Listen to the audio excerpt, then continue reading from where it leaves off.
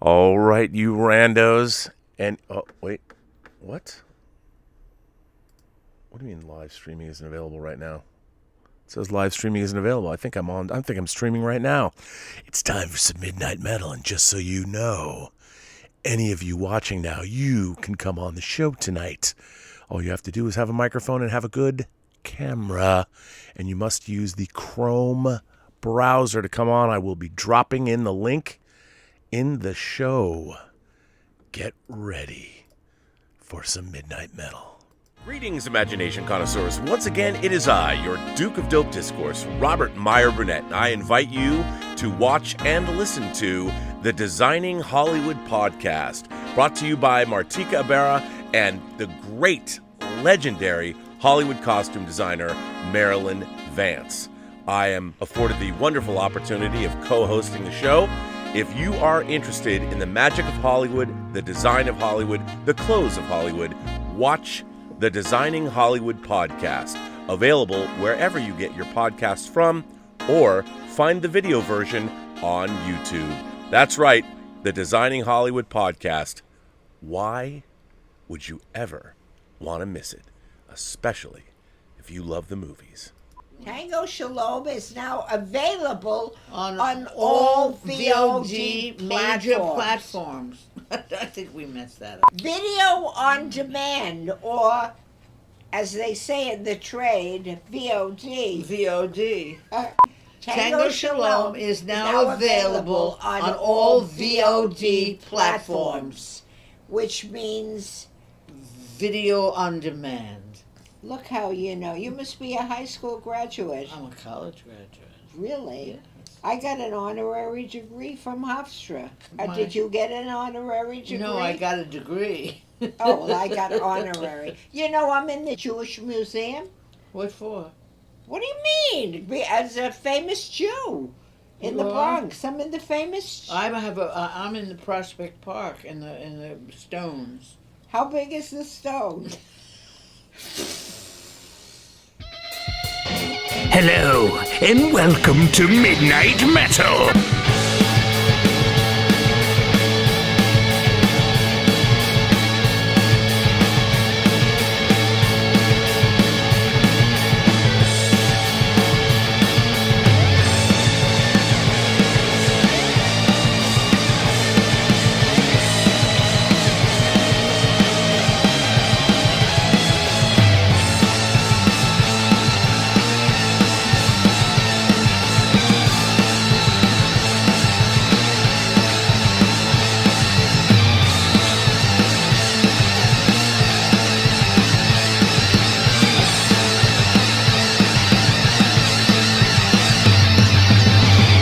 Yeah! It's time for some Midnight Metal. This is Midnight Metal episode number 61, and I'm your metalized host, Robert Meyer Burnett. I'm your Duke of Dope Discourse, your master of fun and wonder, your viceroy of verisimilitude, yada, yada, yada, blah, blah, blah, all those names people hang on me, and we're going to lose the daylight saving time in 2 hours. We're going to fall back. You spring forward. We're falling back tonight, which means you can have an extra hour, but I got things I got to do tomorrow. Dieter Bastian is coming back to Let's Get Physical Media, which will be fun. Listen, I'm flying solo tonight. The lovely Dave Parker had other things to do, things that are more important than this show, apparently. And after last week, how can I blame him? Anyway, I miss Dave. It's a bummer not to have him here, but maybe he'll show up. I mean, he's going to come home at some point. Unless he has that kind of a night, you know what I'm saying? And I think you do, which brings me to the topic of tonight's Midnight Metal sex. That's right. Something that all of you geeks out there are familiar with, sex. I'm talking about sex, baby. Actually, no, I read a really interesting article in the BBC. It was on the BBC website. And film related. But I thought it was really interesting because, look, man, I grew up, you know, with cable, flipping, just trying to get like something. You're flipping channels, trying to get something. I mean, now it's so funny to think about because you've got a myriad number of porn sites you can go to. You can join OnlyFans. You can go to YouPorn. You can go to Chatterbait. Whatever the hell you want. There's sex everywhere. But you know what's missing? I mean, yeah, if you want to watch graphic sex, you can. But where's the eroticism? Where's the sexy? Not that, I mean, I love the mechanical nature of pornography. It's fine. It's great. But what about the erotic power of anticipation? I mean, I think we're missing that. The seduction. I mean, when I was growing up, there was some great, we had great movies that would come out, like Lawrence Kasdan's debut feature film that he directed. Of course, Lawrence Kasdan wrote Empire Strikes Back and wrote Raiders of the Lost Ark. But his first film, Body Heat, that starred Kathleen Turner when she was smoking hot and William Hurt, that movie had, I mean, and with that John Barry score and the wailing sax music, I mean, that movie just dripped erotic power. And I miss that. I mean, I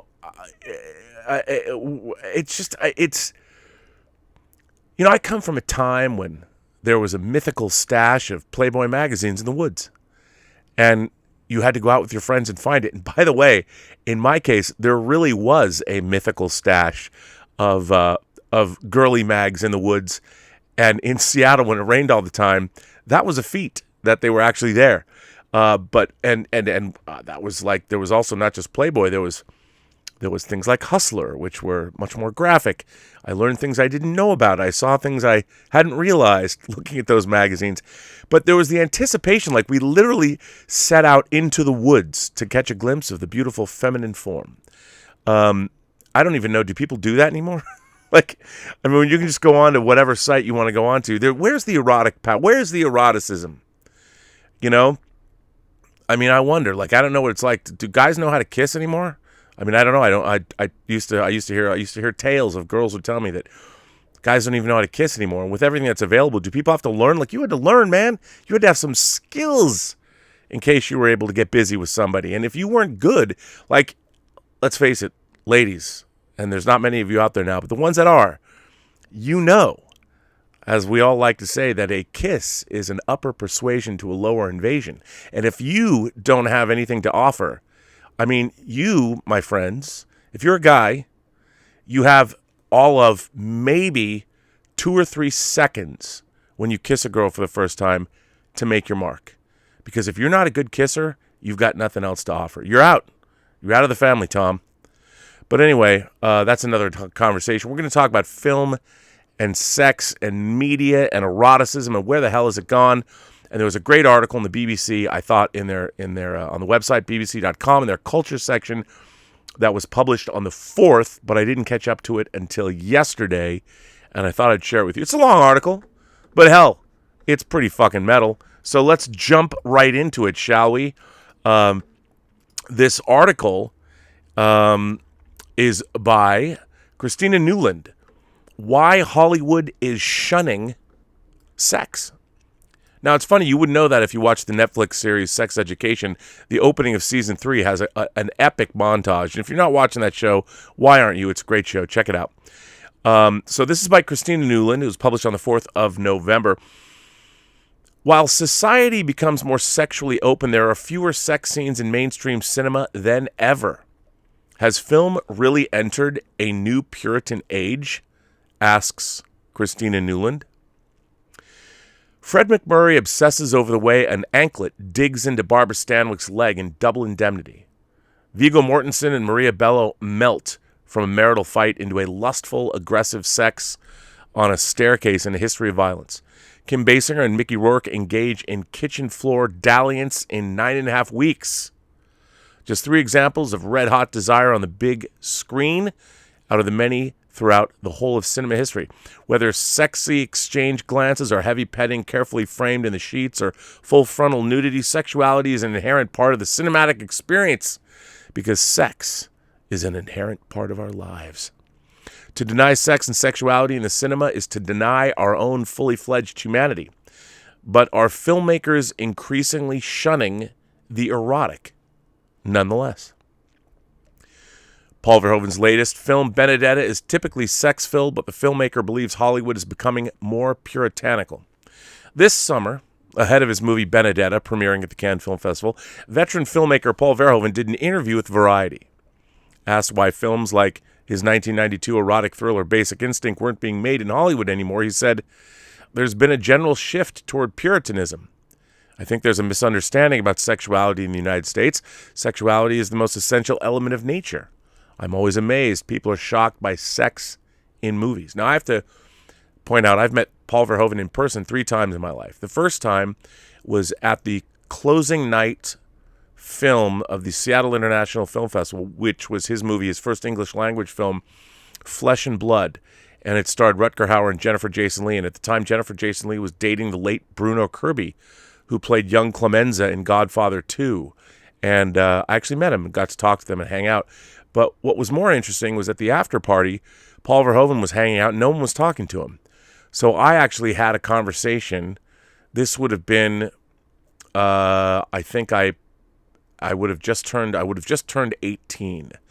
And I had about an hour-long conversation with him about this very subject, where he talked about he didn't understand, like, dealing with the ratings board. I mean, at this point in '85, he had made his Dutch film The Fourth Man, which was very sexually explicit, along with Spetters, Turkish Delight, Katie Tipple, Soldier of Orange, Business is Business. And he'd always had very frank sexuality in his movies. And because they were Dutch. And people in Europe are much more mature than people in America. So they've been alive for, Europeans have been Europeans for hundreds of years longer than we have. They're far more sophisticated and chill about these things. But I had a really interesting conversation with him, and he didn't understand. He said, you can kill anybody you want in America. You can cut off as many breasts as you want in America, but you show sex, and people freak out. And he thought that was an odd thing, and he was kind of angry about it. And he was actually a really fun individual. I met him 2 other occasions. One was on 3rd Street in L.A. when he was walking down the street, and he literally walked in front of the car that I was in. I rolled down my window and called his name out, and he turned around, and I explained I met him when I was a kid, and this was 90, well, it wasn't that far away, so it was 93. It was almost 10 years later, and I had to remind him when I met him. He's like, I remember that. And he hung out on the car, like leaning on the car, and talked to me and Peter Billingsley, the kid who starred in Christmas Story. We were working together at the time, and he talked to us for like 10 minutes, just hanging out. But so anyway, he has a new movie coming out, joining the great nunsploitation genre that was big in the 70s, Benedetta. I've not seen it. I don't think it's opened. I mean, I'm dying to see it, obviously. I'm a huge Paul Verhoeven fan. Acolyte, you could say.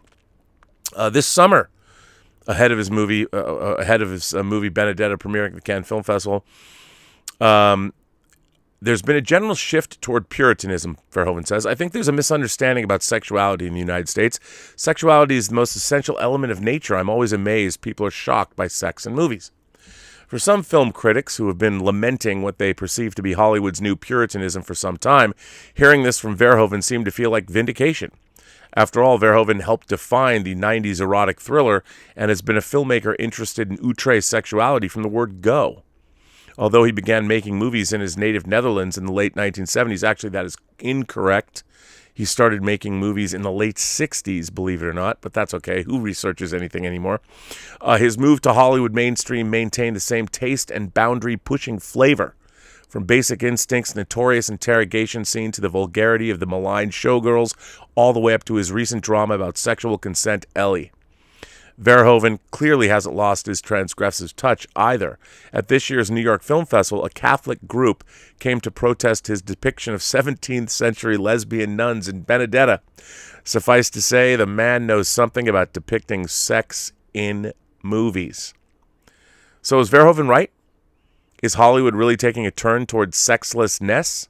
Well, we have the Eternals opening this weekend with the first sex scene that we've ever seen in a Marvel Cinematic Universe movie, with Gemma Chan, who probably has gone to the top of my list as probably one of the sexiest, most beautiful women in the world, if not the most beautiful woman in the world. But, to each his own. So Verhoeven is right. Is Hollywood really taking a turn towards sexlessness? According to research done in 2019 by writer Kate Hagen, the answer is yes.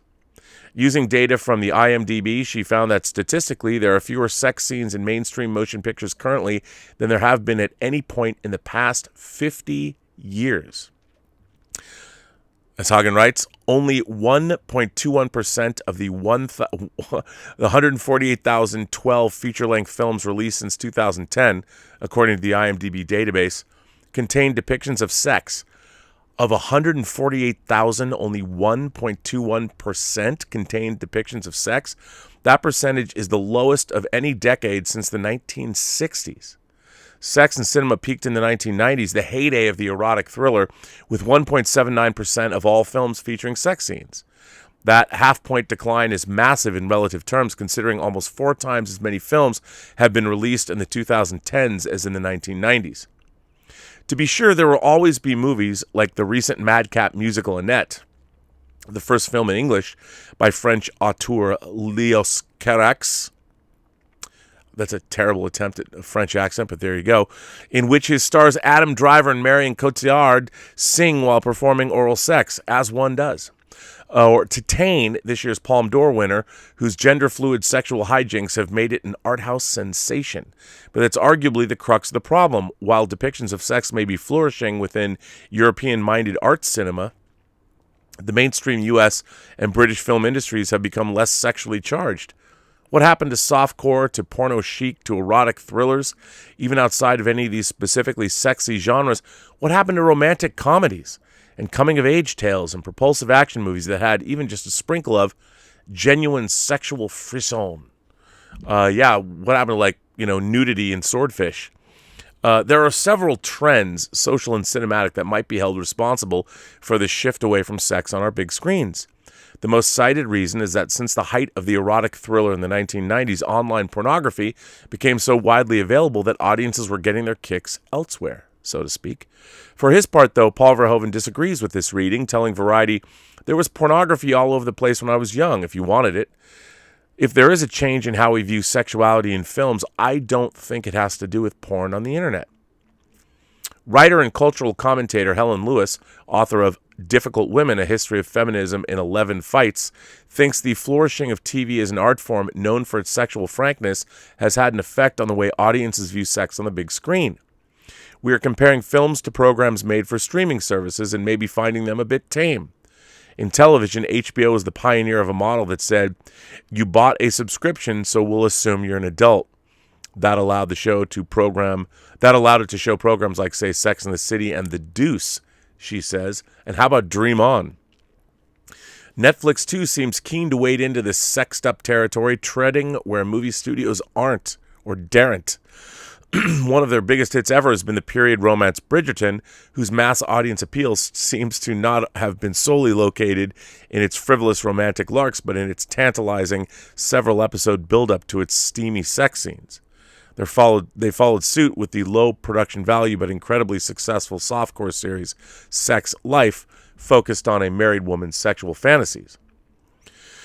What's been happening on the small screen aside, though, may have suggested that a real spirit of asexuality has infused much of Hollywood product. I agree with this entirely. In her piece, Everyone is Beautiful and No One is Horny, writer Rachel S. Benedict offers a particular theory about why this is. To do with the muscle-bound, gym-perfected Hollywood bodies we see in the superhero and action films, particularly those in the Marvel and DC universes that now dominate the multiplexes. Particularly those in the Marvel, Scathing of this shift, she writes that these hyper-sculpted characters embody a new piousness, physical, sexual, and otherwise.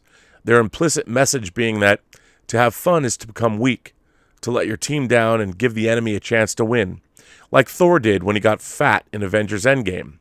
Compare and contrast the Thors and Batmans of today with the oiled-up sexuality of a young Sylvester Stallone or Jean-Claude Van Damme, for example, who were ultra-buff but enjoyed themselves with it, winking at female and gay male viewers in overtly saucy scenes.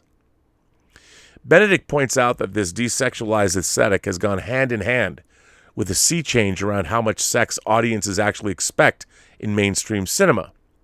When we look at the 80s and 90s, she argues, even the films from that era we may recall as family-friendly have more sex in them, either literal or inferred, than the majority of today's big-screen output. Millennial and Gen Z viewers are often startled to encounter long-forgotten sexual content. John Connor's conception in Terminator, Jamie Lee Curtis's toplessness in Trading Places, the spectral blowjob in Ghostbusters, she writes. These scenes didn't shock us when we first saw them. We thought, of course there's sex in a movie. Isn't there always? As large and family-friendly corporations like Disney become increasingly dominant within the cultural landscape, the answer seems to be no.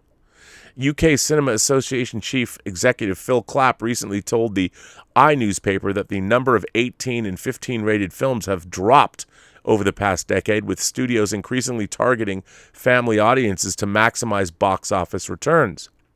What's more, when blockbuster films are designed to be formulaic and inoffensive enough to appeal to a large audience, they tend to become pared down to action, plot, exposition, and violent CGI set pieces. In other words, efficiency. Violent action scenes can more obviously move the plot forward, but sex is not efficient. It's not, strictly speaking, necessary. It's messy and risky, and there's arguably nothing today's entertainment conglomerates want less than to risk alienating consumers. Here, perhaps, there's a kind of self-censorship that doesn't allow the writers to write other kinds of stories.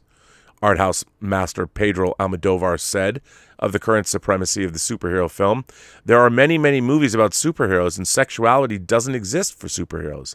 They're neutered. Admittedly, the latest Marvel film Eternals, released this week, does finally feature the franchise's first sex scene, though given its apparent brevity and the undue fuss that's been made about it, one wonders if this is little more than a box-ticking exercise to silence previous criticisms about the MCU's sexlessness. Yet for all such complaints, there is conversely an increasing swell of sentiment out there that there is in fact too much sex on our screens. In spite of proven data that there are fewer sex scenes in cinema than in previous decades, the argument that sex scenes wholesale are unnecessary and should therefore be dispensed with has become increasingly prevalent on Twitter and other online forums. It's fascinating and exhausting watching the persistent discourse around sex scenes, says Hagen. I just cannot fathom what people are possibly watching that has too much sex in 2001. The logical conclusion is simply that some viewers, many of them skewering younger, are disinclined to watch sex scenes, even the relatively few that are cropping up these days. This lack of interest in, or judging by social media in some cases, active distaste for, sexual content may well have captured the attention of studio decision makers. This new discomfort with depictions of sex is also likely connected to the revelations of the Me Too movement.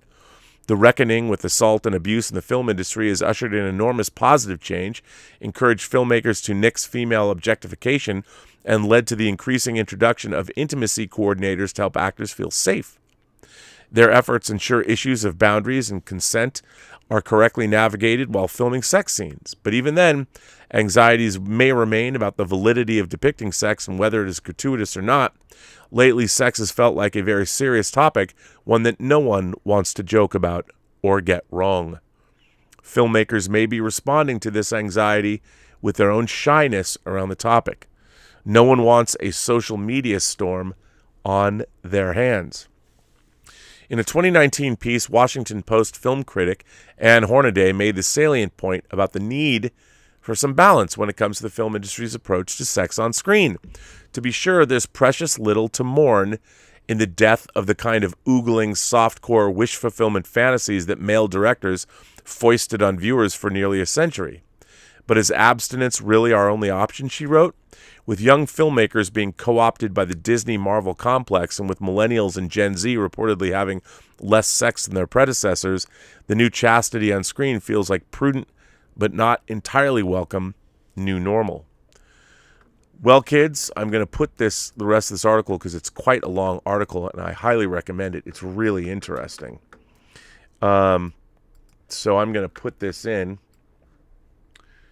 and the link is in. There's the BBC article. And now, kids, I'm going to open this up. I want to start the conversation. I want to bring you. That's right, you on. Now I can put two of you on at the same time. So we'll see what happens. So I'm going to put the link in the live chat and see who gets here first. We'll see just how metal you are. And yeah, I'm still here. I forgot to switch. Let me switch back to my camera and see who's going to show up. Who's going to show up tonight for Midnight Metal? Well, of course, Zephyr Chan. Look at that. Let me add her and well, hello there. Oh, and all the way from Japan, China and Japan in the house. This is going to be a good one. Now, gent and lady, give me a minute while I put you in the chat. Make sure that. Well, I know, but I know you're not. Yeah, hang on, just hold on now, little lady. We'll get this. We'll get there. Okay. So how are you both tonight? I hope you're well. And I'm going. Very well. I'm very happy. Okay, you're going to tell us all about that. Hang on a minute. And it's the perfect topic today. It's the perfect. I love it when girls say it's the perfect topic. I can't wait to hear. I know this is one of your favorite topics, so we'll talk about it. And Wakazashi is here. You and Lewis both liked a tweet of mine. Both liked a tweet of mine recently. Well, hang on, wait. You're not in the show yet. We're gonna talk all about this. Let me just. Yes, sir. I am not feeling sleepy. And it was a 7-hour live. It was a 7-hour stream, wasn't it? Yes. It was a very long stream. It was, yes. It was indeed. So hold on. Shoot. Only for like 20 to 30 minutes, and the beginning of it made me think that Dave Parker doesn't like me. Oh, that's not true. Dave Parker likes everybody. Dave was partying. He was partying more than anyone. So, ladies and gentlemen, boys and girls, kind souls, gentle beings, let me bring on our first two guests. We have Zephyr Chan and Wakazashi. Aren't you in your tea house? I am, yeah. I'm going to adjust the curtains, Rob. I've got the sunlight streaming in, sorry. Oh, all right. Behind Well, me. so I know Zephyr's in Canada, America's hat, and Wakazashi is actually in Japan. But Zephyr is a Chinese national, and Wakazashi is No, not Chinese national. I am not a Chinese national. Okay. Nationality-wise, I'm British and Canadian. That's it. I am not even a I don't even have a Hong Kong passport. I've already stepped in it. I'm sorry, but don't your parents still live in Hong Kong? Yes, they do. And your brother is in the UK. Yes, London. I am not even a citizen of Hong Kong. I'm only a permanent resident, which is by design. Oh, okay. I like that. And Wakazashi, you're in Japan. Yes, I am. It's a lovely autumn day today, very warm. I was at my father-in-law's vegetable garden this morning, picking peanuts, if you can believe that, Rob. Wow. Oh, he grew peanuts. Yeah, Cool. I didn't know peanuts grew underground. I had no idea. And how does the peanuts taste? We haven't tried them yet. We got to dry them out, and then I think they cook them in rice. So how do you get along with your mother and father-in-law, or do they think you're a worthless gaijin? It took me a while, Rob, to win the father-in-law over, but I bet it did. I bet it did. I mean, the only thing that could be worse is if she married an American, right? At least you're a Brit. You're more cultured than we are. Yeah, I don't know about that. And I'm sorry about the peanut talk. It's not very metal, is it, guys? I know it is. If you're with your father-in-law and he's growing peanuts, that's fucking metal. Are both of you guys feeling metal tonight or what? Very metal. Very metal. All right. Okay, well there you go. So I want to ask you. Hungover. Are you hungover? Yeah, a little bit. What were you What doing? you drink? I was watching The Sopranos. I'm rewatching it last night, and I had a few beers, and then I went on to whiskey with ginger ale. So Nice. Whiskey with ginger ale. I have never tried that combination before. It's good. nice. I Yeah, with have cheap whiskey whiskey. with Zevia, with cream soda, Zevia, and ginger ale. It's good. But right now I'm drinking some wine. Oh, nice. So I Yeah, don't. that's what I thought was. I've always thought that was apple juice, but it's not. Because No. it's the same. Because that was the color of apple juice. Yes. Well, I mix it with whiskey too, but I'm not doing that quite yet. Because thought it was I blood- figure theoretically blood we get an virgins. extra hour. Because we go at 2:00, we go back to 1:00 because it's daylight saving time comes to an end. So let me ask you both. So are you fans of eroticism in motion pictures? And do you Yes. guys have favorite sex scenes in movies? Too many to count. I don't Go for it, think I Zephyr. actually have a favorite because, like Wakizashi said, too many to count. Okay, well, I'll tell you, there's a Japanese movie directed by Nagisa Oshima called and why am I now drawing a blank on it? But it's based on a true story, and at the end of a passionate love affair between a man and a woman, and the woman ends up castrating the man and carrying his member around with her for a while. Oh my lord! It's called In the Realm of the Senses, and of course, right. Oh I my have lord! I have it on Blu-ray, What- and it's based What on a true was story. What was course you she? What was she doing carrying that around with her? She wanted to be close to her dead lover. What can you I do? see. But there was some pretty extreme. I mean, it's interesting. In Japan, of course, the Americans, I guess, wrote it into the Constitution. They couldn't have certain depictions, like you couldn't show pubic hair and things like that in Japanese movies. Yeah, do you know what, Rob? It's still going on. It's I know. really weird. They blur out the image. Yeah, and So disappointing. yeah, and that happens in H anime too. Japanese H anime. Yeah, it's what a bizarre. Like we don't know what's there. I mean, you can watch. It's all pixelated. You can watch hentai and or watch a Yeah, that's what I meant. or something on anime like Bible Black, and it's all blurred out. Like, Yeah, so or weird. pixelated. Or pixelated. It's bizarre. Yeah, it's bizarre.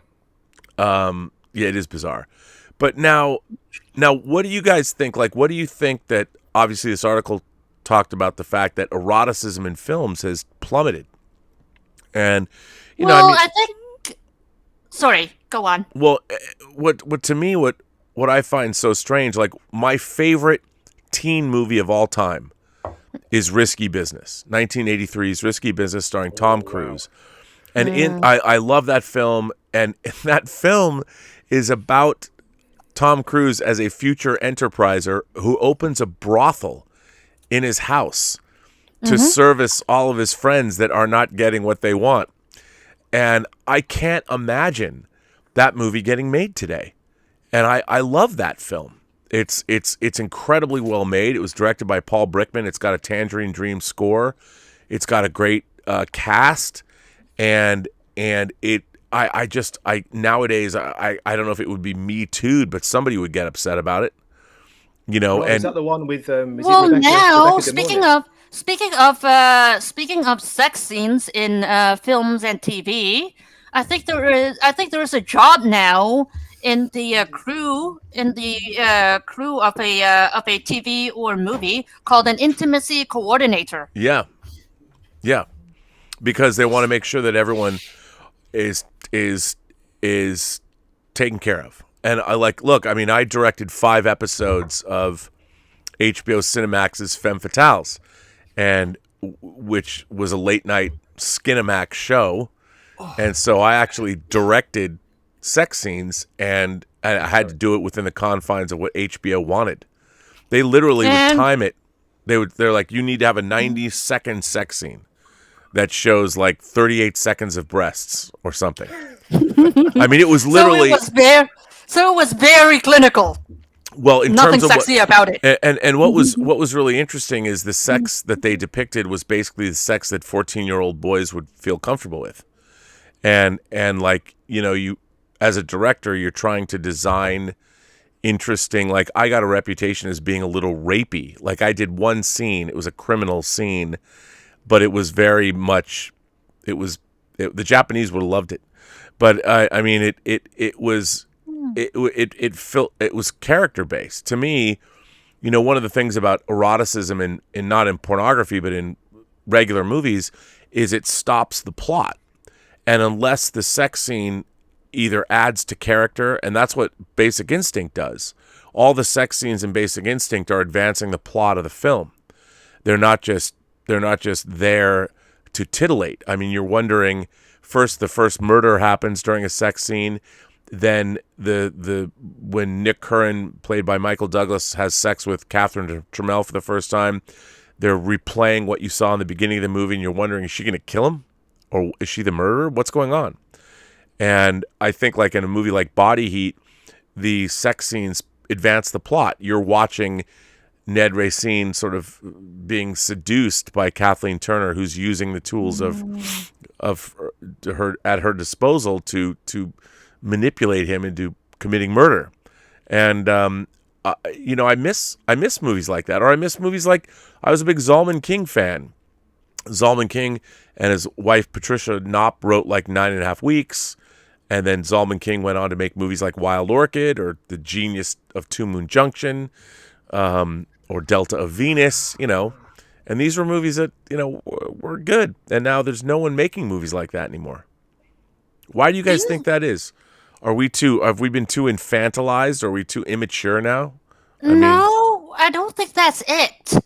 I think a major reason why is the fact that lots of countries are actually very conservative. I could say that word, conservative, when it comes to sex, and I think the movie studios, they want to screen their movies in as many cinemas/theaters as possible. And because many countries are very conservative when it comes to the depictions of sex, if you are too racy with it, then that limits you. No, it absolutely does. With regards to the number of screens your movies would be on. So I think that would be a major reason. Or one of the major reasons. McTalisker says, "Stop destroying whiskey with your mixes, you bams." Laugh out loud. I usually drink Jameson with ice. That's about it. I don't and really, you like to drink your Jameson on the rocks. Okay. Yeah, and with really, I mean, to me, Jameson's my favorite quaffing whiskey. I can just drink it. But if you have a really nice whiskey, you drink it neat. You don't mix it with anything. Or if you want to have something to cool it down, have it with like a whiskey stone. Yeah, you could do that. Absolutely. You got to drink Scotch straight, haven't you, Rob? Real Scotch has got to be drunk straight. You got to drink it straight. Or with a whiskey stone, like I said, because then that wouldn't dilute it. It's true. It's better. No, I think you're right, Zephyr. I mean, I think it's such a strange thing that the most natural act, we all are products of sexual congress. That's why we're here. But it's been a driving force. Lusts. Davi de Oliveira Pinheiro. I hope I got that kind of right. Says, I would add lust caution, which I love. My God. Oh, Wong Kar-wai. Yeah. Ong Lee's lust caution, which, by the way, Ong Lee. Yeah, I get him as everyone knows, I had the 2-pack of 6-scale action figures from Lust Caution on order, and they canceled them, as well as okay. There's all these names, but you're right that Gaspar Noé, Catherine Breillat, and these are I can't pronounce all these names, but that is actually a very good list of directors that you've cited there. And there are movies. I mean, a movie that I absolutely love, and don't snicker when I say this, but Blue is the Warmest Color. And that was based on a French graphic novel. It's a 3-hour film that it was dinged because it had very graphic depictions of lesbian sexuality in it. But the film, to me, is devastating in terms of relationships and the relationship that Léa Seydoux has with Adele. I can't even pronounce her last name. But in that film, it's devastating.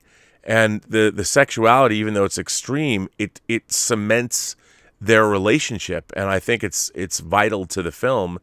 And, I mean, I think a television, I think a series I saw with sex scenes that adds to the story rather than detracts from it is Spartacus.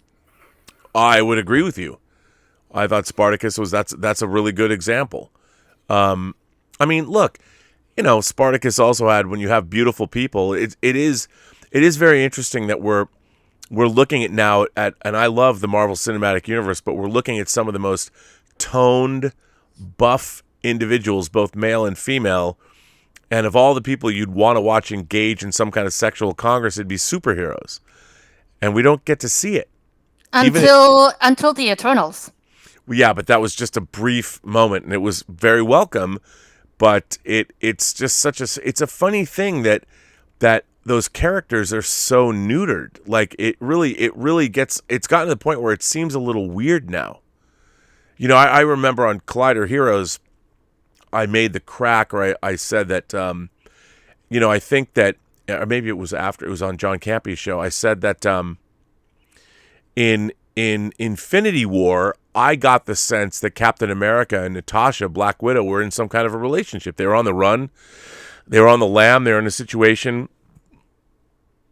where they were, people would find each other. They'd find comfort in one another. And people like, oh, Rob, you can't say that. I'm like, no, they're adults. Why wouldn't they? Oh, I just remembered another series with sex scenes in it is Doom Patrol. Mm-hmm. But that's good. But I mean, in terms of, it's not just about the sex; it's about eroticism. What is erotic? I mean, one of my favorite Japanese movies is a comedy called Tampopo, Dandelion. Oh, yeah. And it is a film that was made by Juzo Itami in the 80s, and it combines sex and food, sensual pleasures, and yet it's also kind of a Western about noodles, if you can believe that. And if you've never seen Tampopo or Tampopo, I haven't. Oh, it's fantastic. Yeah, it's really good. I've seen it for years. It's a great film. It's one of my favorite I comedies. I assume there are English subtitles. Yeah, there are, and Criterion put it out on Blu-ray, so I'm sure you can find it on the Criterion channel. It's just a great film, but it's very unique, and it's hard to explain. But I just have to say, it's one of my favorite movies of all time. Is it as hard to explain or as weird as Titane? No, no, it's no. Because Titane is one strange, bizarre, surreal film. Like, did you like Titane? Well, I don't know what to think of it. It's that weird. Because it shows a woman making love to a car. Yeah, but we saw that in Ridley Scott's The Counselor. We saw, and I think she also had the car's baby too, if I remember correctly. Yeah. Oh yeah. Yeah. It's or it could be metaphoric. So Wakazashi, what about you? Like, now you're in Japan. There's a lot of erotic, like of course I have a lot of Japanese movies from the 70s, and they were called the pinky, like the color pink, pinky violence movies, and a lot of it was women in prison films, crime thrillers, kids in school, and they had a whole genre of sexploitation movies in the 70s that were very popular. There's a whole genre of games too. Yes. Ero game. But do you see that in Japan? Like what is?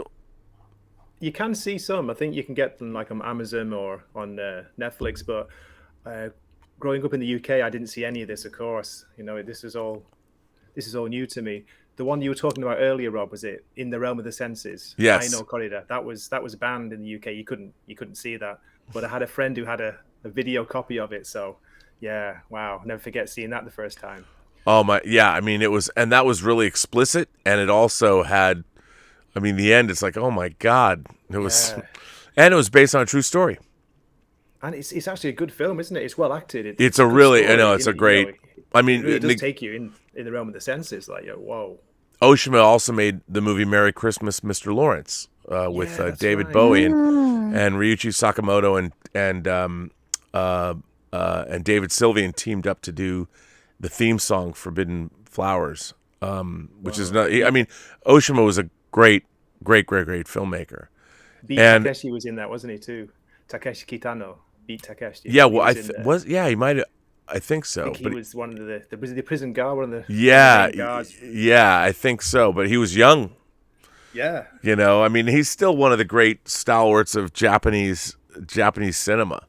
I mean, Yeah, my I went God, through a whether big he's phase direct. of watching his movies. Sorry, like was it Solitaire and Violent Cop? Sonatine. Sonatine, that's it. Sonatine. Sonatine, Violent Cop. Hanabi was great. Hanabi The one was where he- great. That's a great movie. I Great. recommend that. Fireworks? Zephyr, Yeah. have you seen that? Hanabi as in fireworks? Yes, Yeah, it means fireworks. Yes. It's really good. great film.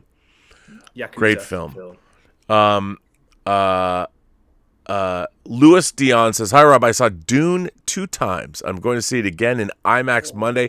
Really happy that Villeneuve gets to do the sequel and the third one. Hey, I've been saying that. I mean, he wanted to do 3, and that would take us It would take us to Children of Dune, because we'd see the Dune Messiah and the jihad that Paul sets off. The Fremens and billions of people die. I can't wait to see that. Looking Well, I forward to can't that. wait. I can't wait to see Paul's burgeoning relationship with Shani. Boom, chicka, boom, boom. Yeah. Drink the water of life. That's what I'm talking about. I've been drinking the water of life since I was like 13, and I'm a big fan. Oh, wait. I shouldn't say So things we like get that. to see. So we get to see. Timothée Chalamet with Zendaya, two very good-looking people too. Absolutely. I don't know what they're going to show us, but I look forward to that. The lovely Connie Sang is here, and she says the sexual tension in Like Water for Chocolate is incredible. I would agree with that. I really like Water for Chocolate. It is a great film, and that movie is erotic. I mean, it's the idea of sensual pleasure, food, sexuality. I mean, the senses, in the realm of the senses. You know, it's. I love and Tampopo deals with that as well. The gangster character he's a food connoisseur, and he also loves sex, and when he loves mixing the two. And I that, have a question for you, but continue. But finish your train of thought. oh first. no, I mean, it's just, that's one of the things I love about Tampopo. Is one of my favorite. It's a very unique, interesting movie. And it's both very funny, it's also very erotic, and it's very poignant as well. And it's also about noodles. Oh, noodles, cool. Yeah, it's very fun, isn't it? It's a fun movie as well. It's a really fun movie. The question I want to ask you, Robert, is this: What do you think of this 1990s movie called The Lovers? Because I think that one has. Is that with John Lone? No, that one is with the other Tony Leung, and this white girl. I forgot her name. Jane Marsh was it? Jane Marsh. Yes. Yeah. Yes. Yeah, Yes. I remember that. Yeah, wow, who could forget? And Jane Marsh was also in the Color of Night. Color of Night, Richard Rush's Color of Night, where you actually see full frontal nudity from Bruce Willis. Bruce Willis. Yeah. So what do you think of that one? The Lovers. That one is the one set in Yeah, in Vietnam. I've seen that movie. I mean, it was I thought it was hot. I liked it. You know, I mean, again, it was. You know, I think that one of the things that we're missing nowadays is a lot of these movies are about passion. You know, they're about romance, and they're about people that have an insatiable attraction or desire for someone else.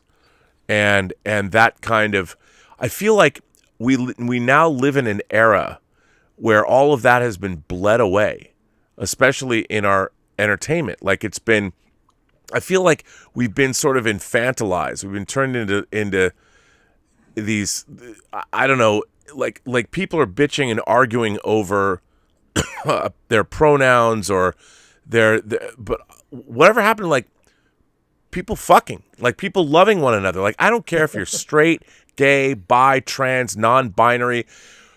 all I hear about is that. Like, you need to call me by my pronouns. Fuck that. I want to hear who you're fucking. Like, what's going on? Like, why are you so worried about, aren't you more worried about somebody that you can lust after, that you can have a relationship after? I mean, I feel like the fact that we're having these, and I get it, pronouns or however you want to be identified. I don't care how you identify yourself.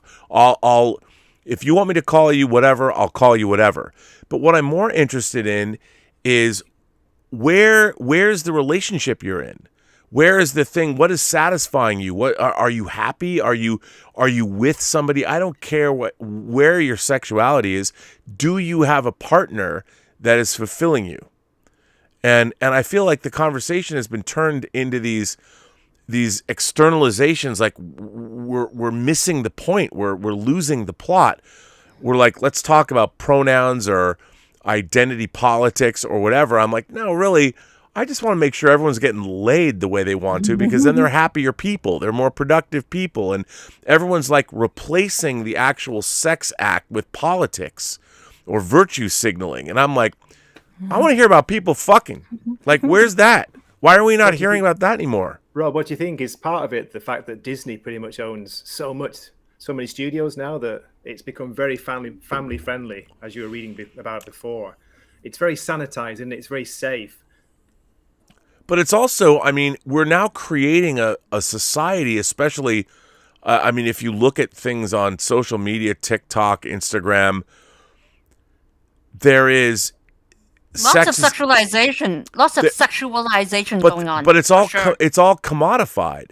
It's like now, like if you're a girl and you want to get a job, start an OnlyFans account. You know, go on to these. So it's all sexuality has become transactional. It's like, well, sex is great, but all of life is transactional. Actually, it's not just that. There are so many aspects of life that's transactional now. Of course, but it's like now with the internet, it's like you want to go on the internet. You look, I'll do whatever you want, but you have to pay me. Here's the menu of things you get and how much they cost. And it's like, well, wait a minute. What about meeting people, or what about the romantic spark for its own sake? I mean, I don't even know, because I'm old. But, you know, when I was younger, like in my 20s, when you'd meet somebody, you know, I have many stories about a lunch date that turned into a dinner date that turned into a weekend, you know, and does that happen anymore? I don't know. Like, does it? I'm sure it happens, but now that we have the pandemic, you know. But I mean, let's take the pandemic out of the equation. I'm talking about when like two people meet, like you go out and you meet somebody, you don't know if you're gonna vibe or not, but you do, and you don't want to let that person go, and a lunch, like I said, turns into an afternoon where you go shopping together, and then you decide, hey, you want to get dinner? Sure. And the tension is building up between you, and you realize that you're really digging this person, and you're feeling the sparks, and you know that it's going the place where you want to go, and you end up in another person's house, or they come over to your house or something, and that erotic spark starts a fire that lasts all night long. And those are great things, and that's what makes life worth living for. And I'm sure it happens, but our culture has shifted away from depictions of that happening. And I find it so interesting that a lot of our mainstream entertainment is so chaste. And it's weird to me. I don't know. Am I wrong? It's weird that there's still violence, gory violence is in everything, but sex has been taken completely. It is strange. It is, Wakizashi, you are right in saying that it is strange that we have hyper-violence, but then we don't get hyper-sex. We don't, it's not proportional. It's not balanced. Raul, I bet you've had it's hyper-sex asymmetric in your time. You bet it's what? It's asymmetric. I bet you've had hyper-sex in your time. You know, it's funny. I kind of shy away. Like, I was talking with Pauly on Latino Slant, and I shy away from talking about that kind of stuff because in fan circles, I don't think it's appreciated. but yeah, I would say that as somebody who has been in my younger days, I was a little much prettier than I am now because I'm old. But yeah, I had fun. You're still good looking now. Well, Robert. I appreciate that, but when you in your younger days, like in your 20s, I will say this, that I was motivated by very few things, and one of them was women. I mean, women was a primary interest, and I think interestingly enough, I got that from Star Trek. I mean, when I was a little kid, man, the women to me, the first woman I ever was in love with was Nichelle Nichols, Lieutenant Uhura. Uhura, cool. I just thought she was the most beautiful creature in the world. This is I didn't even understand racism. The first time I ever understood racism was I told somebody about I think I was like 8. I told somebody about my love of Lieutenant Uhura, and that was the first time I ever heard a racial, the N-word. Oh, and wow. I was very upset. And I went home and I had to ask my parents. I had to explain what happened. I said, I don't understand. Like, I love Lieutenant Uhura. She was like my first crush. And to me, I hadn't processed the idea of race. She was just on the command. She was part of the command crew of the Enterprise. I didn't, because to me, people look different. Like, I wasn't aware. Like my parents liked everybody. I never heard a bad word about anyone in my house. And there's an episode of Star Trek called Mirror Mirror from the second season. That's the Mirror Universe episode, isn't it? Yeah, it was the very first one. And she has a uniform, the Mirror Universe, where her midriff, her tummy was exposed. And I was like probably 6. I'm thinking, I want that. You were 6? I were 6? I was and you had that thought that young? Wow. Well, I'll tell you a funny story. So I had an aunt. I mean, my mother's brother, who died of a brain aneurysm when he was 28. He married this woman named Linda, my Aunt Linda. And I thought my Aunt Linda was this incredibly beautiful woman. And I remember once I was dancing at my father's 50th birthday. And I was dancing with my Aunt Linda, and my head was like nestled between her breasts. And I was like, oh, wow. I was young. And I'm like dancing. And my dad saunters over, and my dad made some comment like, yeah, Bob loves the boobs. And even like however old I was, I'm like, why you gotta do that, Dad? Why I was here perfectly content to be nestled between Aunt Linda's boobs, and you have to come in and say something about it and ruin everything, and then I get embarrassed. And I'm like, my dad. You're not the only one who enjoys that part of a woman's anatomy. Oh, I know, but I'm like, there's a reason why my dad's name was Dick, and that was Richard, and that was one of the moments. Even at my young age, I'm like, why you gotta play me like that, Dad? Come on, man. You cock blocked me. You ruined it.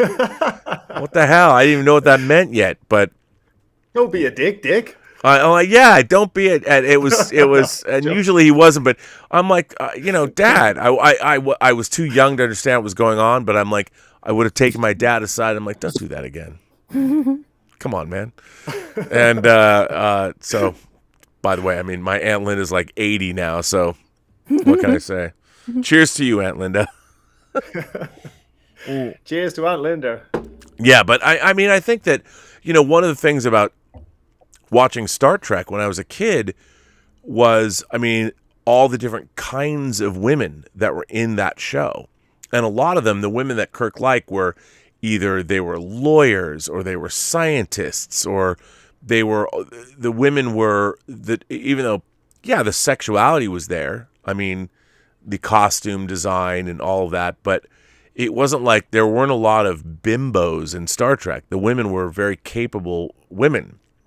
And to me, they were also very feminine. They were very voluptuous. And I love that. And I think, 5, 6, 7, 8, I'm like, there's a reason I love it. The uniforms helped accentuate that too. Oh yeah. I mean, the mini skirts, all of that kind of thing. And now what I find so strange is that the male gaze has been taken away from us, and at the same time, all of it's been commodified. Like like I said, whether it's OnlyFans, everywhere you look, whether it's pornography or websites or this, that, and the other thing, all of sexuality has been turned into a money-making proposition. And I find that odd. It's a very odd thing. And yet men were now supposed to, well, the male gaze. I'm like, well, yeah, that's, you mean biology? You mean what's been programmed into us for millions of years over evolution or whatever? And it's not, and I don't understand why it's called the male gaze when, men aren't the only ones who enjoy that type of eye candy. Yeah, I mean, why don't you talk about your love of Mr. Tan? Yeah, Zephyr, go for it. Come on, man. Come on, man. I mean, when you explain, I mean, you talk about it on social media. You're in love with a film star, film and TV yes, star. I am. And he does it for you. He's your perfect physical specimen, and apparently you can figure out a way to hook him up with anybody. That if there was a way to get him in politics, you could. But what about him? What about him? So you, as a woman, have a guy you have a crush on, an actor. Yes. Now, why? What makes you like him? What about him? What about him turns you on? The fact that he is the perfect blend of white, Caucasian and Chinese genes. I mean, you just need to look at him, and then the answer is like right there, staring you in the face. Okay, but here's the thing. So he's a beautiful man, very attractive. But now, do you think, like, let's say, let's just assume that you guys meet and fall madly in love. Do you? I know. But do you think that you guys would have a nurturing relationship? Is he the kind of person? I mean, we always impose what we want a person to be based on whether we love them or not, or if they turn us on, but what would you? Let's say you were going to have a relationship with him. What would you want out of that relationship? What would be something that? How would that relationship go for you? Well, first of all, there would have to be mutual respect, and that's very important. Respect is very important in a relationship. I think both of you would agree. No, I absolutely. But the thing is, when you're talking about him, you're not thinking about respect and mutual. I mean, you're looking at him talking about how beautiful he is and how you want to see some eye candy and all that. And it's not like you're Louis Tan. Because you're asking how the relationship would go. Well, no, it's true. It's true. But I mean, is that what you're thinking when you see him on screen and all that? Are you thinking like, this is the kind of guy that I'm sure would we'd have mutual respect, and we'd be propping each other's dreams up, and we'd be encouraging in our careers? Is that what you think he would be like? Or do you really just want to jump his bones? Yeah. Well, both. To be very honest, both. Okay. Which I'm with you. I think that's the key to any relationship is you want to find somebody that you can respect and have a beneficial, somebody who supports you and loves you and all that. But at the same time, you want to stick your tongue all over their body, and you want them to want you to. So it's a very interesting balance. And I think our culture now is unbalanced because we do not know anymore how to reconcile that. I mean, on one hand, pornography is everywhere. Well, of course. Sexuality has been completely commodified. And then everyone else, their identity is no longer just sexuality is now it's political. It's my gender, my sexuality, my pronouns, my this, my that. I'm like, come on, man. I just want to have a meet cute at a bar and make out in a corner and have an exciting time. Like, does that happen anymore? Or do I have to, ask you how do you want me to identify you? Can people just meet in a situation and act on lust? Does that happen anymore? I would hope so. But that's the thing, you say you would hope. We don't know. What do you think, Wakazashi? You're in Japan. You're married. How'd you meet your wife? I mean, you've told the story before. I didn't hear that story. Yeah, so tell us the tale of how you, a British citizen, how did you come to meet your Japanese wife? Are you sure you want to hear this again? Yeah, because we've already heard it, but there's people now that have never heard it before. I mean, I haven't. Okay, let's go for the short form. Here we go. I went to Australia for a working holiday with a friend. I was traveling around there for a year, and within maybe 4 or 5 days, we went to a club. It was a bar, and it opened up into a club, and I saw this beautiful Japanese young woman dancing with her friends on the dance floor.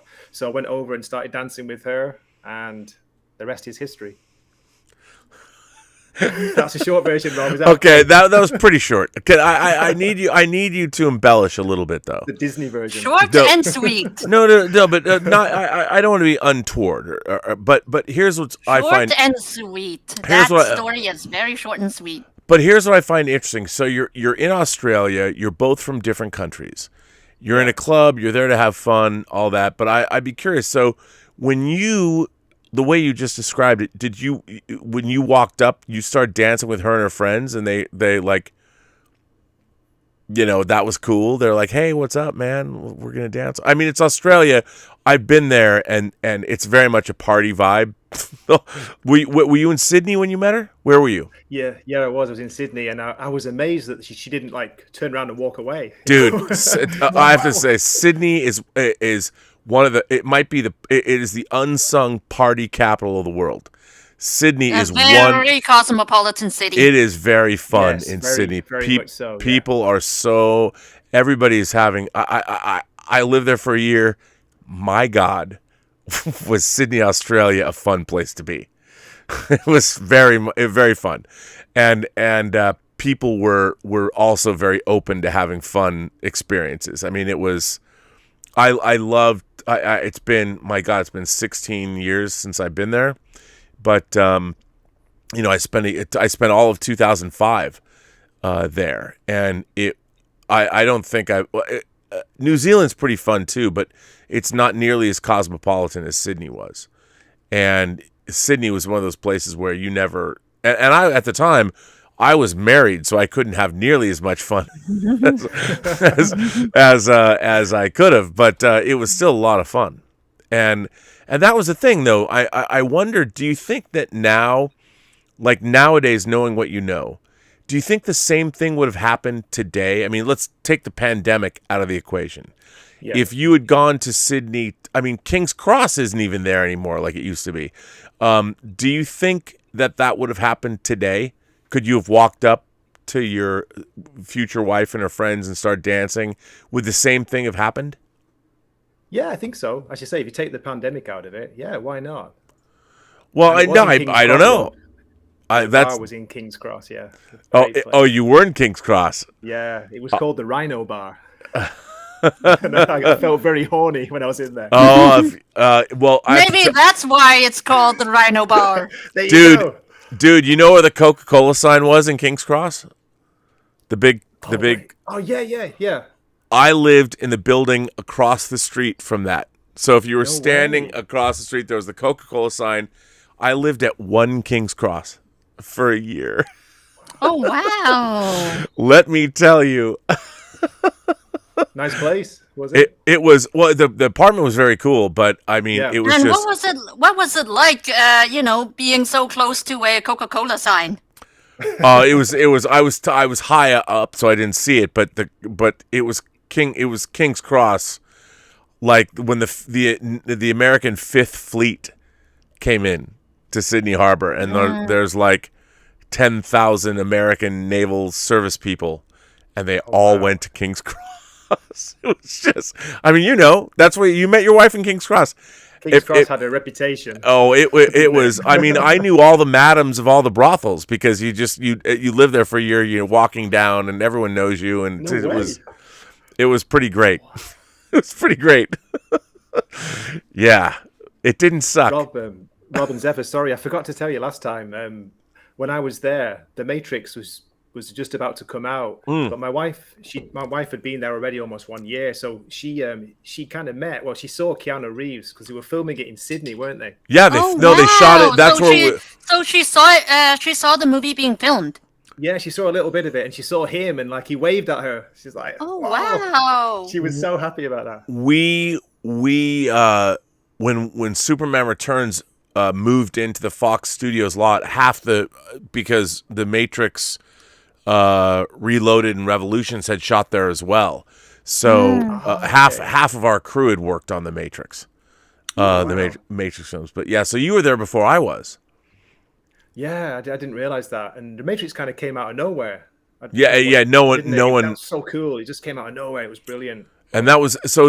You've been married for what, 20 years now?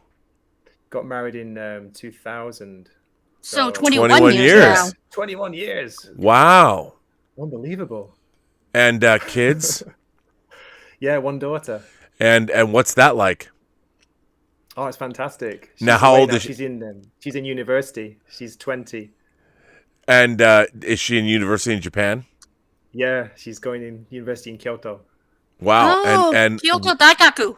No, I wish. Wow, I wish. That's for very, very, very clever people. And she takes after me, so she'd never get in Kyoto Daigaku. Come on now. Come on, man. Come on, man. He's going to Ryukoku, which is a Buddhist university. Oh. Zephyr Chan is getting her doctorate in Buddhism. Is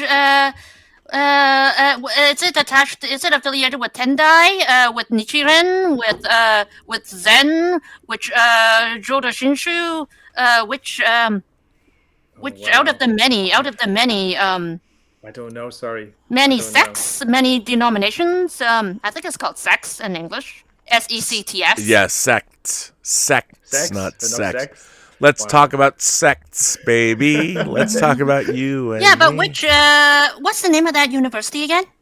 It's called Ryukoku. It's very difficult to say. RYU. Yeah, Ryukoku. Okay. It doesn't mean big cock. It doesn't mean. Rob, I know what you're thinking. Oh no, it's just something that's always eluded me. What can I say?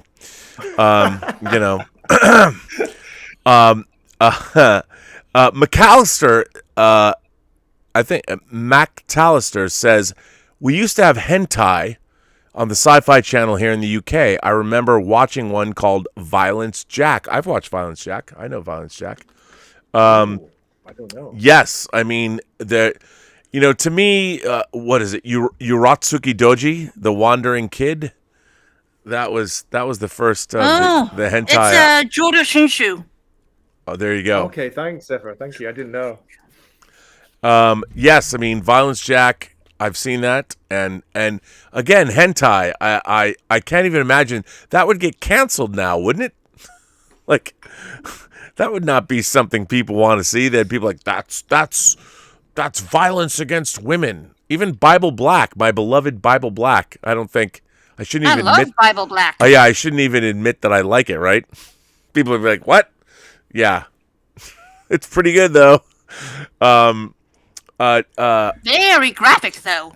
Actually, Mr. Pine, Davi says I can call him Mr. Pine.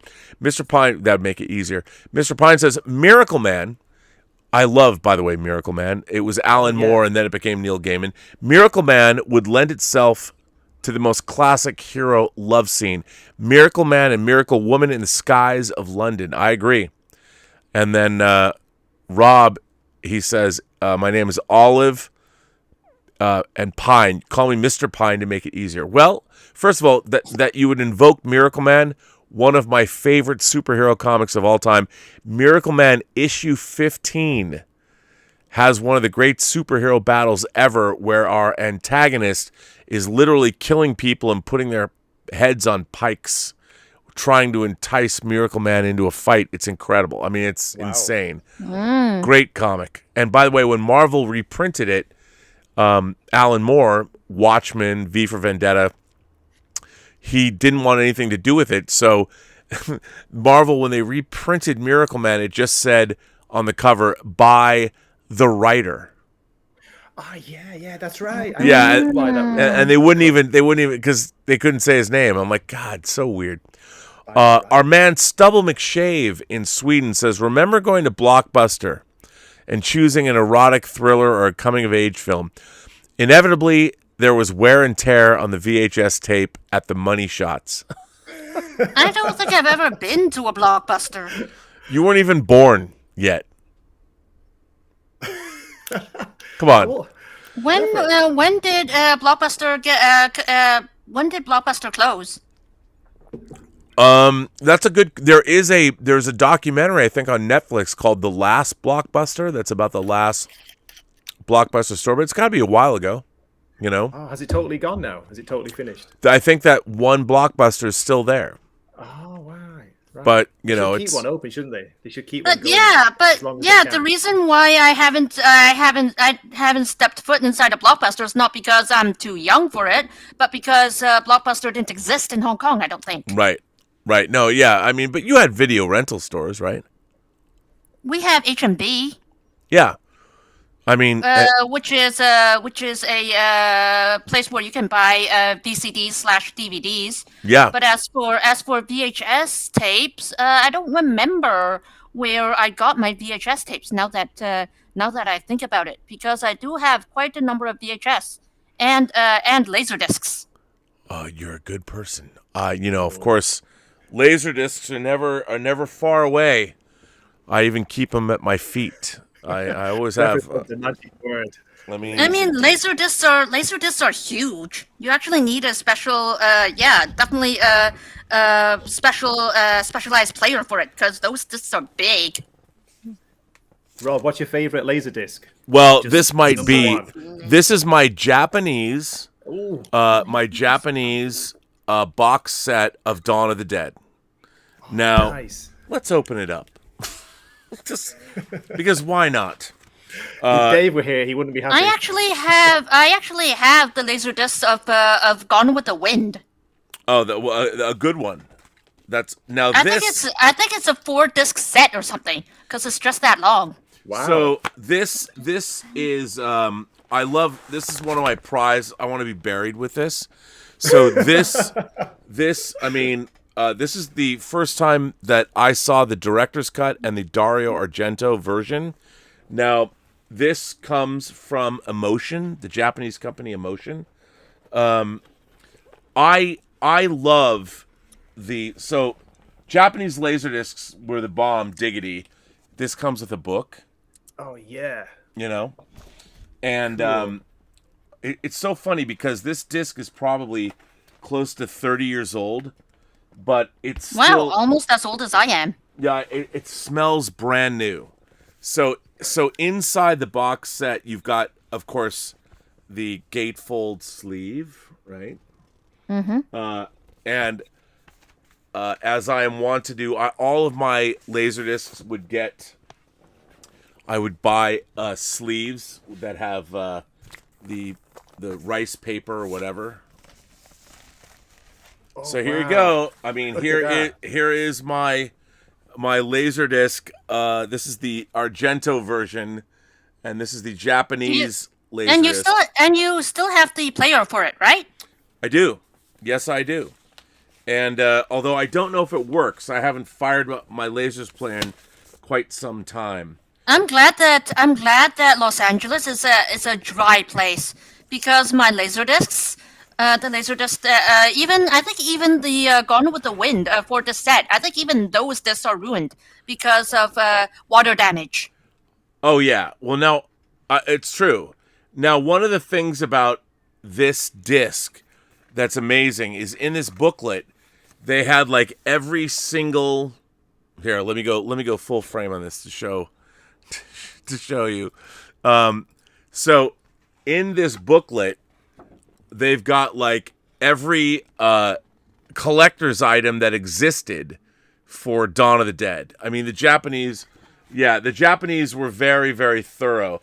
And the coolest thing was they published, here's the blueprint of the Monroeville Mall, where they actually shot Dawn of the Dead. And so, I mean, it's all in Japanese, but they actually printed this in the book. Yeah, well, there you go. I mean, you can, and by God, do I love. Now, would I play this? Probably. Well, here's the thing. I mean, as everyone knows, Second Sight in the UK released the definitive 4K box set of Dawn of the Dead. It's the greatest thing ever. But I have such a attachment to this box set, this Japanese box set, because in Japan, the Japanese market, they embrace Laserdiscs more than anywhere else in the world. And I've kept many of my Japanese Laserdiscs, even if I can't play them. I mean, people look at them. It's because even Laserdiscs are region locked, right? They are not. They actually are not. But okay. it depends. Like Japanese discs and American discs are fine, but the UK had a different. You were PAL, and so the frame rate was different. And, so it's a difference between PAL and NTSC. I think the other one is called. And then NTSC. And with DVDs were region locked, you know, and 4K discs are not.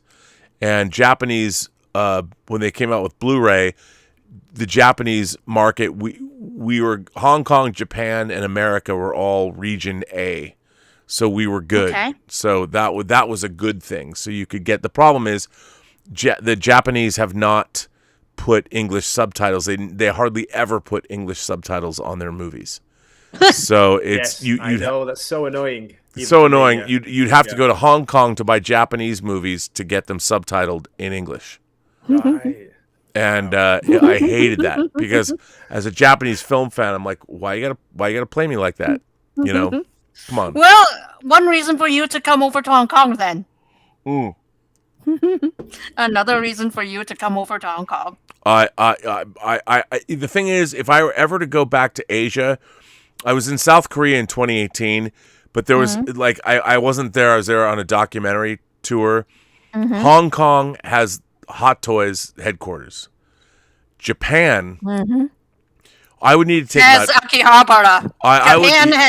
Japan has Kyoto as well as Akihabara. Between the resin kits, between the die-cast transform, like Soul of Chogokin, the Gundam metal build, I mean, I would need to take like $25,000 in money just to spend on toys. Otherwise, I can't.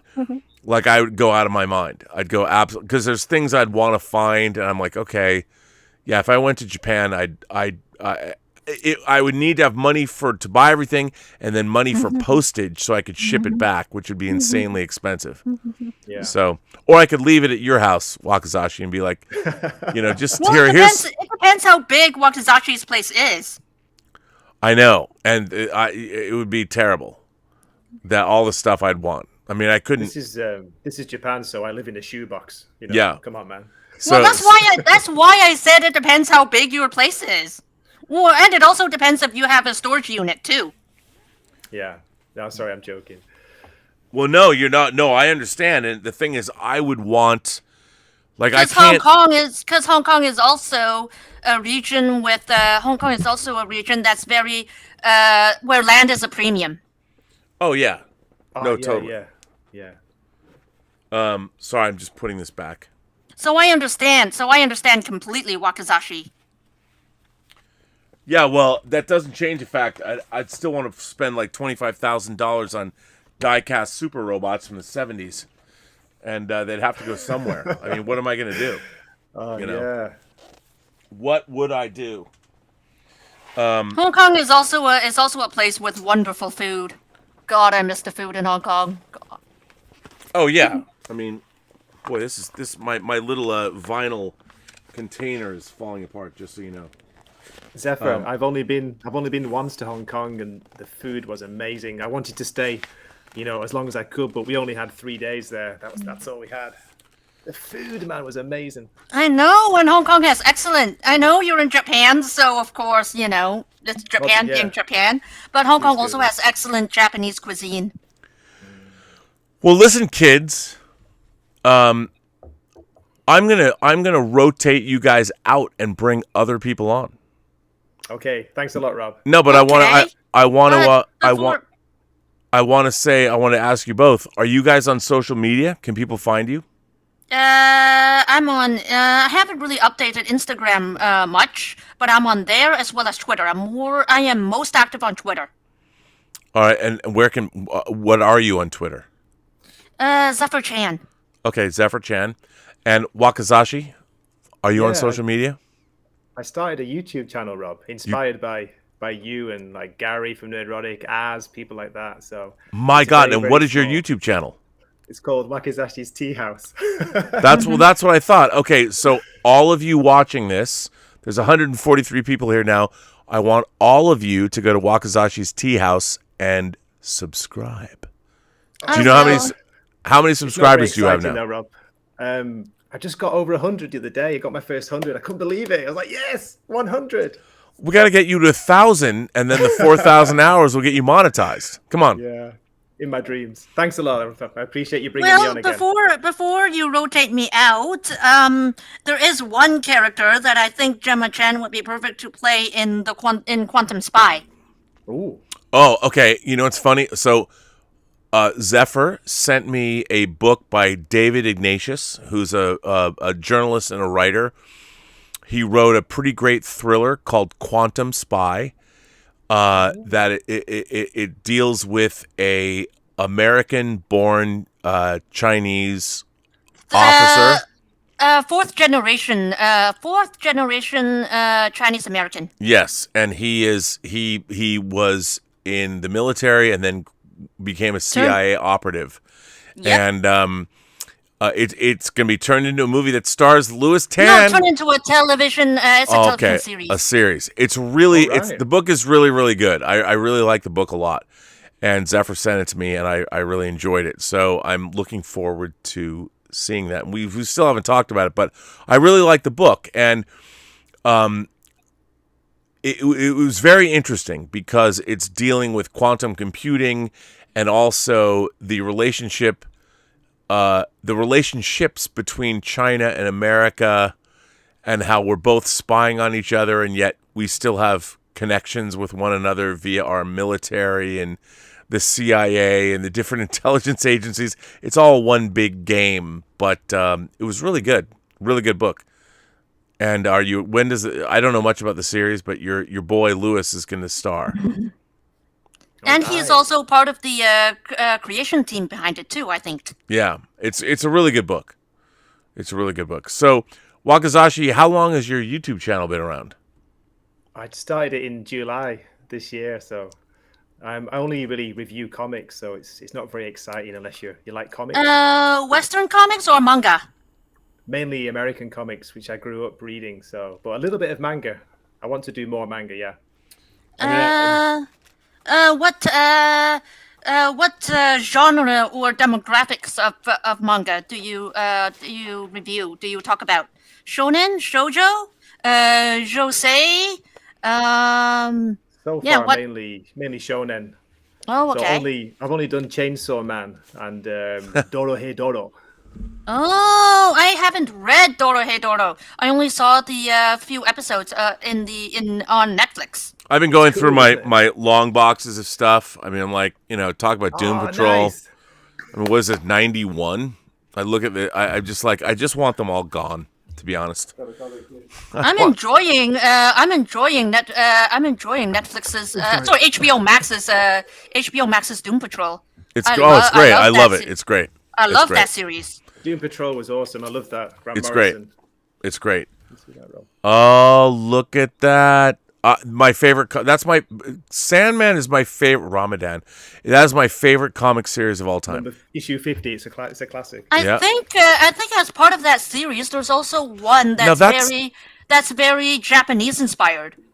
Oh yeah, no. The I think there's- the Dream Hunters, the graphic novel is. But by the way, that's not the American issue, is that you showed?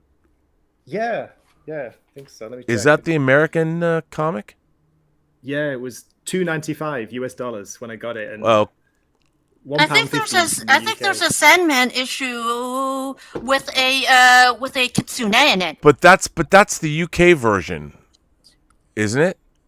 No, I Is used that- to buy them imported. Oh, from so that's the States. American. Okay, nice. All right. Yeah. Wakizashi, I think there's a Sandman issue with a kitsune in it. Kitsune. Yeah, with a kitsune in it. Yeah. There's a short. I think a 4-issue miniseries. Was it called Was it the Dream Hunters, Rob? Dream Yep. Hunters. Yeah, that was a book. That was, but that was not part of the original series. No, it was a miniseries. That is Man, the one with Swamp Thing. this is Oh, the Swamp absolute. Thing, cool. These I don't know if you've seen these absolute versions.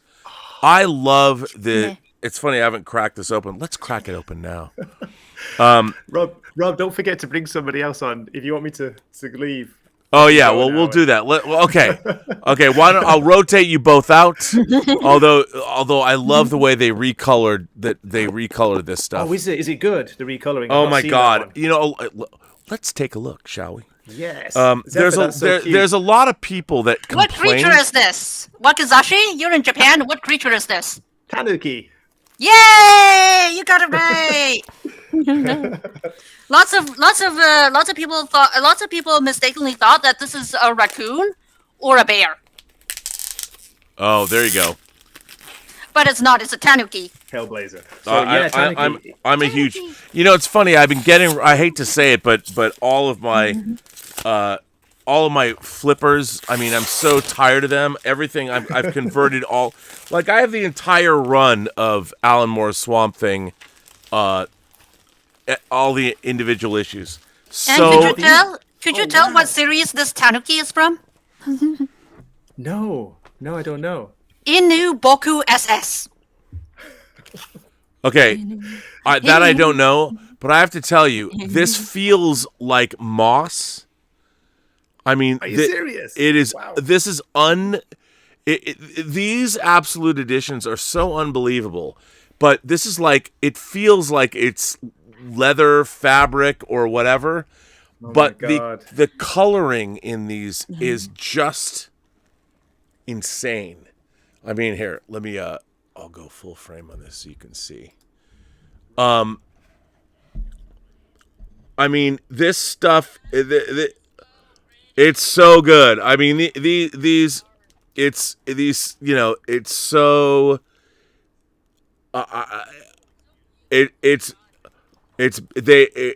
It's incredible. It's incredible. But you've got to feel this. I mean, it feels like it feels like moss. Ooh, yes. Oh my God. It's a Swamp No, Thing, it's- graphic novel. I mean, the DC Absolute editions. I have a fetish for hardcover anything actually, but these Absolute editions. I can't believe I had never cracked this open. But yeah, That's so beautiful. I want it. I want to get It's one. a work of art. it is a work of art. It's fantastic. But a lot of people complain. They're like, well, they recolored it. No. With the way. It's so funny when you're publishing omnibuses, the paper's not newsprint, so everything's recolored. I mean, it's, it doesn't matter. But Absolute Sandman. Rob, do you have Absolute Sandman as well? Dude, Of course you do. like really? Not only I have Absolute Sandman Overture. Oh, I have the whole. okay. And I have Absolute Death. No way. I have all of it. So, Absolute Death, is that a collection with just the Death character? Yes, it's the two. It's both miniseries. I yeah, think. they did too. That's right. Yeah. High Cost of Living and something else. I can't Yeah. remember the other one. Yes, and actually, they're. It's funny because I have all the DC stuff at the bottom tier, but I look around and I'm like, oh well, it depends where I'm looking because below me, I mean, I've gotten rid of so much of my flipper comics, but man, there's a lot of. I have Kitsune right here. All right, Thanks a lot, kids. Well, it was good to see you both. Wakizashi, what do you think of my kitsune? Kawaii. Thanks a lot, Robin. Thank you for reactivating my inner comic geek. Oh, And by the way, so cool, by the way, man. hang on, please. Wakazashi's Tea House on YouTube. Everyone, go subscribe right now.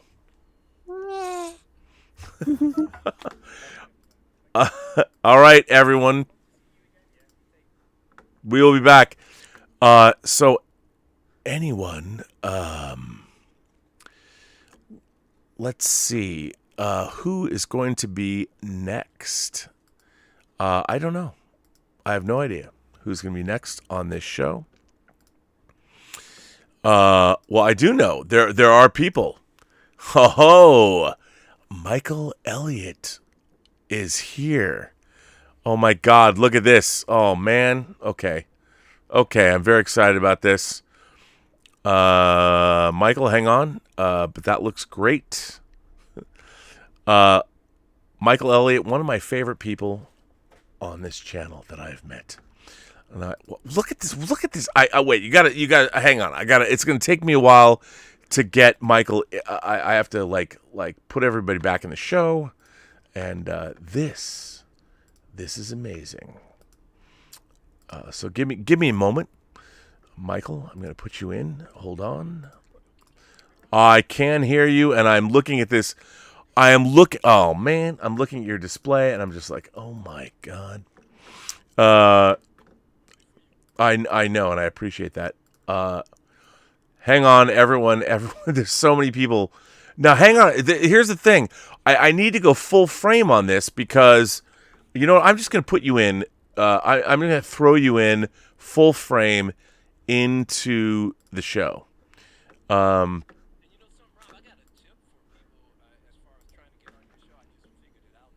on one second. Let me put you in. Ladies and gentlemen, boys and girls, kind souls, gentle beings, across these, the 28 known galaxies, one of the coolest cats you will ever meet. Welcome, Michael Elliott, to the show. Michael, you are full frame. What madness do you have going on there? Yeah, so I got really lucky. Yesterday morning, That's what she said. Good evening, good morning, Robert. It's so good to see you again, sir. Good to see you. Always a pleasure. Yes, and everybody in the chat, good to see you as well. And I'm relatively sober now, as opposed to the last time you were I know, here. I'm bummed out too. So I'm sorry. Just give me time. It's funny because in 40 minutes we jump back an hour, which who knows what that means. But yeah, I'm nursing a White Claw, so you know. Oh, nursing White Claws here. So what? I wanted to last 8 hours, you know. Oh, there you go. And by the way, those glasses are on point, sir. Oh, thanks. I gotta show up dapper, you know. So what do we got going on here? What's happening? I got up bright and early yesterday morning and ran to Target and Walmart, you know, because all kinds of Christmas stuff is going on. Sure. And I was in the toy aisles looking. I was in Walmart, and I decided, you know, I was trying to find something. I couldn't find anything that I mean, there were things hanging that I want, but I prioritize, you know, and sure. There were figures that just weren't there, so I didn't get them. But I almost left, and there in the hallway was this big, huge section with all of these boxes, and I'm like, what is going on here? And I look, and it goes, oh wow, these are little 5-inch figures, Star Wars figures. And hold on a second. Oh, I'll wait. And we got our man S Beam is in the house, but you'll see him soon. So these are at Walmart for $5. Now, wait. Oh, hang on. I just lost you. Oh no! Oh, I'm back. There we go. You're back. Nope. I wonder what. Now you're back. Yeah. So, what are those? Are those Black Series? What is that? This is a Galaxy of Adventures. Okay, and So this is Hasbro, but it's Hasbro Disney. Right. Okay. Rob, the points of articulation on these 5-inch figures are amazing. As you can see, of course, I've touted that I am the greatest poser in the world. So this is a little quick little diorama that I did of the last battle. So Them's these fighting guys are words, fighting by the it way. out. I just want to say I can't advocate that. What? I can't. On this channel, I can't Oh, say that you the can't greatest advocate poser that I'm in the the best world. poser who ever lived? I can only allow you to say that. I must demur, but I don't say that you're not. I'm only going to say It's okay. all right. Anybody who wants to challenge me, even though I'm not Hot Toys territory, they still have articulation. I know. But no, but really, what a great find this was. Let me take. So I went back. This morning because I said, well, I don't want to get into troop building and stuff like this, but I wanted to get more of the. This is the which trooper is this? The pilot trooper, something like that, jet trooper. But I was going to go back and maybe. But look at this, man, Boba Fett. When I went back, Fett. all the Boba Fetts were gone. All of the Darth Mauls were gone, and all of the Akosha stormtroopers were gone. Kylo Ren's were there by the dozen. He's a chump. But yeah, I know. But look at, I mean, dude, it's just these are friggin' awesome. I am so glad that I kept my eyes peeled because I almost walked out. I was literally leaving. Look at these. These are friggin' fan. Look at all of that articulation. The articulation is very cool on those, and those are 12 scale figures. Yeah. Well, I guess if you want to call it 6-inch, 12 scale, yeah, I guess 12 scale. 12 scale. Well, Yeah, I'm what gonna 12 bring scale on. is? I'm gonna bring you in. We got S Beam, our man S Beam. So Michael Oh, Elliott and man. S Beam, bringing you Perfect all timing. in. You guys are now S Beam. How are you, sir? I'm awesome. How are you? I'm good. Hey, But, S-Beam. Are you feeling fucking metal tonight, S Beam? Oh, fucking metal all the time, man. Fuck yeah, dude. Michael Elliott was born Yes. metal. He was born metal. I mean, so Absolutely. there's no, like, we know he's metal. So we were talking about sex and cinema. Now we're talking action figures, which is exactly why the show is fucking metal. Can I just talk about, I have to. So I was talking on Lael's show a couple weeks ago about, we were talking about Batman figures. And like Batman Hot Toys figures. And I missed out on the Batman v Superman Dawn of Justice armored Batman. And Bob Dylan, that's a character, he said, I'm gonna gift you with one. And he just flat out, and I gotta say, I can't, I've been playing with this figure ever since. He did send me the Hot Toys armored Batman. And no, I have not put the battery in his head. You know, I just posed him a little bit. This is more of a museum pose, but I love this figure because it's right out of the Dark Knight Returns. You know, that was the first. I didn't get I love this figure. I can't stop. I keep it next to me because I love it so much. I mean, I love the base. I mean, it's an relatively older Hot Toys figure. I mean, I've been buying Hot Toys figures since like 2004, which is crazy. But this figure fucking rules. And the Todd McFarlane version is on shelves right now. Yeah, I saw it. I didn't pick it up. It's really good. I'm going to pick it up though eventually because I like it almost has almost a steampunk feel. Yeah. And I dig steampunk kind of versions of things too. No, it's rad. And it is. It's funny because I did not there Rogue One I slept on, Thor Ragnarok and Batman v Superman. I didn't get any of those figures because at the time I didn't have the disposable income, and I've hated myself for it, especially Ragnarok and Rogue One. What was I thinking? And now you try and get those figures, and I'm like, I don't know. I'd rather buy like a future for myself or buy those figures. I mean, I really wanted the Road One Thor. The Road One Thor would have been awesome. Dude, I want the Gladiator Thor and the Gladiator Hulk. Yeah, my brother's got that one. I don't. Although I did get my sad battle damage Thanos this week, so I figure. Oh yeah, I saw that. Yeah, no yeah. He looks knows so what he looks it's so like. forlorn. Dude, I love because now I've got my Thanos triptych. I've got, and someone's gonna. It's funny. One day Elizabeth's gonna be like, I looked up how much those Thanos figures cost. I know. I hope she never does, because it would be decidedly unfucking metal. Just be like, I got points on it though. I use points. Yeah, and that's right. And by the way, I am about. There's a couple of figures I'm going to pull my fourth sideshow point figures. I mean, all pretty good. Yeah. It's getting ridiculous. I better plug in my computer. So S-Beam, how are things going, sir? Not too bad. Not too bad.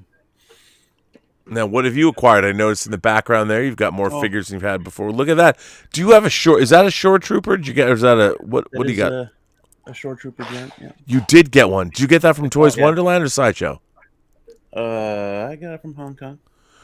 Oh, just Hong Kong. Okay. No, it was Toys Wonderland. Okay, I was gonna say okay. I've been acquiring a lot from over there. You got fucking Lando too, don't you? I do. Yeah.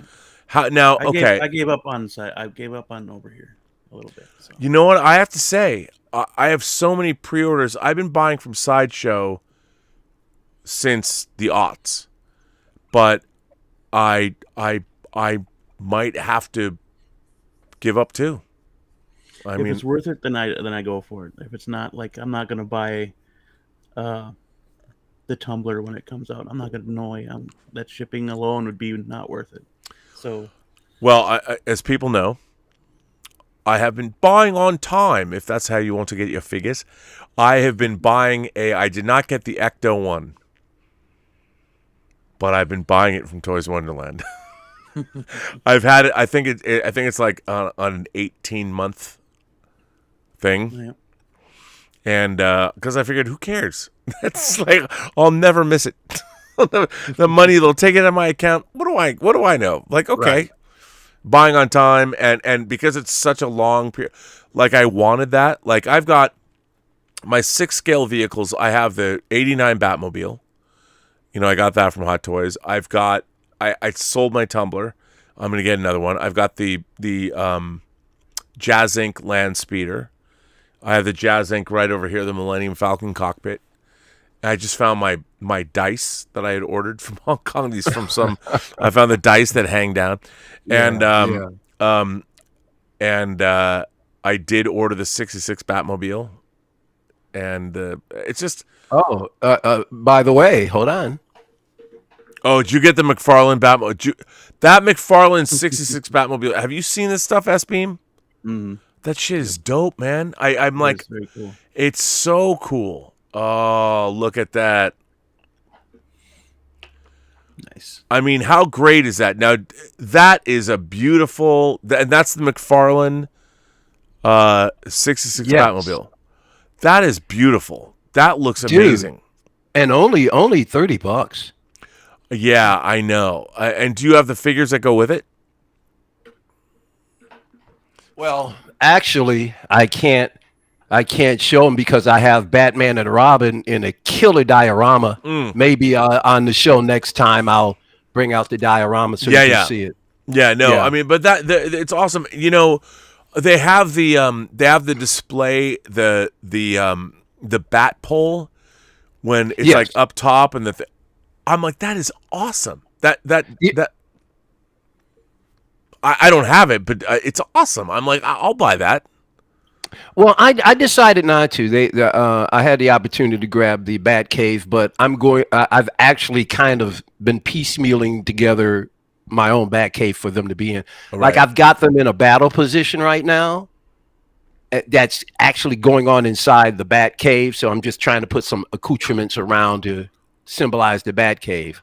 Right. Well, that makes sense. I mean, what's amazing is we are getting all of this goodness. I mean, the fact, I mean, I can't. It's so. I'm blown away by what's becoming available around the And world. Rob, when we were growing up, Batman came on twice a week. 2 nights. I think was it Tuesday and Thursdays or Tuesday and Wednesday or something like that. I was too young to get it first run, but yeah, it was 2 nights a week, and they played that out next time, And the beautiful thing about it is when it went into color, that was great. Oh, Batman in color. No, I mean, Star Trek was the same thing. The reason that the uniforms are color coded in Star Trek was because of color television. They wanted to sell color shows, and that's what they were doing. So yeah, I was around to see everything transfer into color. Bewitched, I remember when I went to color. Yep. Beverly Hill, the Beverly Hillbillies. Yep. Green Acres, everything. It was so cool. Yep. To go from seeing everything in black, all of a sudden, oh wow!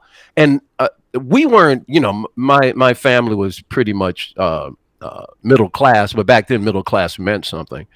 And so, I mean, we're fortunate enough. My folks got us one of the first color TVs on the block. Yeah, my mom told me that story too. She was like, "People just came to our house and wanted to see color television." I'm like. We had, when I was a kid, we had the first VCR because of me, and I got in trouble. I was 13, 7th grade, and my mom would get these calls like, "Your son showed my daughter Animal House, and that's an R-rated movie, and there's sexuality in it," and my mom would just yawn. She'd just shine him on. Like, my mom's like, and it was funny because my mom would be like, "Who are these parents?"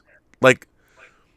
That you're watching a funny movie that's R-rated, so there's boobies in it. Who cares? Yeah. My mom just had no tolerance, but I was showing 13-year-old girls R-rated movies. Perhaps maybe I was grooming them. I don't know, but I was 13 too, so it all worked out. No, if I could just elaborate here, I had the unique pleasure of being in the chat of one of S-Beam's. Unfortunately, he comes on at 1 a.m. as well. But one night, I just happened to wake up and look at my iPhone, and literally at that instant, S-Beam came on. So I went into his chat. I stuck around. I don't know, S-Beam. I think maybe about a half an hour because I was like, I got to go back to sleep, but I couldn't because I was so engrossed in his stream. Rob, I don't know. S-Beam, can I talk about the? Yeah, go ahead. It's I do my my live streams are. He was doing a sculpt of you that night, a head sculpt. Rob, I keep waiting. Rob, be patient. Oh, I'm patient. You're going my to. Job's been keeping me. What he showed that night, Rob. Oh my God. If I could quit my job right now and just work on dude, this, S-Beam is no joke. Oh, this man is for real. Oh, I know. Wow. I'm a big fan of S-Beams, and I have to say, here's the thing. I have to tell you, I'm in the midst of sort of an existential crisis when it comes to YouTube, because on one hand, I've always wanted to make movies, and it is such a pain in the ass to get money to make films and to convince people. And I've got a movie, Tango Shalom is still in theaters. And we had a setback on a project I was working on. And I think to myself, at least YouTube is consistent. You have a worldwide audience. You can share the love. You don't have to deal with people telling you no or trying to take credit for things that they've not done. And so I'm like, you know what? Maybe I should I give up my dreams of filmmaking? I won't, but there's nothing wrong with YouTube. It's all good. It's all good. But sometimes I think, I still want to make movies, and that's the only thing. In my mind, the only thing that gives me credibility on YouTube is if you have a talent And I have movies I make, but if S Beam can create, which he's creating, he's an artist. He's Oh my making things, and that's the credibility that he needs. That's what all anybody needs. You have something to offer. So I did not see his stream at 1 a.m. Good. You need to wait for the surprise. Believe me, and don't be impatient because Oh no, I look. You can't be a you're Hot gonna Toys be fan, you're gonna be over the moon. dude. I order a figure and it's not going to come out for 2 years. So Yeah, right. So you're used to waiting. I'll wait. See, that's why I don't know, man. I even if I had the money to purchase Hot Toys and Well, that's the great Showtime thing. You don't. You just buy it on time, like a Toys Wonderland. sideshows. 18 months, man. If you but want. see, I can't shop like that. I would go I know. berserk waiting 18 months for the figure. I know. You guys are in a whole. I love watching you guys do. I love watching you guys freak out when you get broken stuff and everything. But I don't want to be in your world. I want to be on the outside looking. But man, the stress and all the things that come with Hot Toys and Sideshow. No, I don't need it. I don't need it. Dude, it is. It's getting stressful. It is, and it's getting even with the McFarlane and Marvel Legends, the prices of those figures are going up. So and so on and so forth. But God bless you guys, because I don't want to be in your world. I really I feel you. I'm like I don't want to be in this world either. I just want I would just like to buy something and have it come in a week. Yeah, I mean, it's crazy. I mean, what? I mean, sometimes it's 2-3 years and waiting for something. Dude, I got figures on pre-order that don't come out till 2023. Well, that's one Yeah, reason why I started, the Ultron. When is that coming out? Man, that's 2023. Man, and that's all die cast. Dude, Imagine how heavy that friggin' thing's come gonna on, be. man. I can't wait. Yeah. But even then, like this figure. I mean, this figure is what, 5 years old now. I'd never had it, but to have it, I'm like, I fucking love this figure. It's and thank you, Bob Dylan, for just sending it to me. But I love this, and it's still really good. And I've got figures. I have figures that are like, I look around that are really like this figure. Okay. This is a DC like a Mattel figure. It's Gene Hackman as Lex Luthor. Oh And yeah. I love this figure. It is not a Hot Dude. Toys figure. It's a cheesy. I still love it because no one there. This is the only 6-scale figure of Lex Luthor from Superman, but he's got the kryptonite. He's got the removable hair. If I can pop it off. There we go. Yeah, that is so sweet. And the Pimp Daddy jacket and and it's this is not, I mean, compared to Hot Toys, it's not great, but this is the only figure. I love this figure. I bought this figure, 15 years ago? 10 years ago? I don't even remember. But I still love it. I love it. It's great. Oh, and by the way, in keeping with the topic of the show, yes, every once in a while, I do pose my action figures in sexual positions. Oh, my God. You know what? When I was a little kid, my sister's friends would do that. I'm like, God damn it. Yeah. Don't do that shit. What? I have a ball. My best one was, of course, Wonder Woman and Batman. Oh, of course. I had a really good make-out session with them. Yeah. I love that. By the way, Tom Jr. Jackson says the Blockbuster, the last Blockbuster, he says, yes, that Blockbuster is still open and popular. And Clint Baker was speaking to Zephyr Chan saying, yes, that Blockbuster is still open and popular. But you, Clint Baker says, you are not too young. Blockbuster is too old. Could be. Ian Fawny says, good evening all. Wakazashi's story touched a nerve. Do any of you feel wistful and sad about the passage of time, or are you happy with these memories? Ian, bruh, I have an answer to this. The passage of time rules. The fact that we think about it, if you're a Watchmen fan, the thermodynamic miracle of life, the fact that we exist at all, that we're here now, is amazing. We should relish it. If you're born, you're gonna die. That's okay. And I'm really happy with memories. I mean, to me, I'm not gonna stop. I saw House of Gucci the other day. Ridley Scott. Oh yeah, how was it? You know what? It's good. It's not great. It's good. He made it very quickly, and you can tell, which is fine. But the performances, Lady Gaga and Jared Leto as Paolo Gucci, crushed it. I mean, my God. It was very funny because Just a Brown Girl, if you know her as Just a Brown Girl on the channel, she's a member of the Producers Guild, and she has taken me to a few screenings, and she asked me to go. And when we were watching the credits roll, it showed that they had four cameras, like A, B, C, and D cam. And I said to her, I go, you could tell this movie was made very quickly, and the fact that they credit 4 different camera crews proves that. And then Ridley Scott said at first, he goes, we finished this movie 2 weeks ahead of schedule, which means they finished 2 weeks from what they had budgeted, which means they were working very efficiently and very quickly. And I could kind of tell that from the movie, but it's all right. I really enjoyed it. It's not great. It's not Goodfellas great, but it's still pretty interesting. And there was one turn in the film that I thought was underserved about the characters. But other than that, I was entertained. I loved it. The performances were great.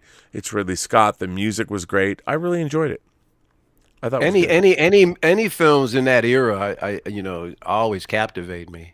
I just want them to at least be decent. But I love that era. No, 70s, you'll like it. 60s. It's a lot of fun.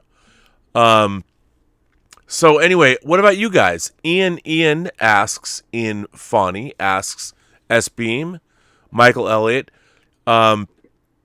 do any of you feel wistful and sad about the passage of time, or are you happy with those memories?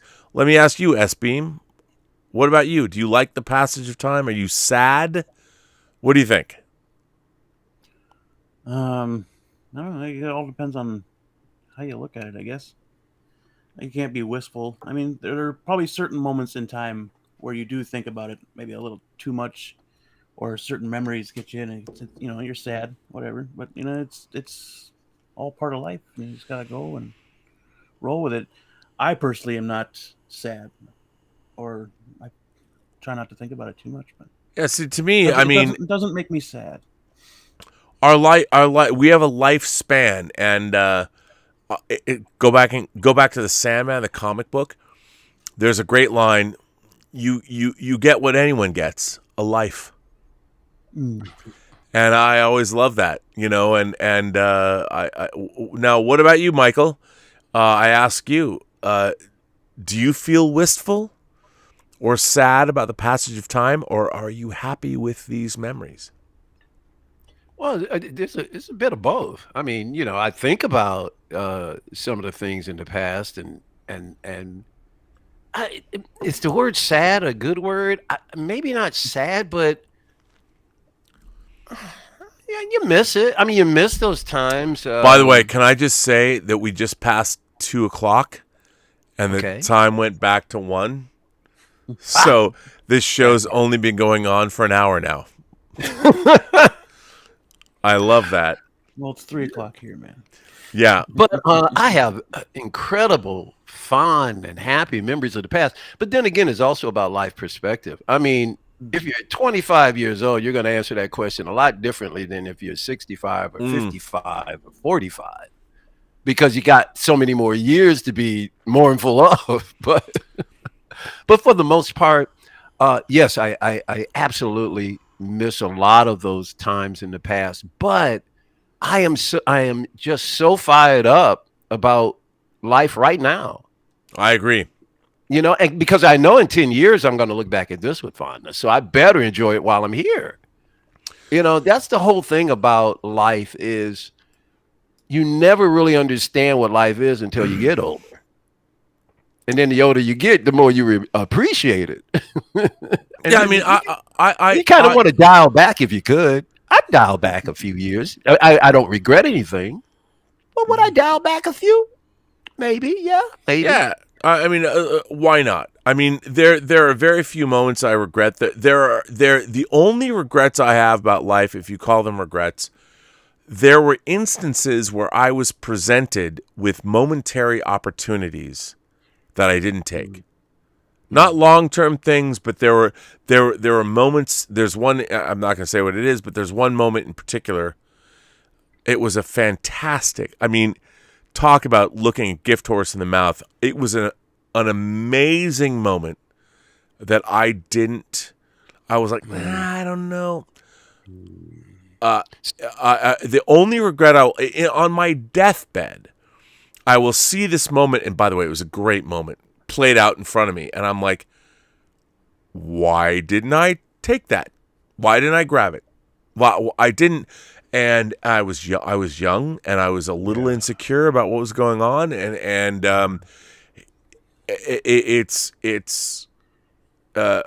look, the advice that I have for anybody is you should always go do this thing. Whatever it is, go do it. Don't ever be that guy or that girl, that person, however you identify, whatever your pronouns are, whatever. Don't ever be the person that's like, I don't know. Use the Nike philosophy. Just do it. Just do it. Don't go, I don't know if I should. No, go do it. And my entire life perspective or my life philosophy is never ask for permission. Just beg for forgiveness. Because if you, I like that. Yeah. Yeah, because if you ask for permission, the answer is going to be no. Like Kirk in Star Trek 3. The word, sir, the word is no. I am therefore going anyway. Because if you ask, someone's going to say no. But if you don't ask and you go out and do it, if you know you're talented, you know your team is talented, you know it can accomplish a goal, if you do it and accomplish it, then if someone comes, I've told this story before, but I'll tell it now. When I was a senior in high school, I was in charge of the senior class mural that was to be painted in our cafeteria. That was called the Mushroom. And it was the Mushroom because it had a sloping wall like this. And normally, when the sloping wall, everyone, the seniors, here I have to let me go full frame just to explain this story so I can. All right. So, okay, so Mercer Island High School, it's not there anymore, but we had the Mushroom, and it was a building that was shaped like this.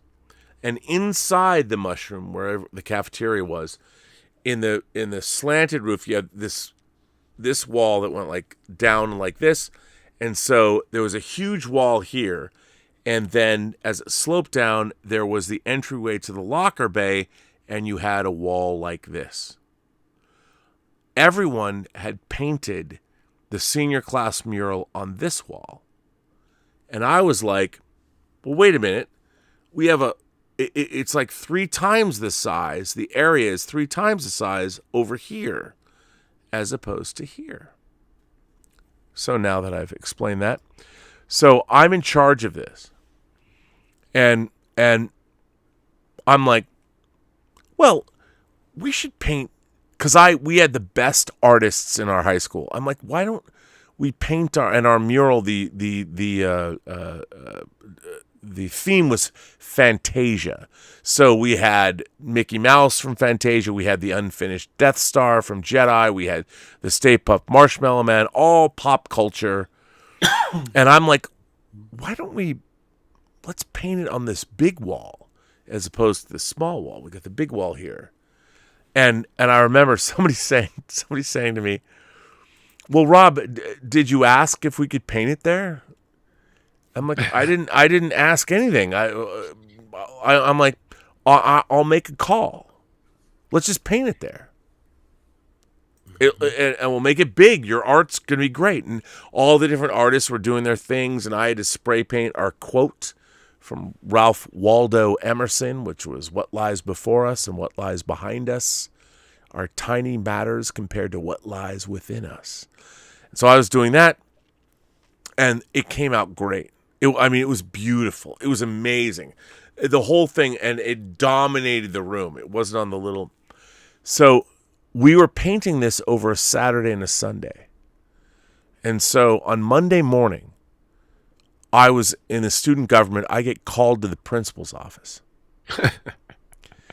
and it was Jackie Hallett, our vice principal, and Larry Smith, our principal. They call me in, and I'm in charge. You know, I'm the student government officer that's in charge of the mural. And they're both standing there, and they're like, well, Rob, back then I was Bob. They're like, well, Bob, so the mural, the senior class mural is fantastic. And then I jumped in because I knew what this was all about. I'm like, I know, right? It's fucking fantastic. I got the best artists to paint this. It's so great. We worked our asses off. I mean, it's fantastic, isn't it? And then they're like, well, you know, it's painted on a different wall than we've traditionally painted it on. I'm like, I know, right? Like, oh my God, we got this big wall. I never understood, why didn't anyone paint it there? Like, why make it small? We had great artists. They did such a great job. It's huge. It's awesome. Why paint it to go into the locker bay when it could be like huge? And they had nowhere to go. Yeah. And I'm like, why am I here in the principal's office? And it was very funny because, I mean, I learned then. Now, here's the thing. You have to know that the people that are working with you are incredibly talented. You have to believe in them. You can't, like, the only reason I had the hubris to, like, fuck it, these people are great. I knew what they would do is great. Like, I tried to paint the Death Star, and Greg Smith, who's a moderator on this channel, my friend Greg, he came in and fixed it, made the Death Star work, the unfinished. I'm no artist. But when you hire good people, and you know they're good people, and here's what people should understand about producing. To be a great producer is to find the project, but then you hire a bunch of great people and let them do their jobs. And then you can stand back later and take all the credit in the world for it. But you have to have enough of an understanding to let those people do their thing, and that's what I did. And there I was, my senior year in high school. I'm like, and what were they going to say? They're gonna yell at me because something is great, just because I didn't paint it on this wall. I painted on this wall, and everyone knew that was way cooler than that wall, and so they couldn't say anything. But you have to know, you as a producer have to know that the people that you have working for you are fucking good at their jobs. They have to rule. And a great producer knows that because you already hired them. And you get behind them and you fight for them because they will not let you down. In this case, we had no oversight. We had 2 days, Saturday and Sunday. We could paint whatever the fuck we want. But it was great. It was great. Yeah.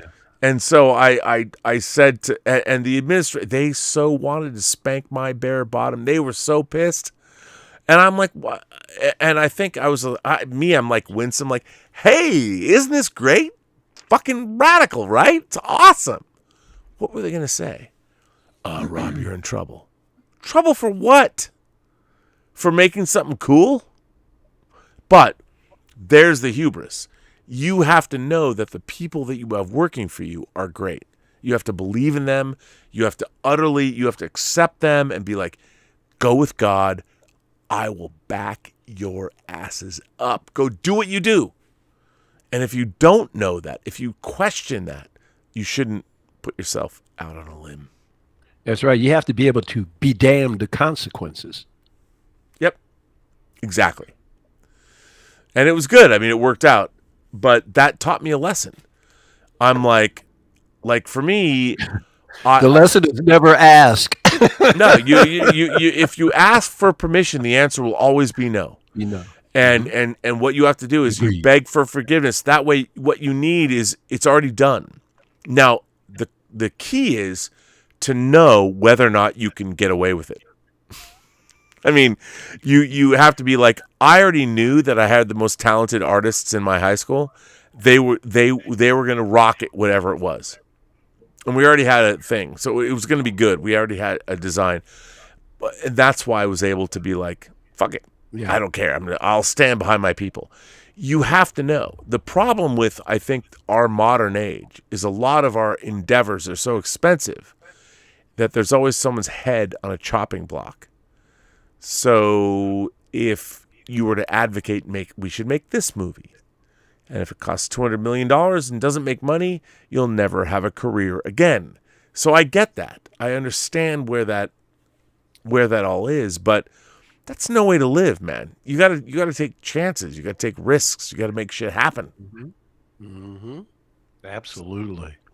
Without question. I know this is a long, rambling story. People are like, what is he talking about? Well, somebody's got to be a flamethrower, in the room, or things would just be tepid, and a state of stasis.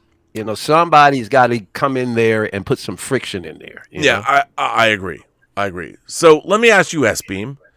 You are both a collector and you create your own material. Can both of those things coexist? Can you be a fan and a creator and love both equally? Or is one thing would you rather just create? Well, being a fan is what helps motivate as a creator. I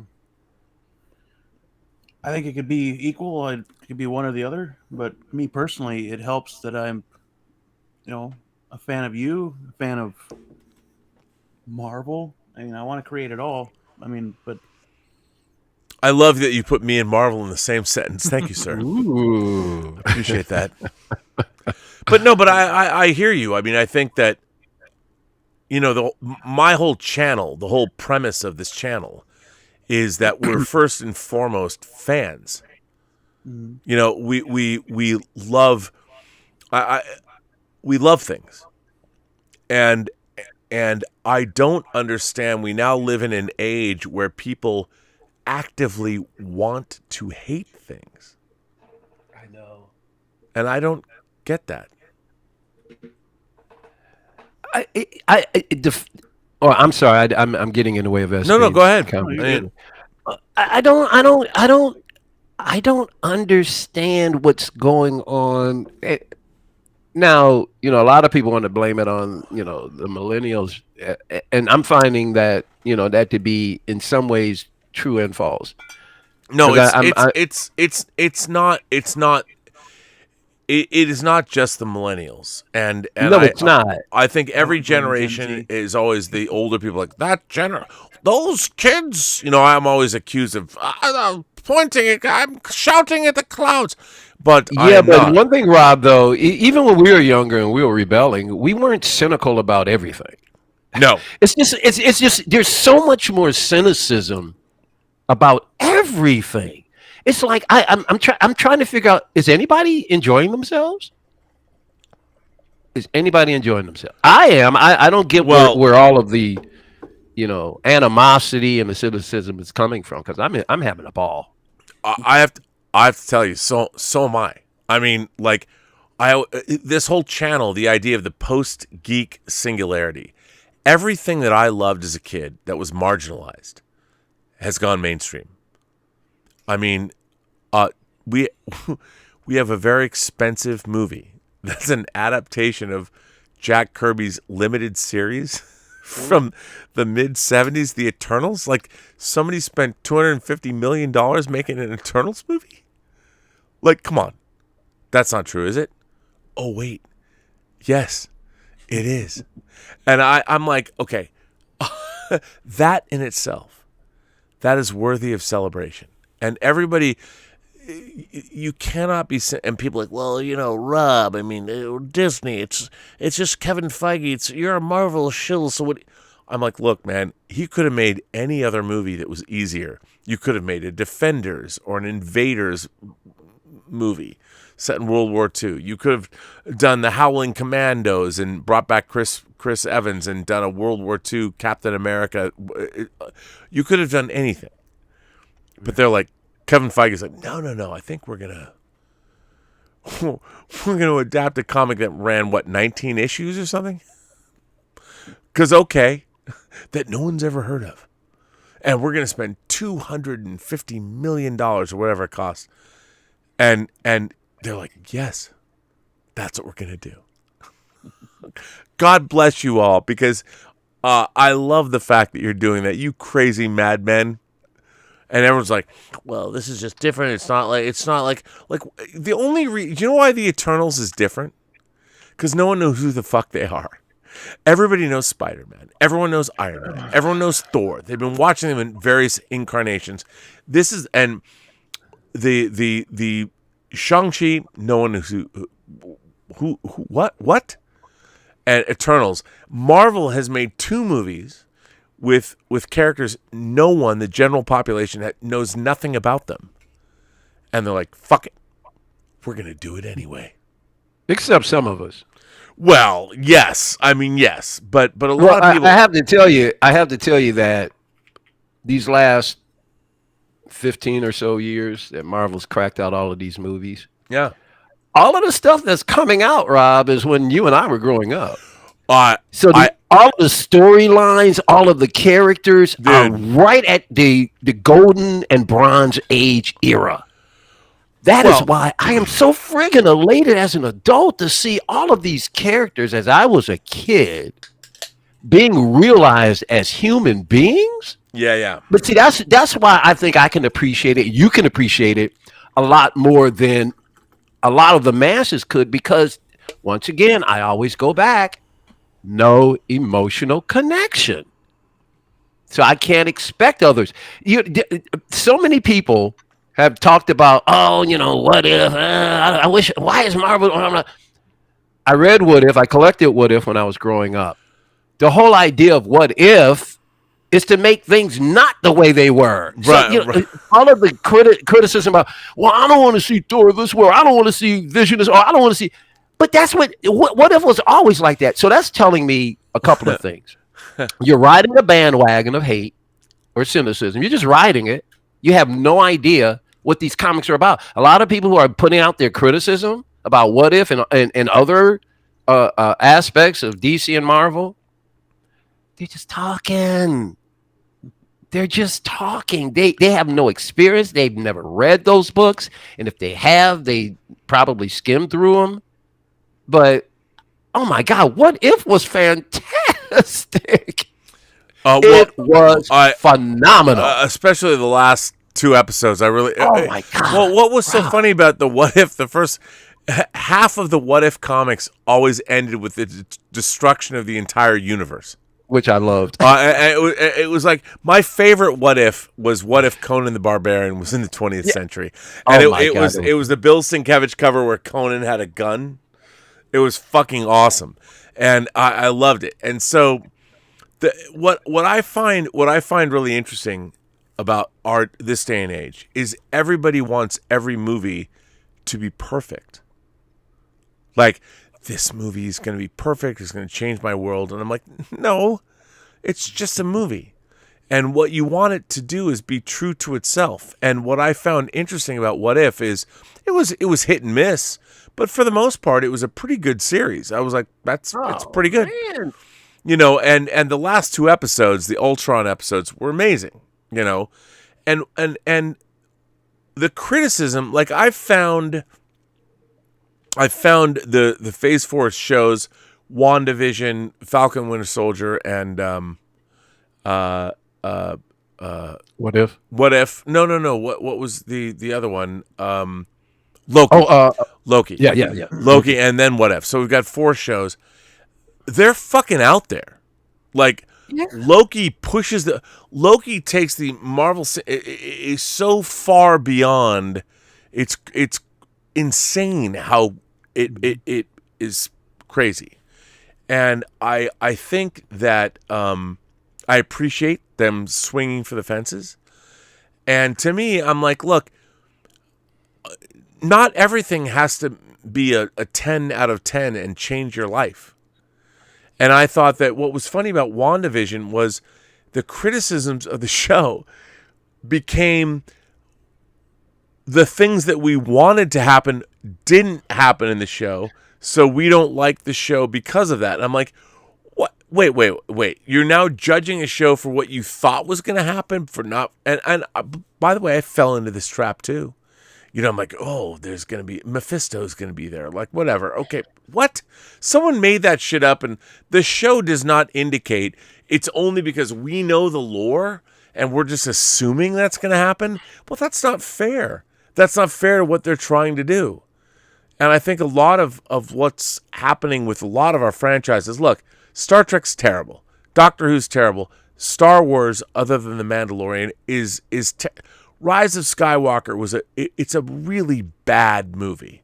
Beautifully made, but it's a bad movie. You cannot, I mean, you can defend it, but it's really not good. And when you watch it and you're like, why is this movie so bad? Why can't they get it? It's because the people that are making these things are not attached to the world they live in. You know, they've got. Why are horses being ridden along the outside of a ship? They're not floating out into space. I mean, what's keeping them down? That was the craziest thing I ever saw in my life. J.J. Abrams is I've never met the man. He is a terrible filmmaker. I mean, even in fantasy, that's a bad idea. And he's like, I saw somebody drew a painting. He's like, that looks great. Let's do that. And you're like, horses. It was terrible. But you know what? And people are like, well, Rob, if you're so smart, why aren't you as rich as J.J. Abrams is? I'm like, precisely. So how smart can I be? Not very. Yeah. Although I'll tell you this, exactly. I do believe in what I say. I'm not like, I don't make shit up. It's not for clicks.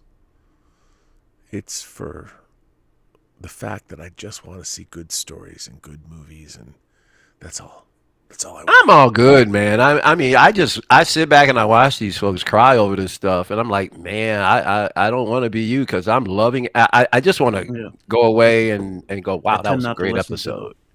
You know, or I enjoyed it, you know. But it's fine. I mean, I want to. I do.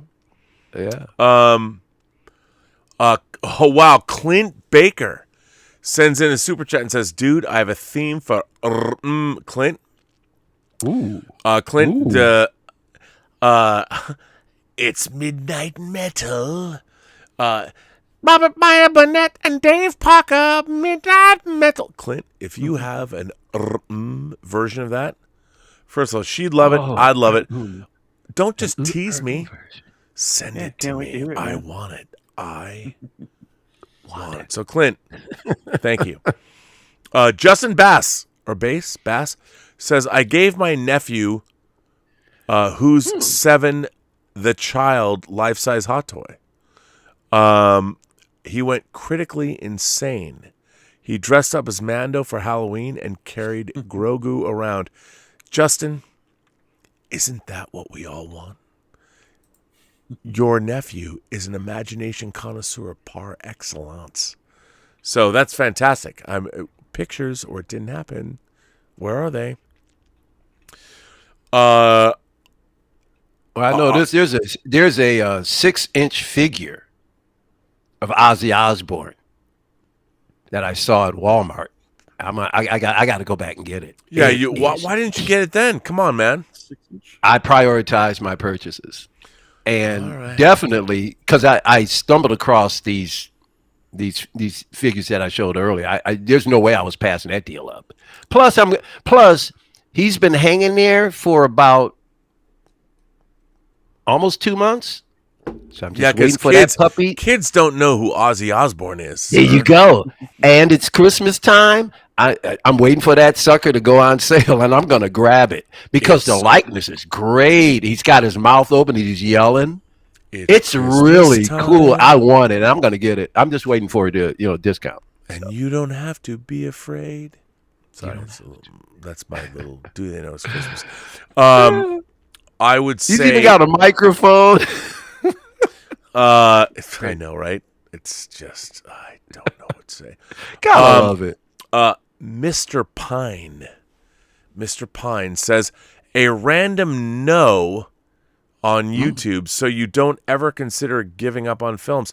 Now you've heard or read a no on YouTube. Never give up, never surrender. Well, Mr. Pine, look, I would say this. No one wants to give up, but it's hard. Ultimately, it's like I'll tell you something. I had a big setback today. I've been working. The reason I was not on the John Campea show this week, I had a big project I was dealing with back and forth, international thing, and I thought it was all good to go. And today, one of our partners, one of the people I was dealing with, that I was developing a relationship with, I realized he's a fuckhead. and he basically came out and said, and I'm like, I got people waiting on me, and I've asked people to work on this project, and this guy just said, nope, we don't need you. And I'm like, wait, it's our project, you numbnuts. You can't take this away from us. It's our project. And he thinks he can. And I'm like, okay, whatever, dude. Whatever. You know what? It's the story of everybody in Hollywood wants their thing. And I'm like, how about we make something first?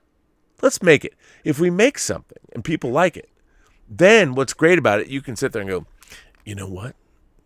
I created that. But everybody wants to get their accolades and their glory up front before they've actually made something. And that's what happened with this project. And I'm like, well, someone's have to make it. But will you eventually divulge who or this project and what happened? No. If everything falls through, I might. I mean, it's still there's still many other directions we can take it in, but this was a really great fit. I mean, I thought I'm like, okay, this is something that could really be great, and it's really frustrating. I mean, I'm somebody that's hands-on. As people know, I've worked on this Netflix series, Dota: Dragon's Blood. I did 2 episodes. I worked on something that's beyond what I've done. I've been asked to consult on other things, and I did 2 episodes of that. They haven't even announced when the second season's going to come out. All I can say is they've announced they're going to do it, but no one knows when. All I can say is we've worked our asses off to make the second season epic, and it is. And it's just a funny thing. Like to me, I mean, I can make things like Dota: Dragon's Blood. I finish up what I do, the animatic editing, on the same computer I'm talking to you right now on, and I ship it off to Korea. And then 6 months later, we get the animation back.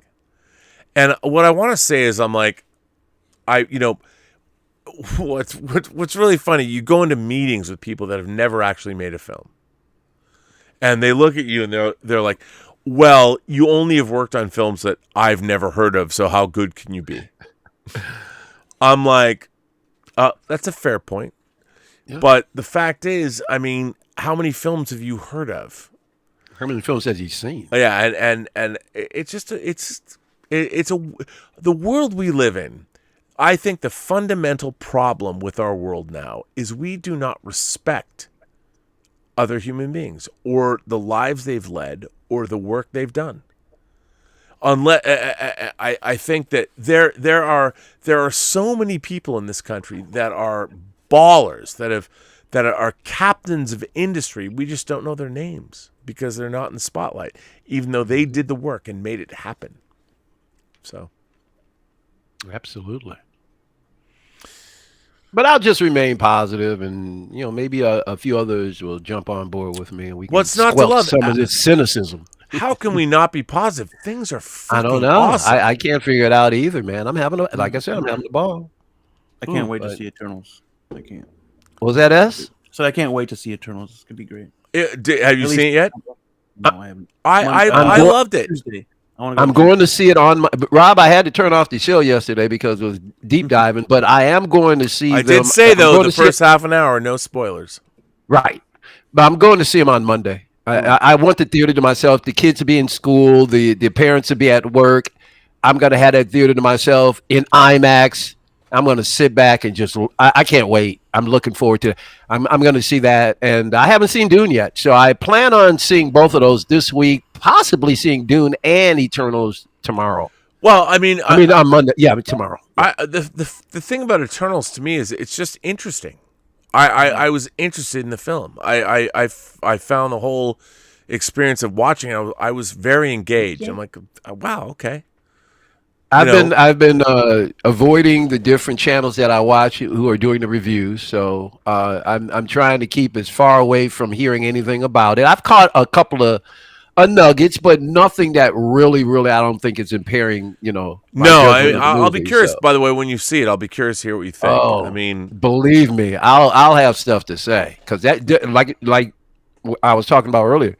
This is our era, and so you can't jerk me around. No, there's so, and by the way, it's so exciting that what we're getting. I mean, it really is. Oh my God, I can't believe this. It's amazing.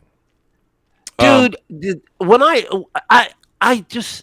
saw the Avengers, the first Avengers movie, dude, I just couldn't believe human beings were doing this. Dude, I like you, I saw it at the ArcLight in Sherman Oaks, which is now a Regal. Oh God.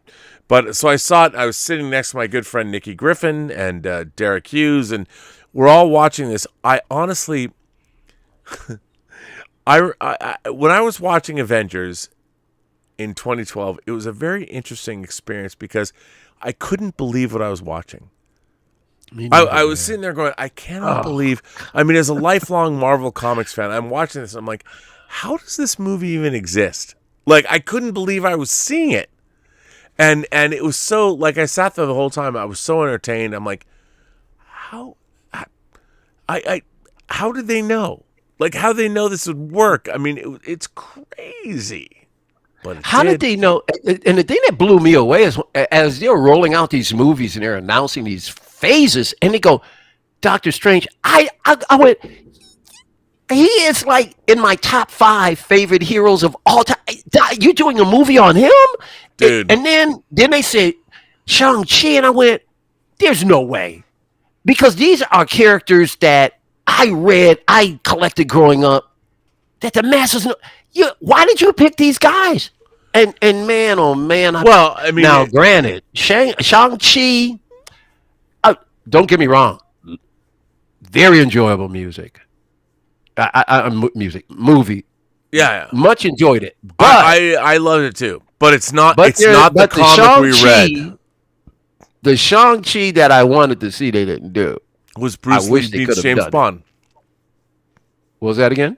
Bruce Lee meets James Bond. Yes. The Doug Mensch, Paul Gulacy run. I loved. The thing that I loved about Shang-Chi, the comic, was done very reminiscent of Kung Fu, the TV series with David Carradine. Yep. Where there were half of the panels in Shang-Chi were just silence. He spoke very few words in those. And that's the Shang-Chi. I wanted to see a more silent, smooth, and cool Shang-Chi. This guy was just a little too, too human. if you know what I mean. Yeah. Well, look, the Shang-Chi we got in the movie was not the Shang-Chi of the comics. Very, very different. Close. It was. However, that said, I loved the Shang-Chi movie. I did too. I enjoyed it very much. What I thought was crazy, I'm like, they made a wuxia movie. Like, I grew up watching Chinese fantasy films, martial arts fantasy films. And I'm like, wow. And I think that a lot of people, I hate to say this because I love my community. I love the YouTube pundit community I'm a part of. But there's a lot of people in that community that have not seen these films. So they don't even know what they are. And that's, not to disparage them, but it's like these movies came out in the 70s. And if you don't know what they are, I get it. People don't get what. And for me, as someone who's a pop culture fanatic, and in the 70s I was reading Master of Kung Fu and all this, I watched Shang-Chi and I'm like, wow, they combined all of this stuff into this weird, heady, frothy mix of Asian fantasy. And I loved Shang-Chi. I loved it because it was unexpected and interesting, and yet it was still what I wanted to see. And I know a lot of people are like, what's not to love? Like, what in terms of introducing a character, is it supposed to be perfect? No, but they're swinging for the fences. So how perfect can it be? Well, Tony Leung as Wen Wu Dude. stole the movie for me. Oh my God. He was the best part of that movie without question. One of my favorite actors. Without him, that movie would not have been worth a dime. He made that movie. Yeah, no, he was great. Well, there was a lot of other good stuff. I mean, I've never been a big Awkwafina fan, but I loved her in this. I thought she was great. They have a really And then, of course, Michelle Yeoh. Oh, dude, I always come have on. the hots for her. Oh, yeah. Always. And she gets better looking with age. I mean, she just looks gorgeous. I agree. Oh, my God. In a world Super crush. where Michelle Yeoh was a Bond girl 25 years ago, and she still looks smoking hot today. Oh, she's just gorgeous. Mm. Big fantasy. Oh, yeah. I mean, we're talking Earth, Wind, and Fire fantasy. Yeah, absolutely. Come on now. You know what I'm talking about. Everyone else is like, what? You get it. Oh, my God.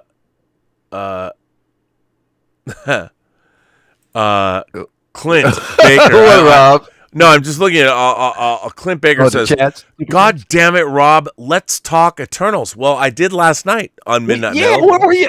We're not talking Eternals tonight. Yeah, no, we did that last night, but I really like that. And Clint Baker also goes on to say, I rented Tango Shalom, and I really enjoyed it. Well, thank you so much. I really love being immersed in that culture. Well done. Well, for those of you who don't know, perhaps you don't know that I worked on a movie called Tango Shalom that I produced and edited, and I was the VFX supervisor and the post-production supervisor, which is now available on VOD wherever you live, or hang on. No, I'm going to save it. I'll show it. It is on DVD. You can get it from Amazon. And are you kidding me? It's tomorrow's show, right? Oh, I'm getting it. I got. Well, my apologies too, Rob. That's the other. I haven't seen it yet. A lot of things have been going on, so I have to catch up. That's the other. I'm planning on seeing Tango Shalom as well. It'll be your grandmother's favorite movie. It's fine. Oh, I'm gonna love getting caught up on the flicks this week. I'm just saying. I mean, it is available. You can get it on all VOD platforms. By the way, this might be the time to, if you didn't know that. Advertise. Just hang on one more time. Just hang on. Tango Shalom is now available on all VOD major platforms. I think we messed that up. Video on demand, or as they say in the trade, VOD. VOD. Tango Shalom is now available on all VOD platforms, which means video on demand. Look how you know. You must be a high school graduate. I'm a college graduate. Really? Yes. I got an honorary degree from Hofstra. Did you get an honory degree? No, I got a degree. Oh, well, I got honorary. You know, I'm in the Jewish Museum. What for? What do you mean? As a famous Jew in the Bronx. I'm in the famous. I'm in the Prospect Park in the Stones. How big is the stone? I know. I mean, I play that, but if you can't promote your own work, so I got this today. Nice. This is the actual DVD. There is no 4K or Blu-ray yet. Because our small distributor, but Like, here's a movie that I produced, I edited, I worked on this film for 5 years. And what's really interesting is, to me, when it comes to physical media, it's the end of the line. You know, it's and what Michael was saying, like, for me, to have something like this is so a cool, hugely gratifying thing. I mean, even and what's really weird is I'm now putting this up on the computer.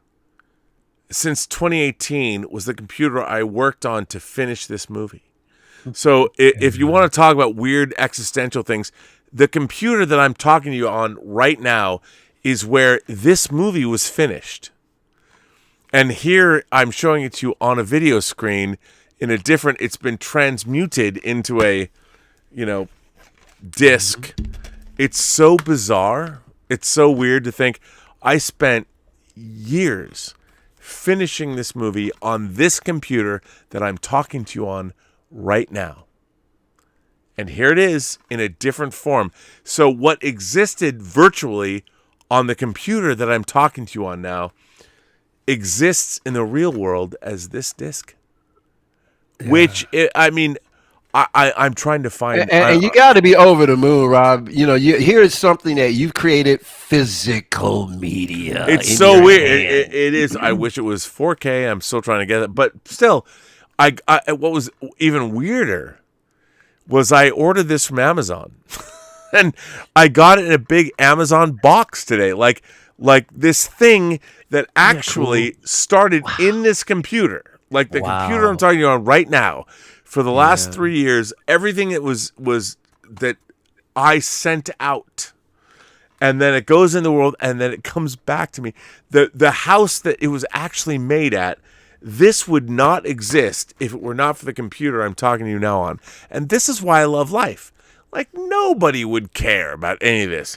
But for me personally, I look at this, I'm like, even the guy who made this poster, Scott Saslow, was somebody I met 20 years ago in my office that I've stayed friends with. I mean, this is so ridiculous. It's so... Rob, that's your personal mountain. That's your personal mountain, and you're standing on the top of your own mountain. That's awesome. Yeah, it's a weird thing. And like when people say, how do you stay positive? Well, here's, in my mind, there's no alternative. You have to stay positive. But I also think that this world, there's more cool shit happening now than ever before. And you can avail yourselves of that. You can make shit happen. Mm-hmm. And there's more tools. You don't realize how great life is if you haven't. If you have to have experiences. So I can understand how some people can't relate to certain things that I can. I mean, that's understandable. Yeah, but just stay open. That's all. Oh yeah, no, I totally agree with you.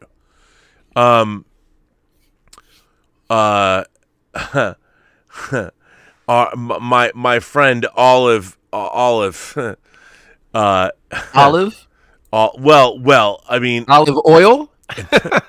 No. Speaking of sex, Mr. Let's call him. He's told me to call him Mr. Pine.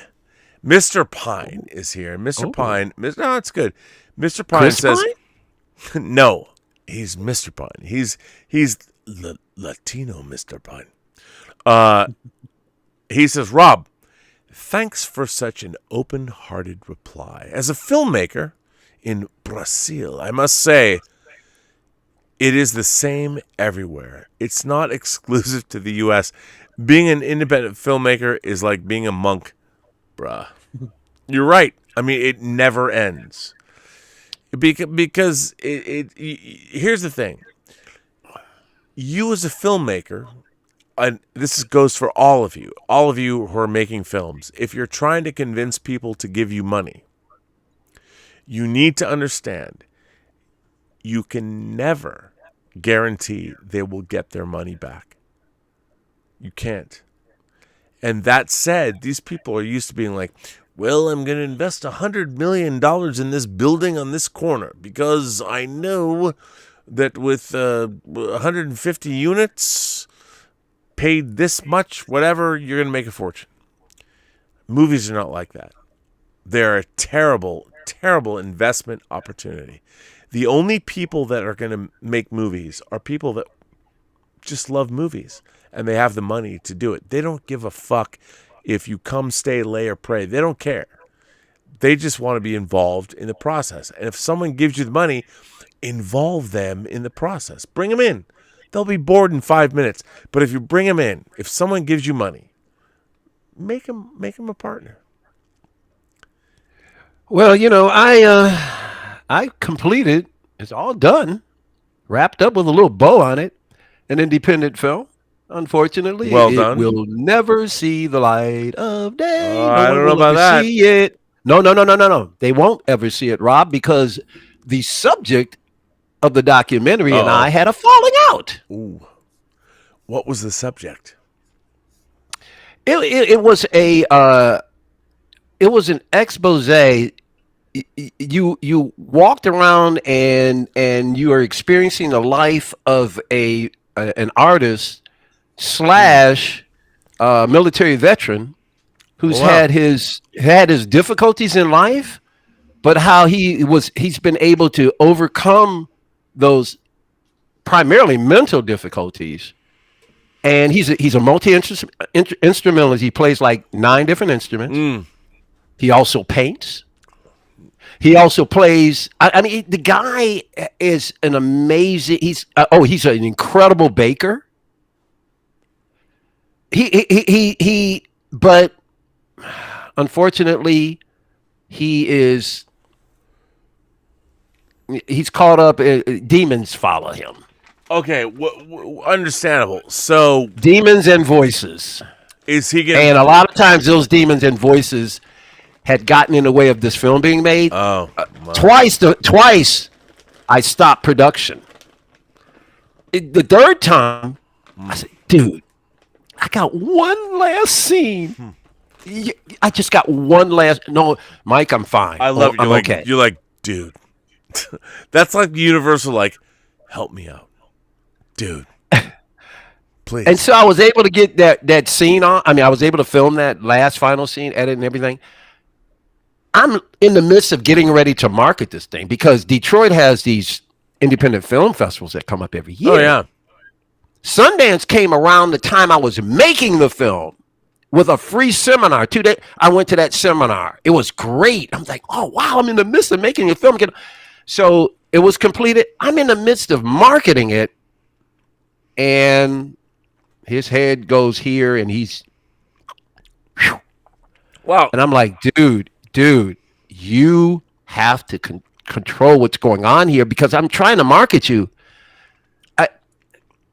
Bottom line is he got on social media and spouted some things that weren't very nice.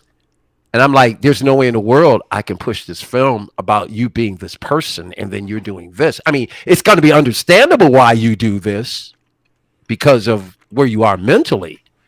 But it got to a point where I didn't know when he was going to flip. And I didn't want to get to a point where we literally had a small little venue ready because I wanted to show the movie and I was going to do a Q&A with him. Which you still can do it, by the way.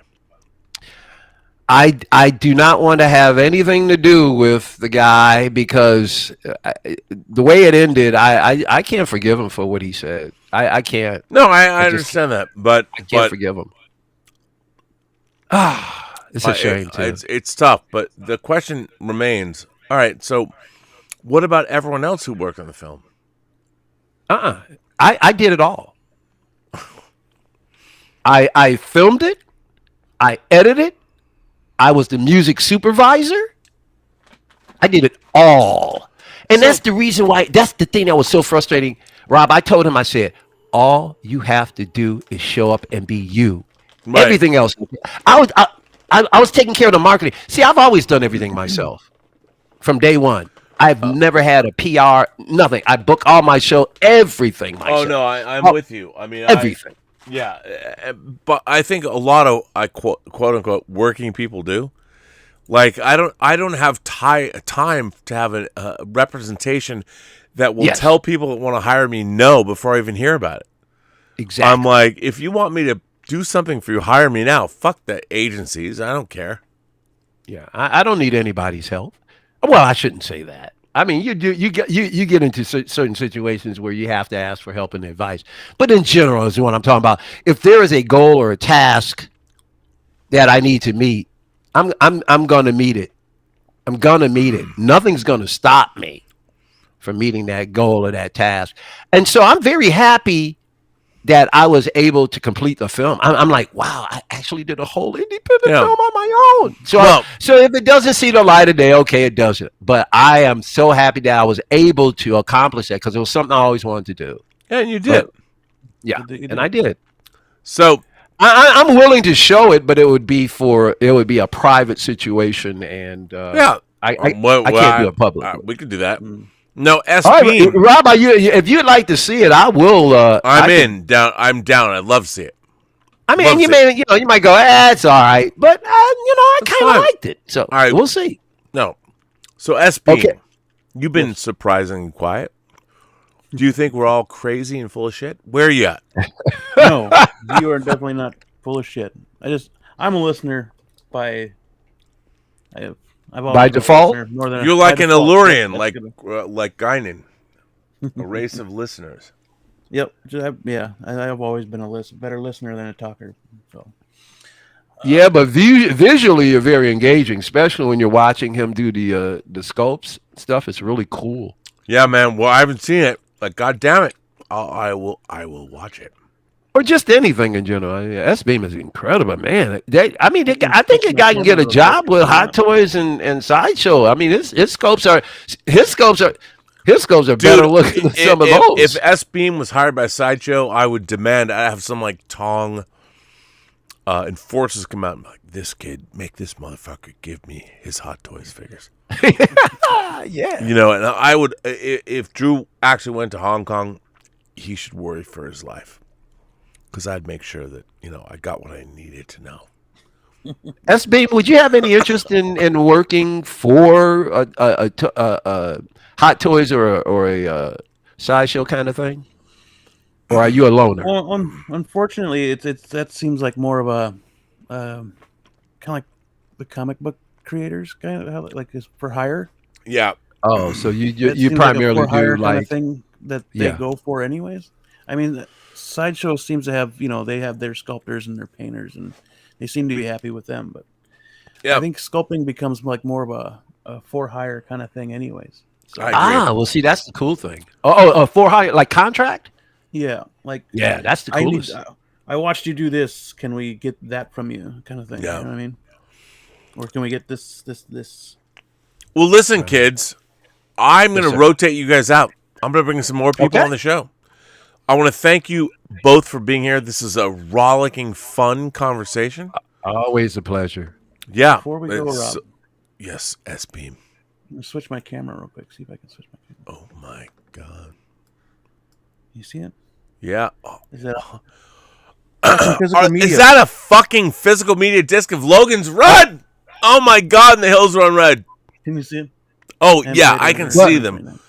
Those are the fucking... Hold on a second here. Look at that. Blu-rays. Your accessories, part of your accessories. Those are amazing. How come I had these made for me. What's going on? I'm getting that. Oh, there we go. Okay.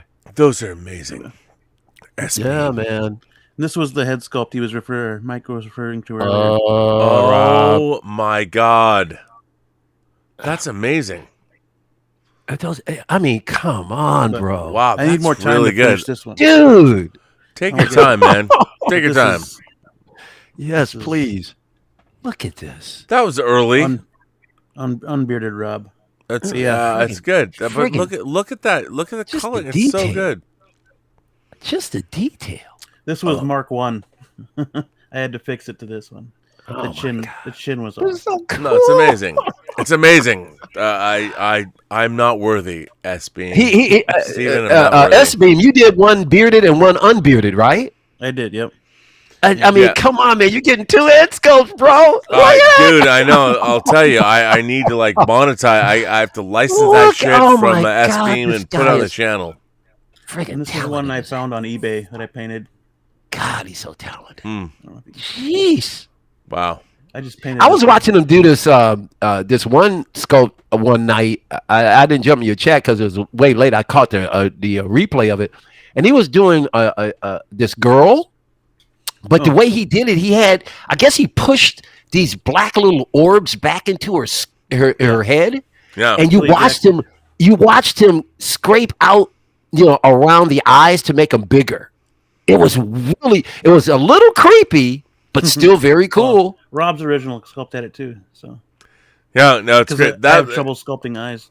Oh my God, amazing. it's Chris Evans. So good. Well, listen, kids. Listen, everyone. All right. Yeah. I think that look at that. I think that why not just end this show? I think this has been a great show. I've had so much fun. We're now it's 3:00 in the morning, even though it's 2:00 in the morning. We've been doing well. Right. 5 o'clock here. I want to lay this on the table. Let's just end this show. I've had so much fun with everyone that came on. I didn't know who was going to come on, but to have Michael, to have S-Beam, to have everyone else, it's been cool. In a world. Oh my God. So, and I don't have, I feel bad because Saturday nights are Dave Parker's in my show, whatever. But I want to thank everyone for being here. It's good. Oh, I can't wait for him, though, to come back. Oh, Dave's coming back, of course. Oh, yeah. Just he Can't was wait. busy tonight. Like, I've been busy. can't wait. I couldn't do the John Campy show last week. People were like, what's going on? I'm like, nothing's going on. I have to work. I have to do work. There's That's been all. a lot of people asking. Yeah. Where's Rob? I was like, what's funny, I'm like, for me, I'm just doing work I need to do, like, but on the Campy show, it's like, oh my God, has he left? I'm like, no, I had to fix some shit. It's all good. But anyway, so kids, boys and girls, Folks in the chat are gentlemen, getting too used to you being around for 5, 6, 7 hours. Come on, Rob's got to get some sleep. Well, I guess maybe I not. know. I've Dude, worked you are a powerhouse. How do you do it? Good Lord. Cocaine and hookers. You did an 8-hour stream last week, and then Yeah, but I slept through half of 4 it. hours later was doing another stream and fresh as a friggin' daisy. Well, yeah. Unbelievable. You got to. Here's the thing. I've figured out. You have to be able to sleep. I call it sleep hard. And you can't be restless. Like if you go to sleep, you need to be able to like fall asleep into a deep REM sleep within seconds or minutes. And I'm that way. I am like, oh my God, it's scary sometimes. Giant werewolves are trying to eat my head off, but whatever, it's fine. It's just You probably get in power naps too, right? yeah. Power naps are good. Of course, whatever I can do. But that's the only way to be. But so that said, I want to thank you both for being here. I want to thank everyone for being here on this crazy episode of Midnight Metal, episode 61. And I want to thank, by the way, S-Beam has been here the whole time, pretty much. I mean, Michael, Elliot, what's not to love, my friend? All good. So, and then everyone else who was here. I want to thank them for being cool and all that. I want to thank my moderating staff. Brendan Seeley is here. Thank you for moderating. The Richard is here. He has stepped down from the channel to do his own thing, which is awesome. I'm sure he's going to make cool shit. Bunyan Snipe is here. I want to thank all of you for being here. Thank you for being good wrenches. And for all of you who support the channel via super chats and tips, you can send me letters, which I will read on the air, to the Burnettwork.net website.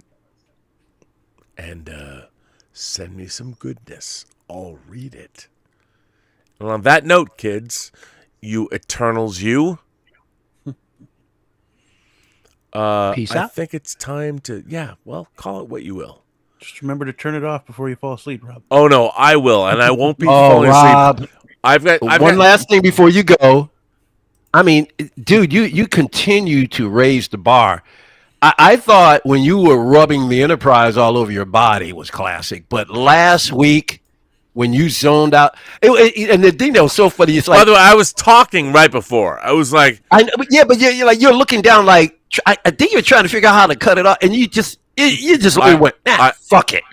That's exactly right. I was like, I can't. Fuck it, man.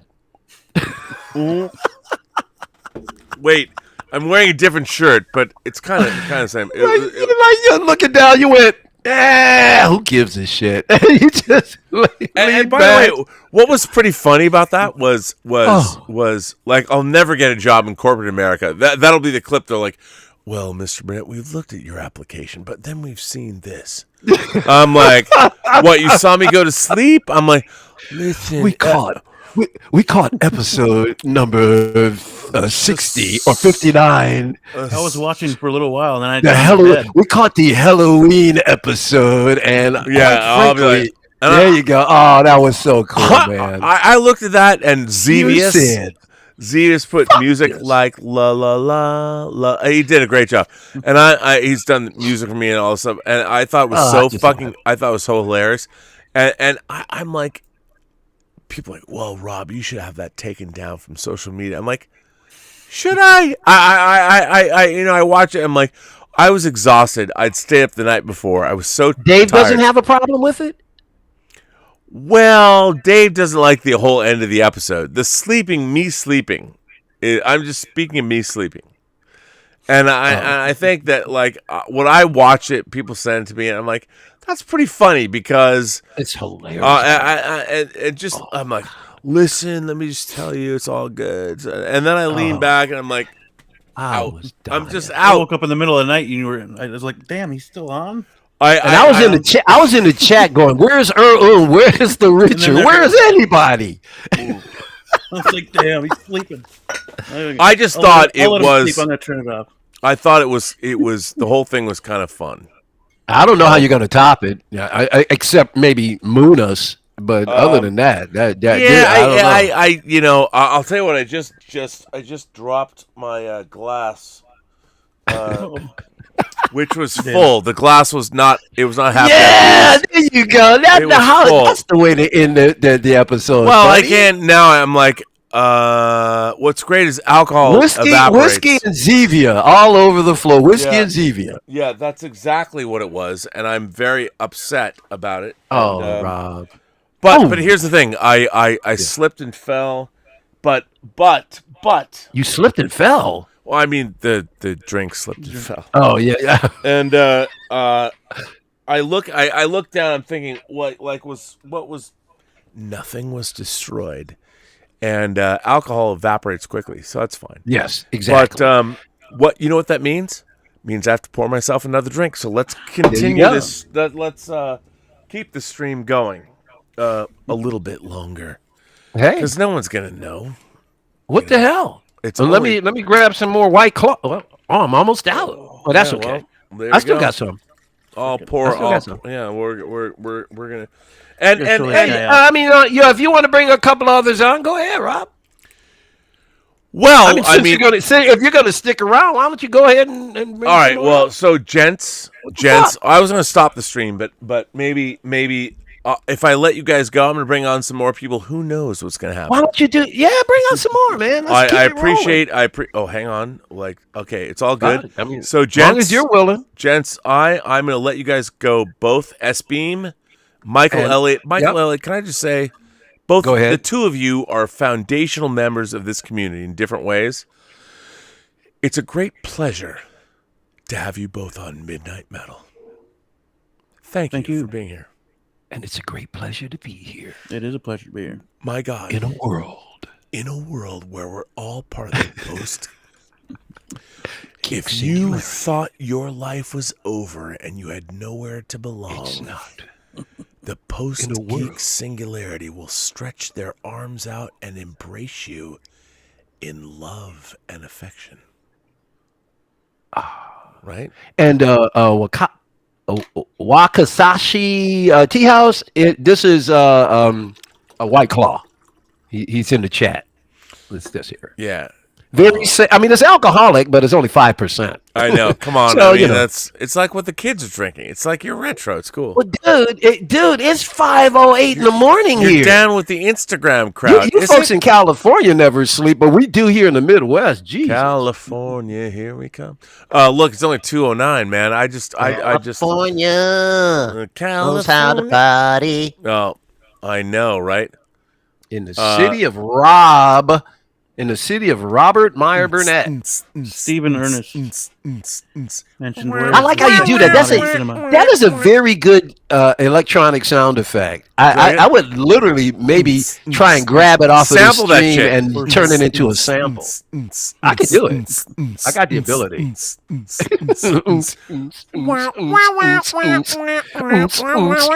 Ooh, baby, baby. No, I know it's baby. That's early aughts techno. It's Oh, I know. Oh my god. Okay, so gents, I'm gonna let some. I will. Who are there still people here? We'll find out.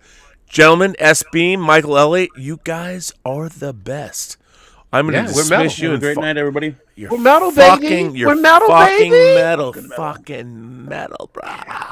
Yes, you are. Now look at that. Now I've got to go full frame. So, kids, if you didn't know, you can still get apparently on this show. Let me just send the link, and you can come on. Let's find out. But bam. Wait, did I do that? I don't even know.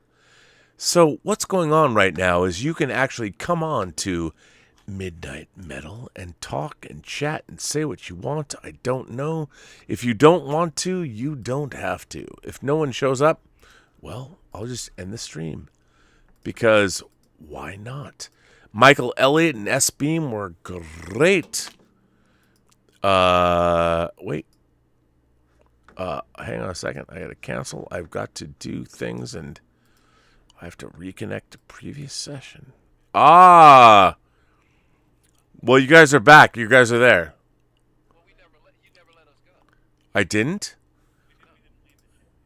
Really? Well, hang on. Well, that's weird. That's why I couldn't get new people. So there you go. Well, look who I've got. I got Catherine and I've got Stubble McShave. Stubble. Can you hear me? It's like Yentl. Stubble, can you hear me? You can. Okay, good. Catherine's here too, but I can't hear her. Hold on, Stubble. Let me put you into the show. Hang on.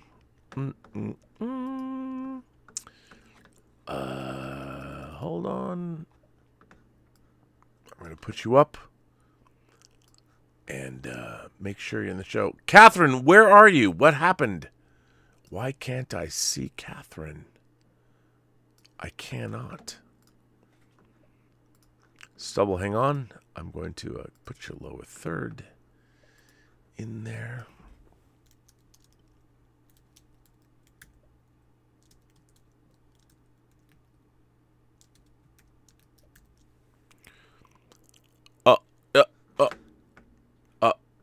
What? Everyone disappeared. What?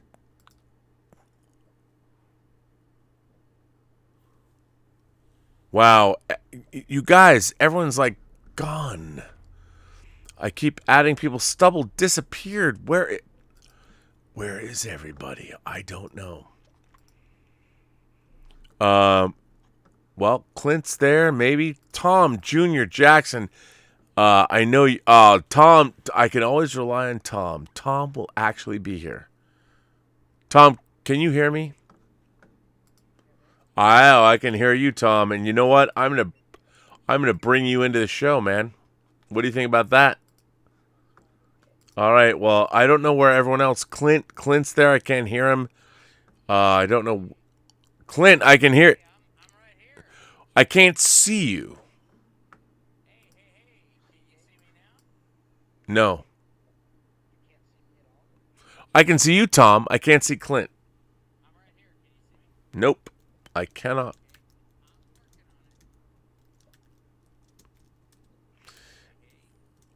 But you sound good. You do sound great.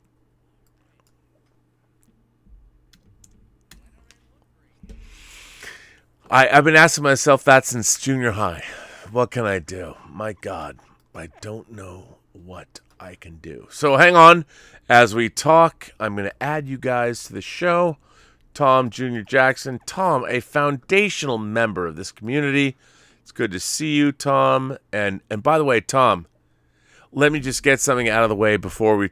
Let me just say that I don't know if you know this or not, but Kino Lorber is actually putting out William Friedkin's superlative crime thriller from 1985, To Live and Die in L.A. on Blu-ray disc. If you didn't know that was happening, I'm here to tell you, to bring the noise, to explain to Tom, you know what? You might not have known. People don't know. What can you do? But I just wanted to tell you, it is happening in case you didn't know. And Tom, I'm going to bring you into the show. Tom Jr. Jackson, welcome to Midnight Metal. Good to see you. Hey, Rob. How are you doing? I'm in shock. Why are you in shock? I'm doing okay. The 4K? My goodness. To Live and Die in LA with William Peterson? What can I say? As Richard Chance? Come on now. I know. It's just... What and does by the one way, do? How about William Peterson coming back for CSI? You know what? I mean, amazing. That's something else. Now, and I'm a big fan. I mean, it's not David Caruso going, yeah, but it is pretty good. It is pretty good. And I'm glad to see that he came back. Uh-oh. You froze. Oh my God, I don't know what to do. But you know what? You froze in a great way. Look at that. Come on, look at Tom Jr. Jackson. Is that not amazing? And to think it's now 2:16 daylight saving time. Yeah, we spilled a lot of alcoholic beverages. Whatever. My problem. Apparently, wait. No one seems to be here. I don't know what's going on. Disconnect. Connect previous session. I got Catherine and Tom, but I can't see them. I don't know what's going on here. Tom. Oh, Clint! I can see you, my friend. Well, shit. Wow, there's all kinds of craziness going on. Hang on. Stubble, can you hear me? Okay. I don't know where you disappeared to, but you're back. Well, you're back now, so I'm going to put you back in the show, which is great. I mean, we'll talk Wheel of Time. So hang on, let me put you in, which is amazing.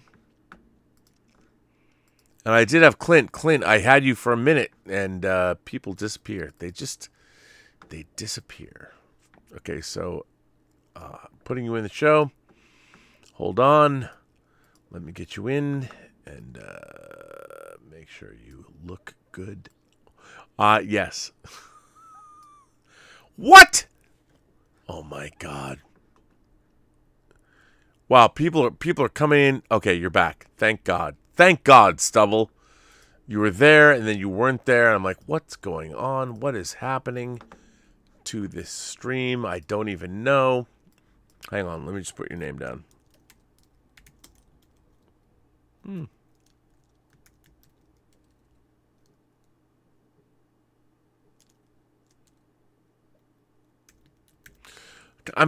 Stubble, you're in. We'll deal with everyone else. Stubble, welcome to the show. Tom Jr. Jackson, maybe he'll come back, maybe he won't. Okay, let me ask you this. I mean, I love it when people get things that they want. You are getting, you're the biggest Robert Jordan's Wheel of Time fan I know. And you are getting a show. You're getting, and apparently everyone involved is very, what do you think? Are you excited? I mean, we're on the verge, the precipice of seeing this show. Yeah, it's very excited. And it's dropping promotional material every day. Every day, my God. Now you have to, let me ask you this. As someone who loves and knows the franchise, do you think that it's being well handled? Are you excited because of what you've seen? Oh my God. I just don't know what to say.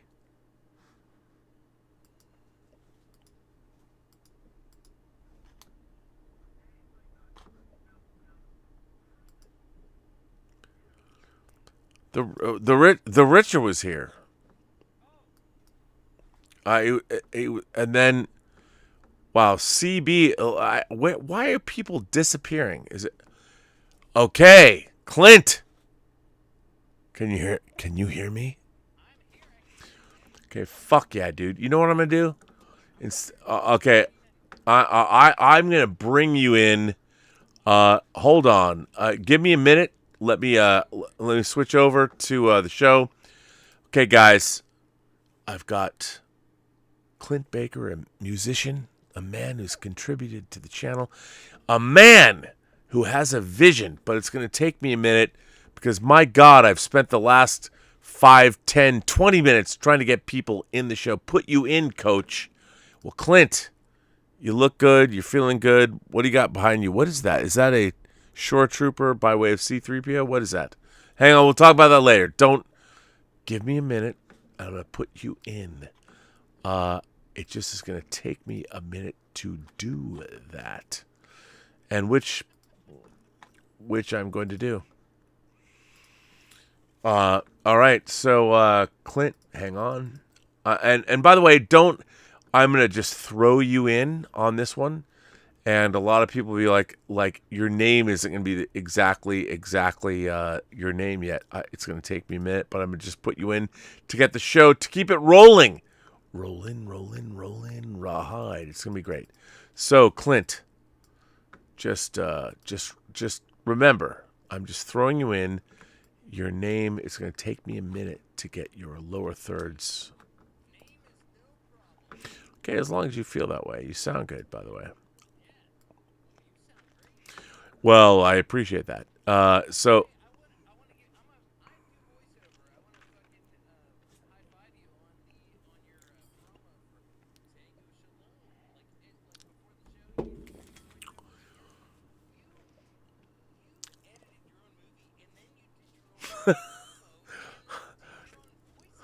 well, it's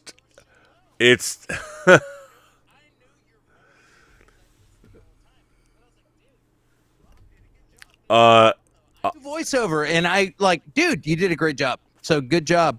Thank you for that. I appreciate that. Yeah, but the funny thing about it is, it was out of necessity. There was no money, well, so dude, I was like, I'll do it. Sure. Like, dude, I started, dude.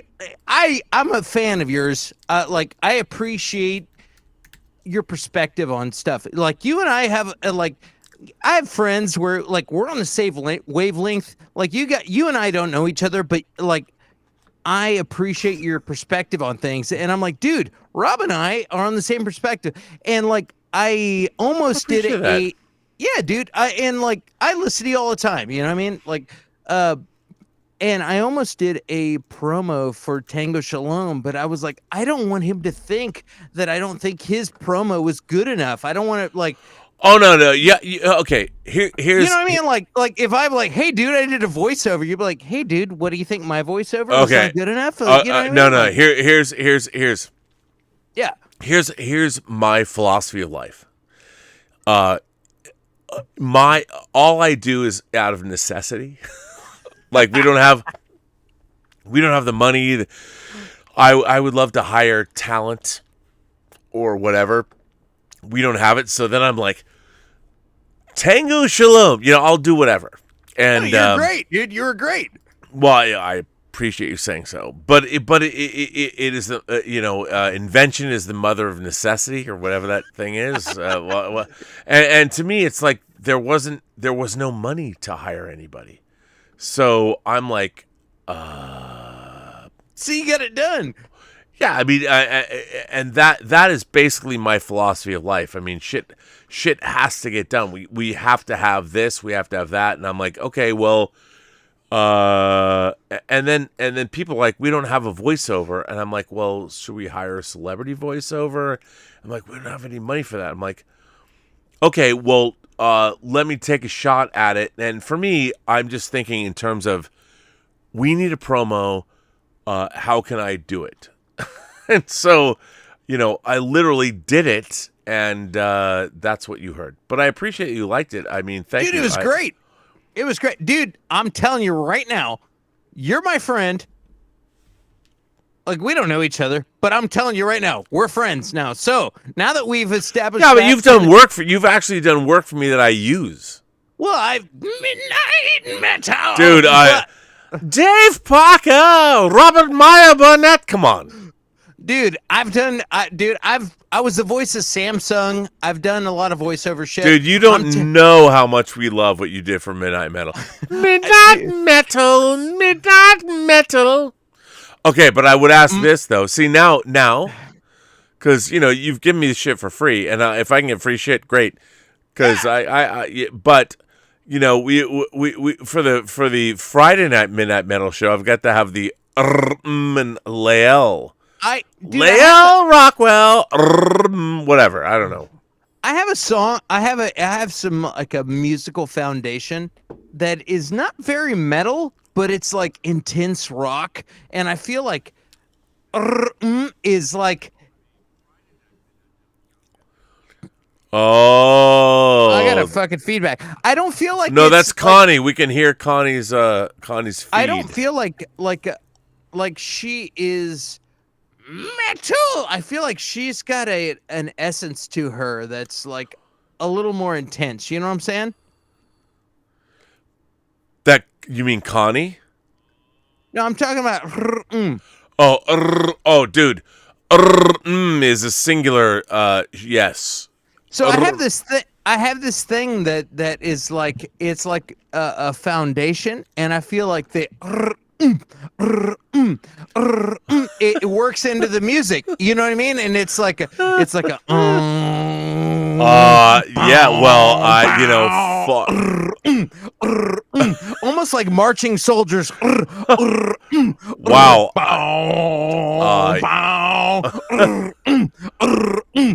So. I didn't mean to get crazy on the stream, but no, you're not wrong. By the way, this is exactly what you're supposed to do on Midnight Metal. Yeah. Midnight Metal. By the way, the lovely Connie sang is waiting in the wings. But I think are we hearing feed? Connie, are we hearing? I just say I'm hearing feedback. I thought it was for me. It's not for me. It's on your end. Connie, we're hearing audio from us on your feed. There we go. But I think we're good now. Yeah, we are good now. It got quiet. But yeah, so I've got a thing, and I have if I'm going to be honest, I'm doing if you're not honest with me, how am I ever going to learn to be a better person? I'm doing a YouTube video that's like a theories video for Book of Boba Fett. Ooh. And so I just was like, dude, I need a foundation music, so I made this cool music. And so I did this. It has nothing to do with Boba Fett, but it just sounds like some badass bounty hunter shit. Boba Fett. it just sounds like It just sounds like some badass, cool Boba Fett fucking bounty hunter shit. So, and then I was like, dude, and I started listening to it, and it's like, that sounds like actually the opening theme for Space 1999. I'm just saying. Yeah, and I started hearing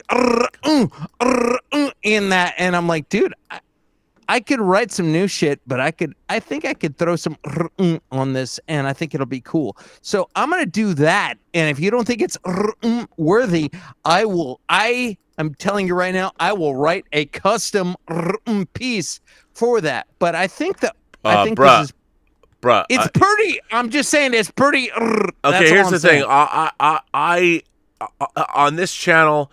Look, if you were working for me on a film project, I would squelch your creativity. I'd be like, "Fuck, you're wrong."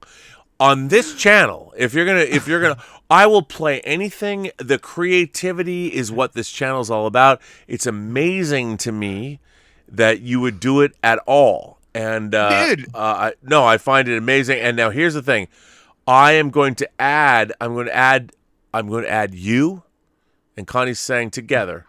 And we're gonna have some chats, we're gonna have some conversations, and Connie is someone that I only knew. It's funny because Connie, I only knew her via email. You know, she was one of these people. I bring her on, and to get to know her like in meet space, she's delightful, she's beautiful, she's smart, she's devastatingly intelligent, and the two of you together, my God. God! We've got Clint Baker and Connie Sang here on the channel. You are live on Midnight Metal. You've defined the sound. Midnight Metal, Dave Parker and Robert Meyer Burnett. Okay. Connie, are you feeling fucking metal tonight? Yeah, pretty metal. Wow, that was convincing. Come on now. You have to say, fuck yeah, Rob, I'm fucking feeling fucking metal. Fuck yeah. When you're metal, you don't need to tell people. Okay, you do. On this show, it's all about showmanship. Come on, Connie, give me your fucking best metal. Come on. I feel like you know me well enough now. I'm a Daria. Like, this is my excitement. Okay, you know what? The fact that you said you're a Daria is fucking metal. Even on. I was just watching the stream, and then all of a sudden I hear you say my name. I feel like the Richard should be on, not me. He should be on Connie. Clint, how fucking metal's Connie? Come on, fucking metal. Connie is metal. People are commenting on my shirt. Yes, this is my favorite Deftone shirt. The Deftone shirt. So Clint. Connie. Yes, sir. Let's talk about sex and cinema. Yes. I mean, hey, but before we get into that, and I forget, while I was talking about a voiceover, if you ever need voiceover for anything, like, you tell me, and I will fucking, I will do voiceover for you. I'm just telling you. Are you SAG? No, I'm SAG eligible, but I never paid my dues, so I'm not. Oh, that's SAG, fantastic! So I can abuse you and get you to do work for me for very little money. I'm telling you, we're friends. Anything you need, I'm telling you. I've done all kinds of stuff. Anything you need, just hit me up. I got you, man. Do it. Well, I've already just tell your friends about me, and that's cool. That's it. Well, so I got you. Everyone.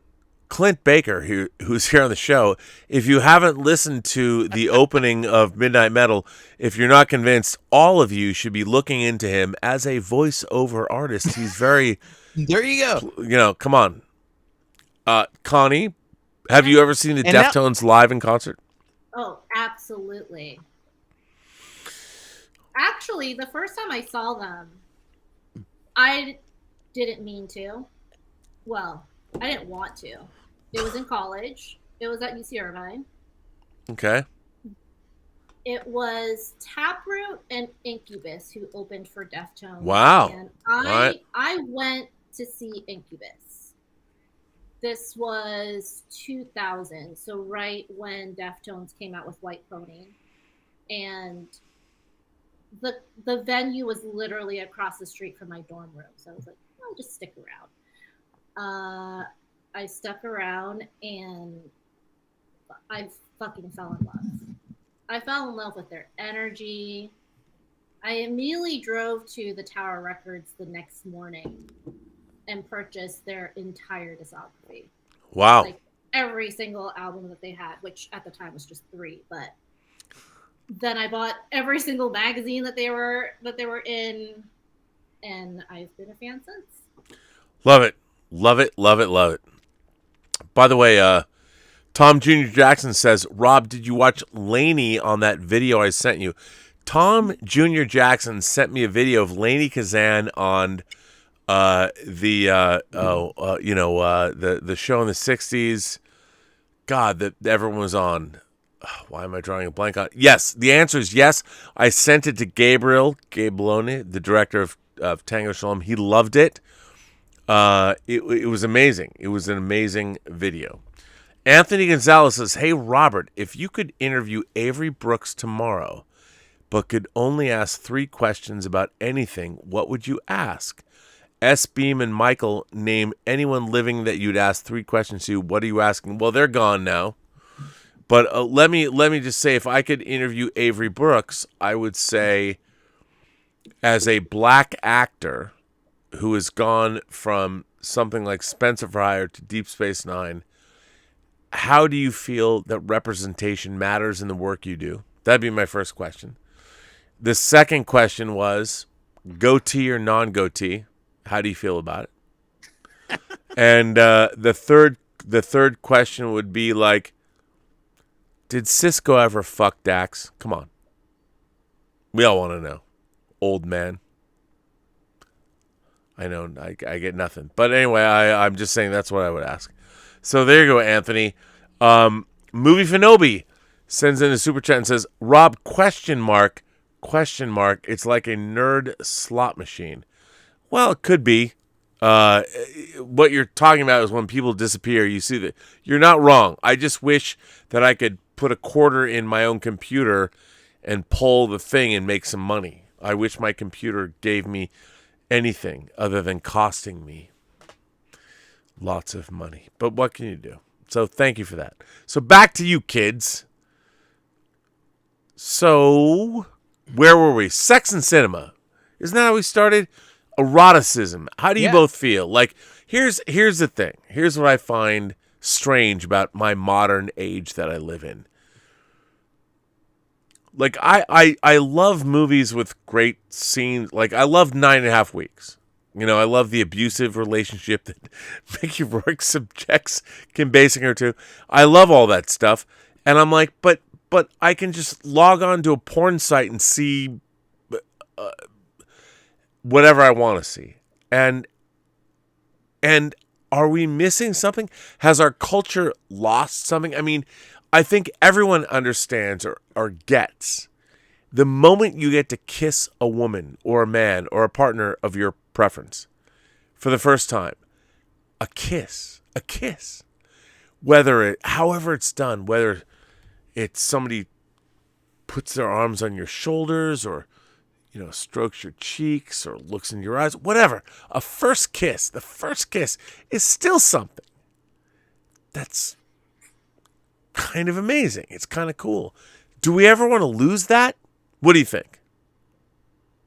No, I'm a 44-year-old man, you know, and like I saw a couple recently that were way younger than I am that were like, you could tell they were all over each other, and I had a weird flashback that I hadn't thought about in years, but just the weird hormonal connection and the like between them, and I was like, I haven't even thought about that in years, but like it's like you know, I've been attracted to people and stuff, but it's a weird thing when you're a young person, the weird innocent hormonal honest just connection you have with somebody is something I don't think you get or even necessarily it's and like looking at it as a scientist, you know what I mean? Like it's a hormonal thing when you're when you're in high school, and I saw this couple,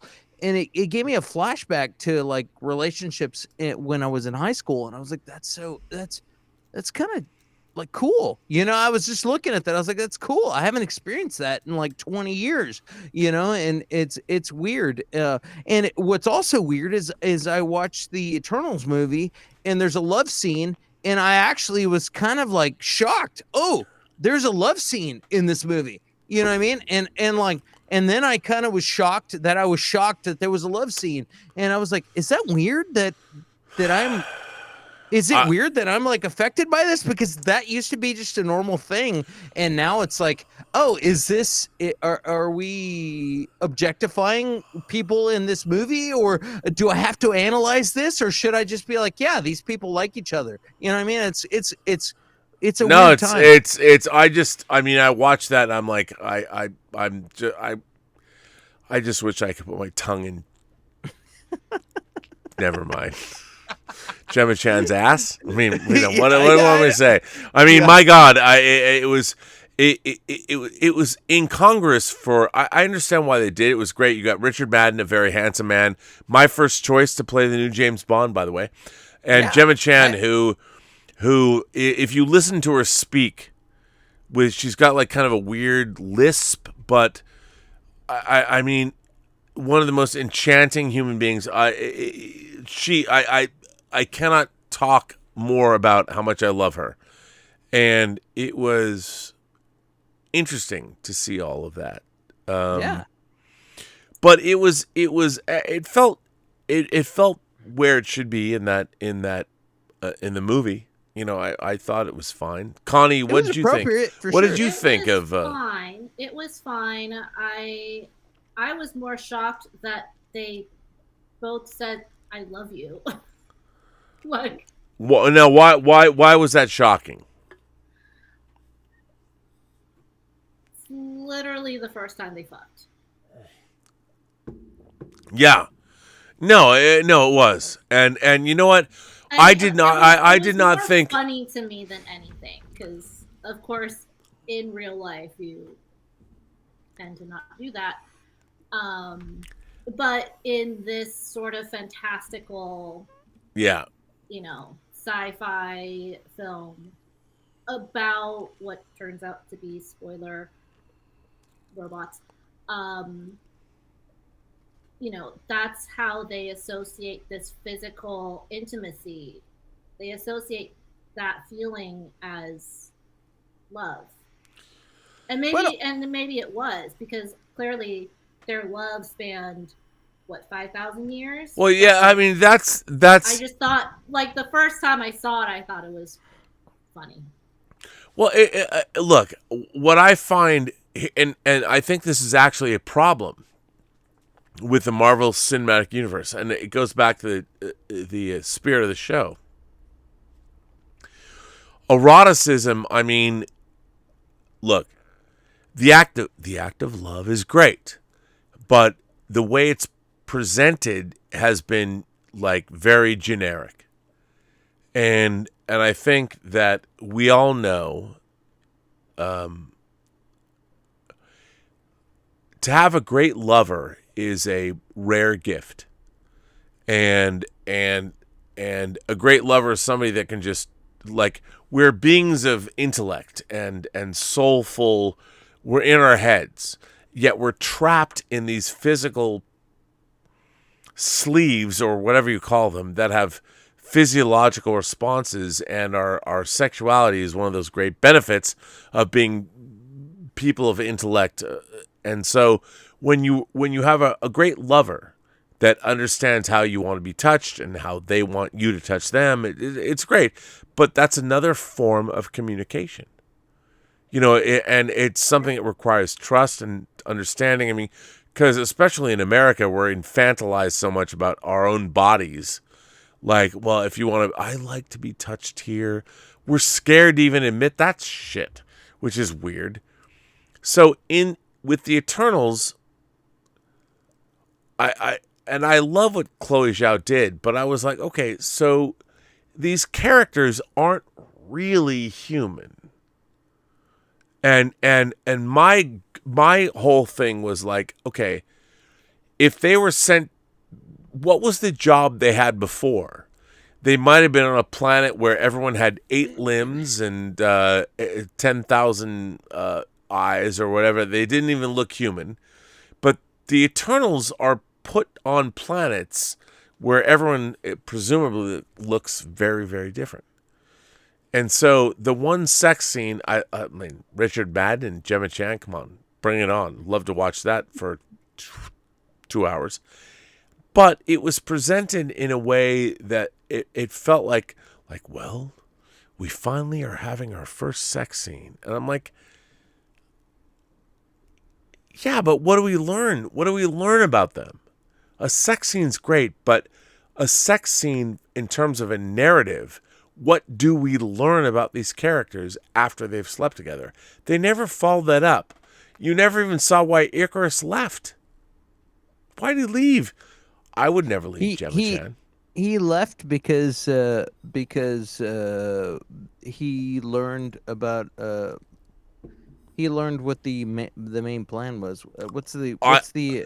What's the celestial name? Asheram or whatever. Asheram, yeah. He learned from Selma Hayek what the main plan was, and he didn't want to spill the beans. But not 500. He got. I mean, I don't necessarily think that's the right way to tell the story, but that's why he was like, it fucked him up, and he fucking he just had to bail because he's like, all right, I'm gonna I'm messed up by this. I don't want my love to be messed up by this too, so I'm gonna let her live her life, and I'm gonna stay tormented while she can innocently live her life out. That's why he bailed. No, it's good. Hey, listen, I'm gonna put the two of you in the stream together. Okay. I want you to debate this. I just need a moment. Oh man. I mean, man. Look, you guys are live. Hey, we can talk. Hey, Connie, have you seen the movie? I have. I saw it twice. Oh, I've only seen it one time. How did you feel about it? I liked it. You liked it? It's not. How do I put this? What? Let me ask you this: I've never questioned my own existence during a Marvel movie like I have with this one. Yeah. So that sort of fucked me up a little bit. Just knowing, how insignificant I am and my life is in the grand scheme of things. Fun, so much fun. 2 thumbs up.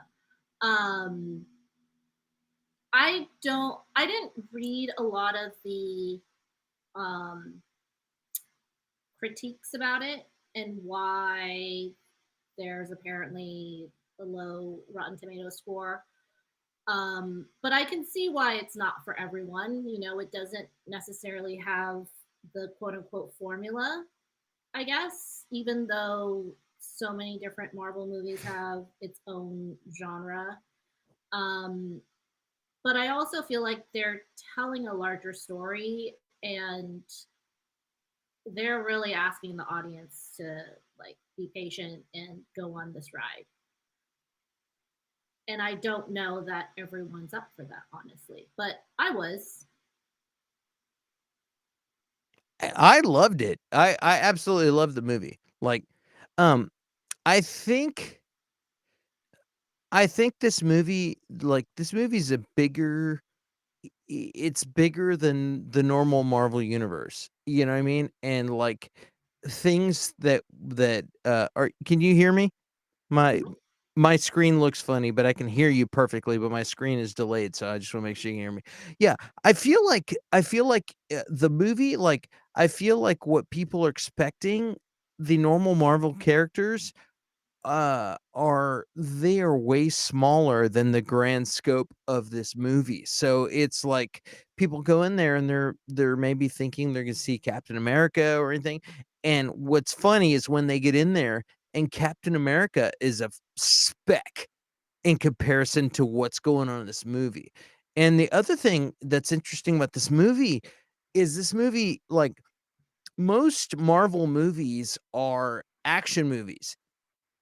They're like like Indiana Jones movies. They're action movies with like comedy splattered on top of it, right?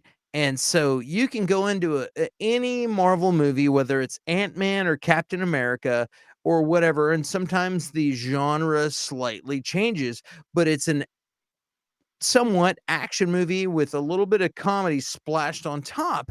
But this movie is not an action movie, it's a drama. This is like heavy drama, like Game of Thrones, like the Red Wedding on Game of Thrones, like Ned Stark getting decapitated. It's like heavy drama with a little bit of comedy. They like splashed on top to make it Marvel, but otherwise there's no uplifting. There's no like, yeah, it's a fun movie with this. It's not a fun movie. It's a drama. I love dramas. Like any like heavy drama movie, I'm all about it. That's what this movie was. And then they kind of splattered a little bit of comedy on top of it to make it Marvel-esque. But it like, again, unlike a Indiana Jones movie, like a normal Marvel movie is like Indiana Jones with comedy splattered on top, like Indiana Jones. This was a heavy drama movie with comedy splattered on top. So it's not the normal thing that people are used to seeing. And so they're looking at this, and it's not a fun movie. It's supposed to be like Game of Thrones. It's supposed to be heavy, dramatic, and Chloe Zhao is an intense Academy Award making filmmaker, and she made a great drama movie, and they splattered a little bit of comedy. And I don't think that's what people are anticipating. Wait. On top of that, it's not familiar characters. So you got people going into this thing, they don't see any familiar characters. They don't see a fun action movie splattered with comedy. They see this intense movie with a mild bit of comedy painted on top, and they're like, what the fuck am I seeing? This isn't my normal Marvel movie. I don't like this. I don't. So wait. Based on that, the problem is the audience that you're describing.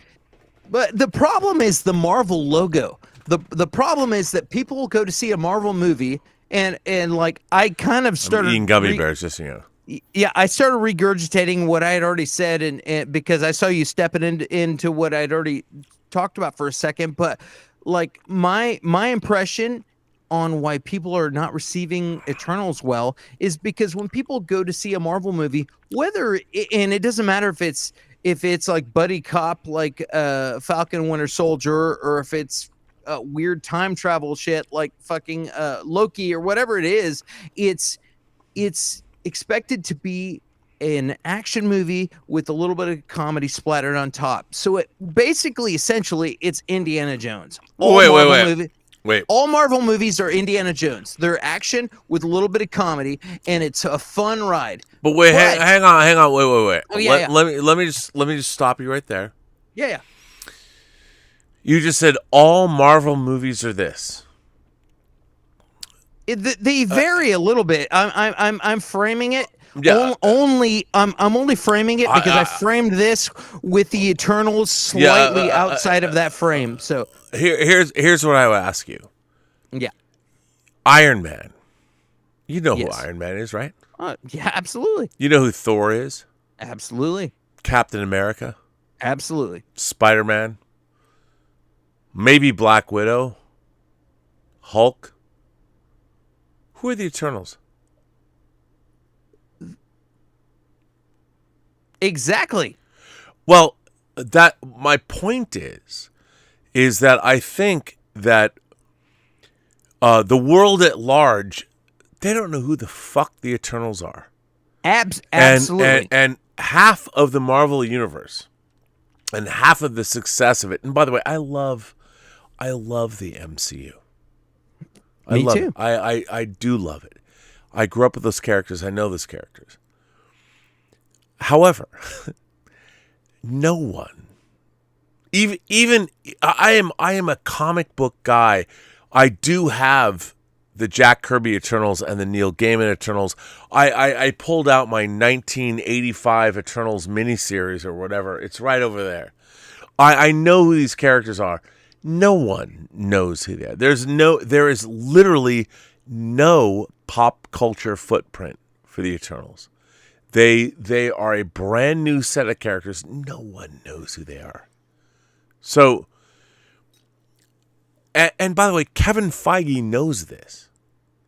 So what they have to do is create a cosmology, a whole raison d'etre. Why are they here? Why are we watching this story? What possible meaning they what they do is the Eternals goes into the cosmology of the Marvel Cinematic Universe in a very big way.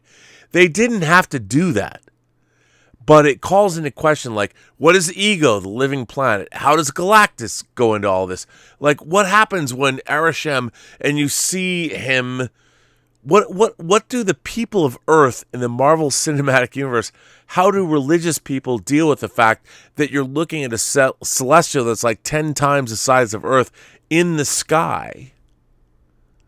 You know, do the people that followed the Hale-Bopp comet and they drank poison and wore Nikes, what do they do when they see a giant celestial being, we're going to take you? Like, what do they do? And I think that one of the interesting things about Eternals is it took this pop culture phenomenon that came from nothing 13 years later, and it actually decided, Eternals says, you know what? We're gonna go a little deeper, and we're gonna have some thoughts and think things and deal with things that you guys who are fighting good and evil based on a blue glowing cube. That's fine. I know it's the Tesseract, all that, but whatever. We've got better things to do. And what I found interesting about this movie, I loved Eternals. Loved it. Me too.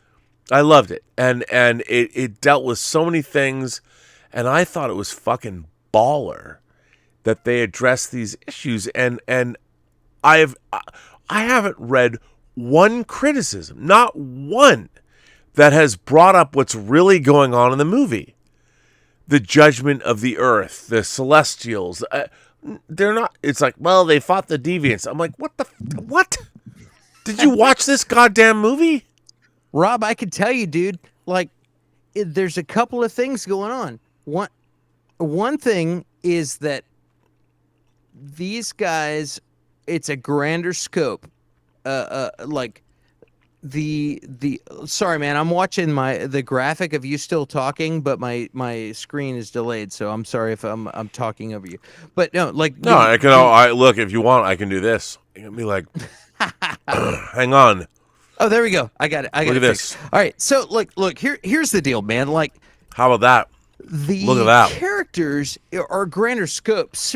So Iron Man and like the Hulk are specs compared to these characters. This is a greater scale of things. The other thing, like I was saying, is that people are used to Marvel movies being somewhat action / sci-fi, like movies blended in with comedy.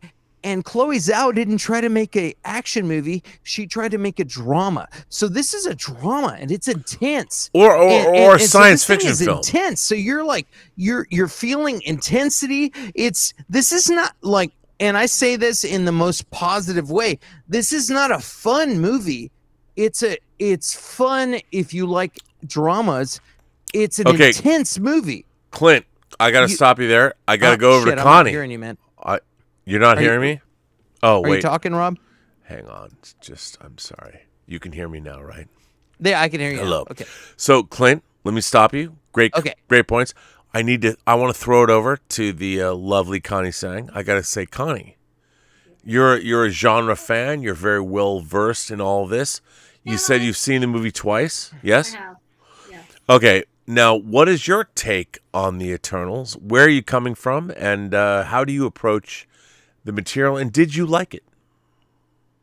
I really liked it.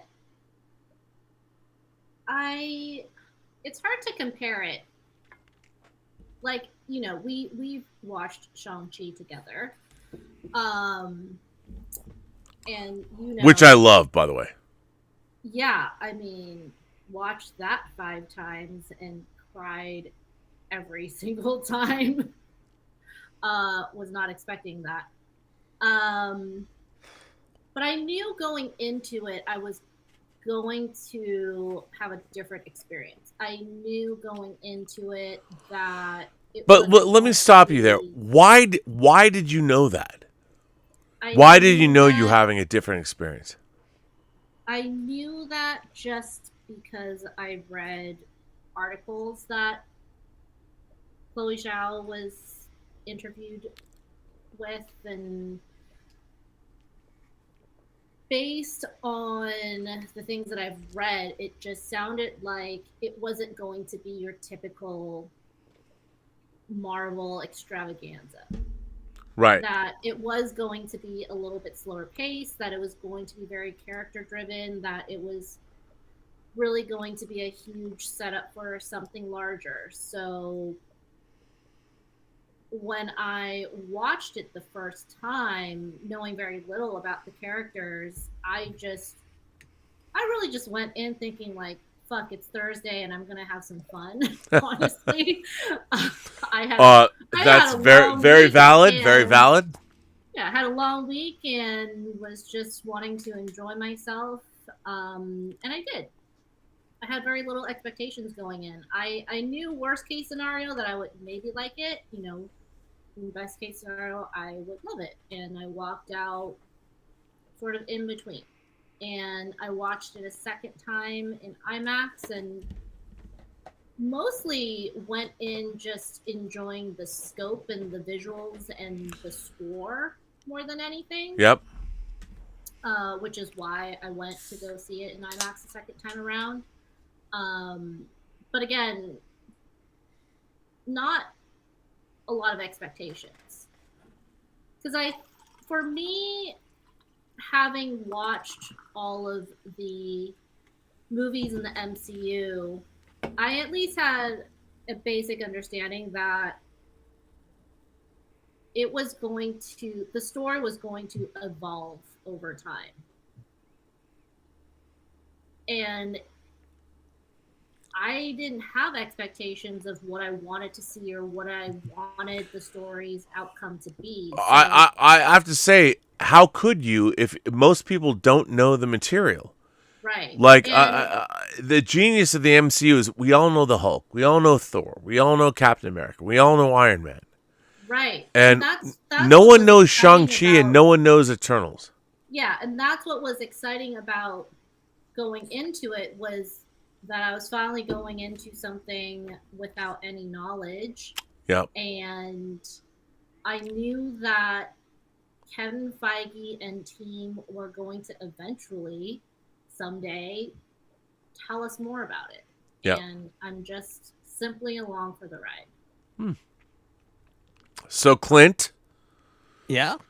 Now, hearing what Connie said, you know, I have found the response to this movie. People had their knives sharpened before the film came out. Yeah, like I was accused of being it's so funny. You're a shill, dude. We all know. Yeah, I know. It's such a bizarre thing because, like, I'm like, if someone wants to pay me money, like, I would love it if they thought I was worthy of paying money to shill for them. And I really think that YouTube has created this idea of shills and the access media. Like, look, I'm not a reporter. I am not bound by any constraints because I'm not part of that scene. People are like, well, Rob, you're on the John Campy show. I'm like, yeah, but I am never sent invitations. I don't belong to any group that, whatever. I'm working on my PGA application, but I'm not part of that. Right. And it's so funny that I've been accused that you're just a Disney shill. I'm like, no, I'm a guy that grew up reading Marvel comics his whole life. And it's amazing to see these characters writ large on the big screen. I'm like, it's amazing that this is happening. It's amazing. And then if you want to judge it and be like, and I'm Judgy McJudgerson, I really am. Star Trek, but with the MCU, I'm like, okay, I'm always thinking, so they've taken this comic series into consideration. I mean, they've done a really good job poaching from their history. And that's what you want. I wish Star Trek would do that rather than just pay lip service. Like, well, but, whatever.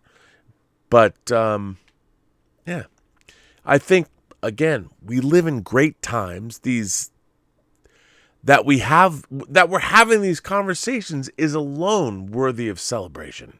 Did you ever think when you were younger that you would be talking about the Eternals on the internet, on this thing called the internet? Dude, Jesus fucking Christ! No fucking way! I'm like, the Eternal. Are you kidding me?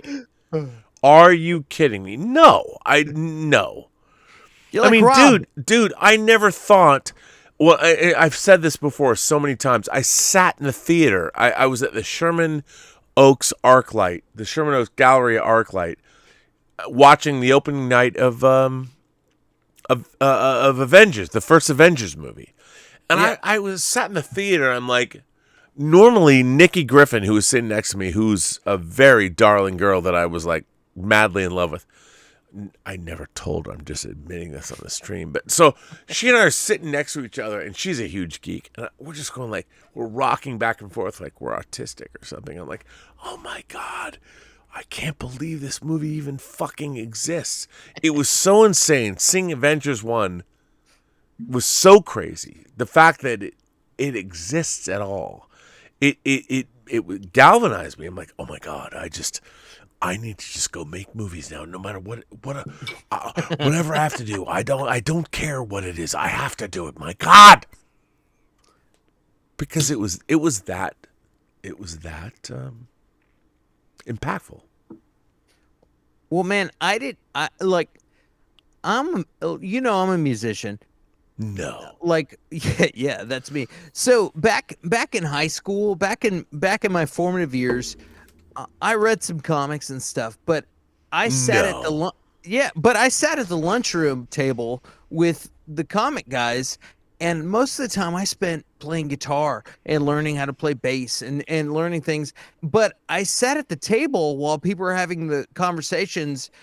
Is adamantium stronger than vibranium? I sat through all those conversations. I didn't read all the comics. I don't know all of the deep cuts. Like I didn't read the Eternals. No, but I've heard. I sat at the lunch table. I know about it, and so I was excited to see the movie. Even though I was never into the Eternals comics, but I was excited to see how it would turn out. And all of academia, you can speculate about what would happen between adamantium and vibranium. You can speculate, exactly. But all of the this is the problem with modern academia. They just speculate. Those motherfuckers don't know what's really going on. They will virtue signal, but you know what? None of those people have gone to Wakanda.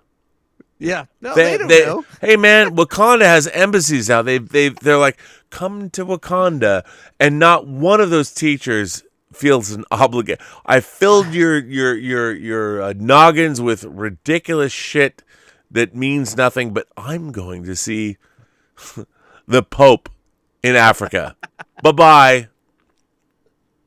And here's what I hate. Here's why I hate myself. My inclination is like, they should go. Like, why not? They will have a great time. They'll learn amazing things. Yeah, but I can't say that. Pretend I never said it to you. But you've thought it. It's okay. Well, as far as the Eternals goes, like, I didn't know what to think. You know what I mean? Like, going into this movie, like, I really didn't, I was excited to see this, and right before I went to see it, all the critics started panning this movie, like, and I'm like, what's going on with this? Like, okay, let's see, like, and I could not imagine that Chloe Zhao, who is the reigning badass, she's the GOAT. She was, yeah. Like, how could she make a bad movie? And then if you before you even walk into the theater, look at the cast, you're like, they're gonna do their job. They're fucking amazing. they're all MVPs. So this is gonna be good. So it would have to be the worst written movie ever to be terrible if you have the best director and an amazing cast. And I went in and it was good. Like in like all I could say is that I feel, and that's what I was saying before you get back from your break, is that like I feel like people are so used to Marvel movies that they come in and see a movie that is not a uplifting, fun movie with splatter with comedy, and they see a serious movie that's the weird thing. It was an intense movie and they tried to splatter it with a little bit of comedy. That's the only difference. Instead of being a fun action movie splattered with comedy, it was like an intense movie splattered with comedy, and that's kind of a conflict. Like, but other than that, but it was still that made it fun and entertaining. But I feel like you get people come in, it's not a fun movie, and I don't know who the fuck these people are on the screen. So what the fuck am I watching? Is this has a Marvel tag? What the fuck am I watching? And I feel like people weren't ready for that. I feel like if it wasn't a Marvel movie and people saw it, they would be like losing their minds. Yeah, because they'd be like, "This is a great fucking movie. It's awesome. This rivals the Marvel franchise." But because it has a Marvel tag and it's drama, and I think that's cool. I think Marvel has put out 26 movies that have done similar things, and they've branched off, and I feel like now they're going to keep branching and doing. We've got a new lawyer series coming out. We've had time travel. We've had all this shit that they're doing, and because they've done the same thing over and over, they're going to keep making it new. But this thing was their take at drama, and people weren't ready for it. I feel like if they would have branded it that way before releasing it and said, okay, this is a drama, this is, and people would have been ready for it, but they didn't do anything. They just kind of stayed elusive, and they said, hey, and then they also let out whispers like, this might be our best picture thing. Just saying best picture contender makes people want to fucking pan it before they even see the movie. So like they already sabotaged it with that. They shouldn't have said that. They should have said, hey, this is a drama. This is a different take at a Marvel film, but it's going to be good. And people would have said, oh, okay, this is going to be different. I'll check it out with an open mind. But they didn't say that. They should have said that. No, they should have. You're right. They should have warned people. If they would have warned people, we got the best director to make a dramatic film, and we're going to sparkle some Marvel on top of it. It's going to be a little different, but keep an open mind because this is going to be good. People might have had an open mind, but they didn't do that. They just stayed quiet and they just released it. No, of course. Yeah, sorry, I didn't mean to go on a rant, but yeah, not at all. It's kind of pissing me off. Like the whole thing's kind of pissing me off because I enjoyed it, and I have a co-host on my own show, and he was like, "Dude, I hated it," and I go, "Well, dude, clearly you're racist and homophobic, and it's gonna be fun talking about that." But anyway, like it was a good movie, and yeah. So look, once your song goes out in the wild, it will be judged. It'll be ratioed, whatever. You have to live with it. Yeah, absolutely. You have to live with it. Look, I would say this. I must bring an end to this stream. And did I talk that long that you're like no. No, I have work to do, and the lovely Connie Sang is here, and you, my friend, Clint Baker. Yeah, I'm not gonna stay up until 8 again. Yeah, no, and I feel very protective of Connie. Like I feel her. I feel like I'm a proud fan of Connie's. Dude, so I don't want. What did you really want to say? What did you really want to say just now? I said what I really want to say. Connie, we're both fans of yours. Rob, you and I are gonna see each other soon. Wait. I have another friend. You need to add another person onto our reservation next week. Do you know how many weeks it took me? I do, but there a good friend of ours called, a guy named Eugene that I really like. He's a big Doctor Who fan, big Gundam fan. Could you add a fourth person to our Can you? I can certainly try. I would love that. looking Elizabeth asked me, Right. like, I forgot. One more person, because it's next Thursday. It's this Thursday. Well, yeah, that's right. I mean, yes, because it's Sunday now. Yes. We're very excited. This Thursday. I'm like, I have to think. I'm like, oh my God, really? Yeah, I'll double check. They just add another table to our 4, another chair. Come on, to make it 4. 5. Hey, Rob. Is Dave coming? Told him about it. I No hope he clue. does. We should call him. I call all kinds of people. By the way, Clint, what were you going to say, sir? Sorry, I was just gonna say, do you have time to read these days? I know you're the busiest guy in show business, but I have a good friend of mine who wrote a horror sci-fi novel, and I would love to send you a copy. I don't know if if you have time to read something like that. Okay. Come on. I'm like Leo Getz. Do I have time to read? Let me just say. Do I have time to read? Yeah. They fuck you at the drive-thru. They know you're going to be miles away before you know you get fucked. Dude. Just so you know, in the bathroom, I have stacks of books. I am constantly reading. Yeah. If I have 5 minutes of free time, I'm reading. I'm emceeing a book a book signing event next Friday for my friend's book in Austin, Texas, and I'm doing a thing. But I can't be there. Yeah, I know you can't. I'd love to be. I can't. I'll private message you for an address, and I would love to send you a copy of his book if you think you have time to read it. First of all, one of my first loves is books. Perfect. I everything I love, science fiction, fantasy, and horror, all of it is literarily based. It's all about literature.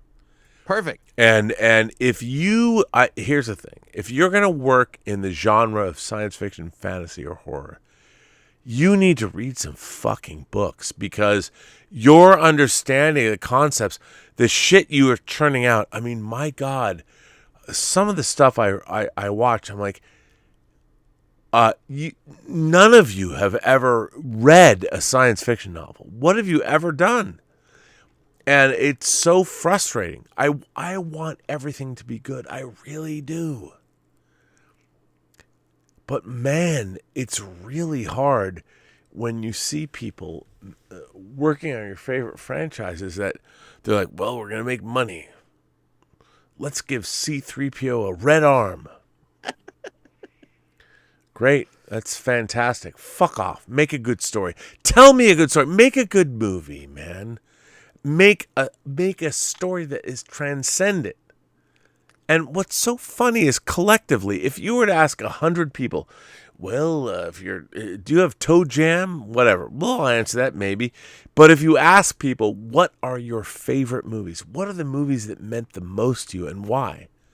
You'll get in Pacific Palisades, you'll get an answer. You'll get an answer from all of those people. I have a book that I really Well, loved recently. I will send you. And if you want to copy Connie too, I'll send you a copy also. It's my buddy, and I'm. By the way, I trust Connie implicitly. I think you should send her anything. I will send. I was gonna send one to you and to Dave. I'll send one to Connie also. But it's my buddy, and this is a sci-fi horror book. And I'm like, dude, you're my bass player buddy that I've known for 20 years. And I didn't know you were this smart. This book is brilliant. It's great. So I'm going to send a copy to you guys. And I appreciate you having me on the show tonight, Rob. Thank you. Come on, man. You've been great. Why wouldn't I? You know. Robert Meyer, Burnett, and Dave Parker. Come on. And we also have coming. Well, please, she would love nothing more than to have that. It's a march. It's a march, actually. Well, I love that. As well, it should be. It should be a march, by God. So, all right then. So, Alrighty. kids, now we're it's 3:18. I mean, I thought this would. We're now. It's hour 4 into this show. And are you both having fun? Fuck yeah! I'm feeling super metal right now. Yeah, can I just say, You can say anything you want. look, last week was weird. We were up way too late. I only had 7 bullet points on my fucking notes, and it took us 3 hours. So that sucked. I'm sorry, but I apologize. I mean, for that.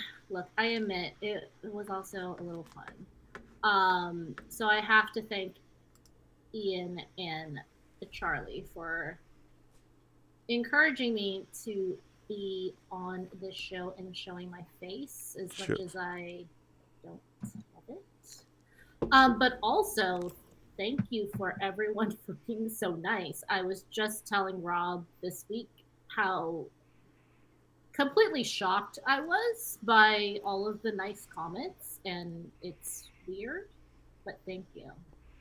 Oh, for fuck's sake, that's all a bunch of bullshit. Don't believe that crap. Just kidding. Just kidding. That's I mean, fine. look, That's totally fine. no, I won't believe it. the fact that no. Like, here's the thing. This whole channel, the Burnettwork, the Post-Geek Singularity, is inherently positive. The whole point of this channel, and by the way, if anyone doesn't get it right or whatever, I take full responsibility. The raison d'etre of this channel is to celebrate human imagination. That's it. That's the mission statement. And if you meet somebody like you did who is creating pies or whatever, confectionaries, bring that guy or girl or non-binary, whoever, bring that person under our fold. Let's find out who they are. And people will be like, well, that's very cynical. Yeah, it is. I mean, whatever. So we all have to work together to make cool shit. That's my go-to position. Yeah. And thanks to all of my new drinking buddies on Sunday mornings. They did, by the way. Everyone seems to appreciate my whiskey drinking, so thank you, because I love. I mean, I don't go to your school, but all the times you've introduced me, and it's the well, euphemistically, in a world that you've supported our channels, and it's been nice. I mean, you have you've been very nice to both me and John, and supported us in ways that other people couldn't. And I think it's very nice what you've done, and it's very much appreciated. I think the world we live in, you have to have vision. You have to understand, like, what you have to ask yourself, what do you like? What do you want? What are the things that make you happy in our world? What are those things? And they could be small, they could be large, but you have to ask yourselves, what is it you want? What do you want out of life? Go get that. And we have such a small amount of time to figure these things out and go implement them. Yes. Which we won't get into now, but. I know, correct. sorry. Correct. And maybe I will show my face again. Do you have any new projects coming, like new movie projects or anything like that you're working on? I was just curious. Oh. I know Okay, you're working on getting a Post-Geek singularity, like kind of like No. project. Okay, so a lot of people ask me why I was not on the John Campea show this week. I was working on a project. It was an animation project that was, because I worked on Dota and all that, so I couldn't do it, and me and a bunch of other people were working on getting this project made, and it collapsed today. Oh. It collapsed because what happened was it was all good. By the way, we own the property, so their position, I was like, okay, whatever. So we have a property that an international consortium was interested in, and we spent a lot of time in the last month trying to make it work, and I thought it was going to work, and then today, as it happens every time, the person that was controlling this project was like, "Why should we have to work with you? We're going to find someone else." I'm like, "Well, what you love is our project. Like, we're not just going to give it over to you." "Well, why not?"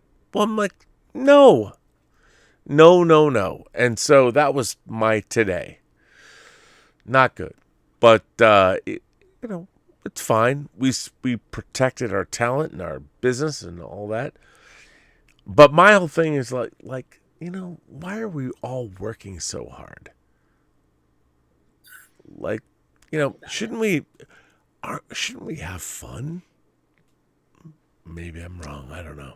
Well, it's fun to make something you worked hard on succeed, So, like, yeah, you just got to find another distributor for your project. Like, I mean, that's easy for me to say. Yeah, but no, that's all part of it. I mean, Yeah. what I find frustrating for me, Mhm. like, even if I'm working on a $1 under $1 million movie, and I'm given carte blanche to do what I do, and it comes out on DVD or whatever and VOD, I take that as a win.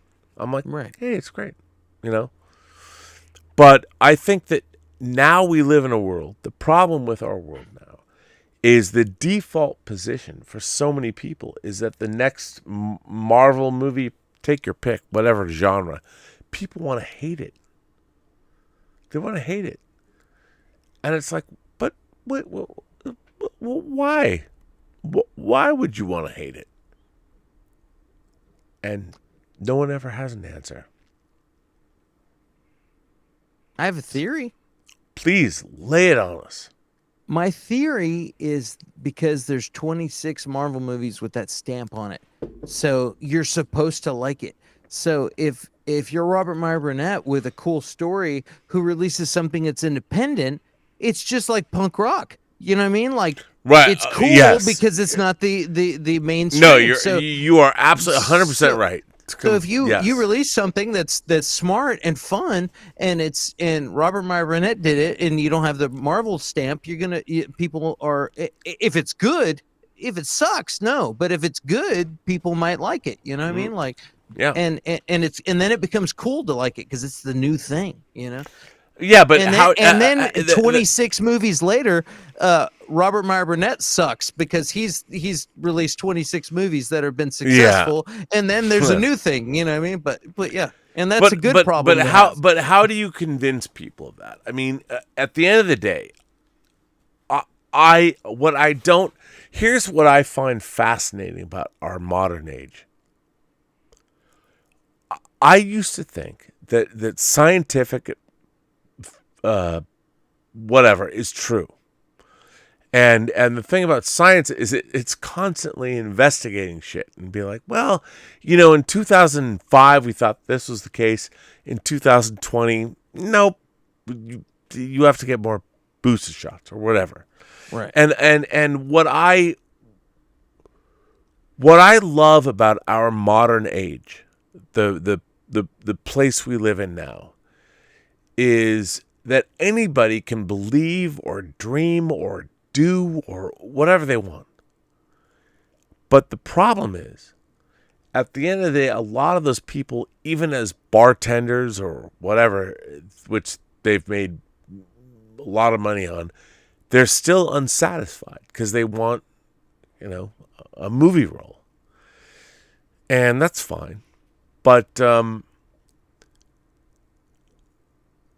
at the end of the day, we all have to ask ourselves, what do we want out of our lives? What makes a difference to us?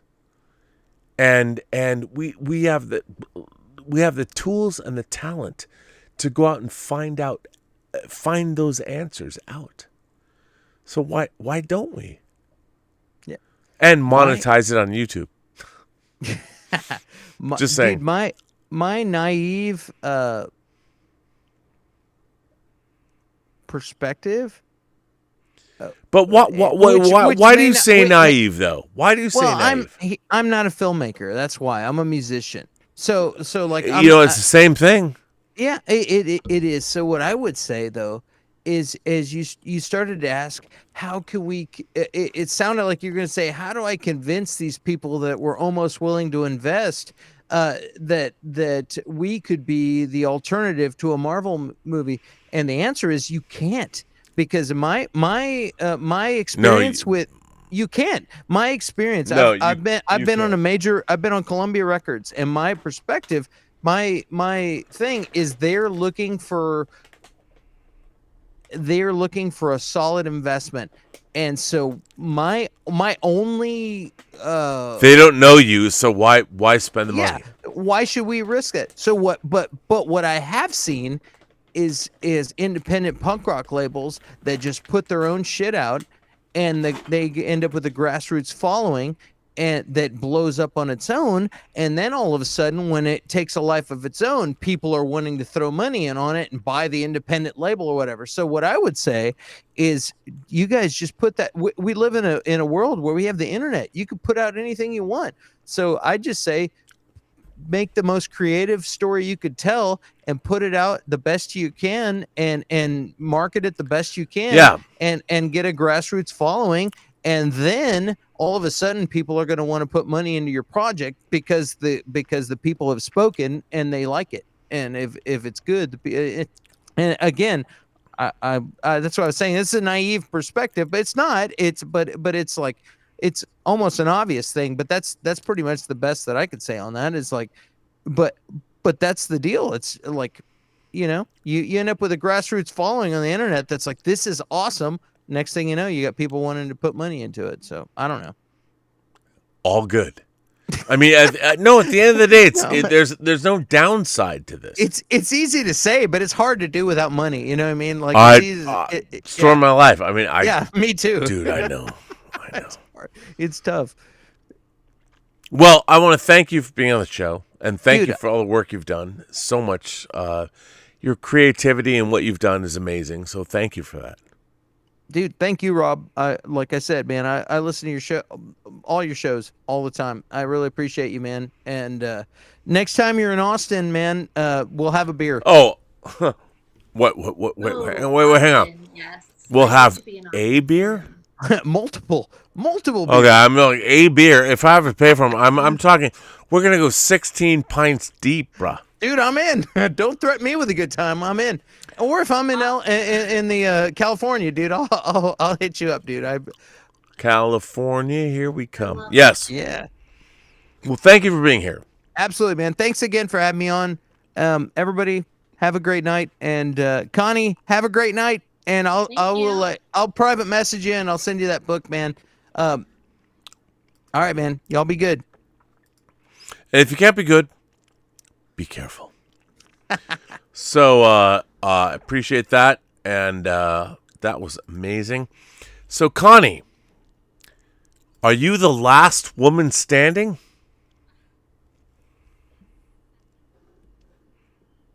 All right. Well, I as a big fan of you. Well, that's what she said. No, I'm sorry. I know. Such a dumb joke. It's kind of the best joke, and as self-deprecating as I might be, I mean, I'm like, oh yeah, that's right. Yeah, what are you gonna do? So anyway, I don't know. So Connie, there are people here. We're gonna see who's next. Oh.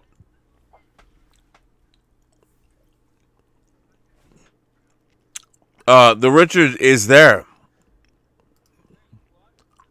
Okay, that's not good, the Richard. Come on now.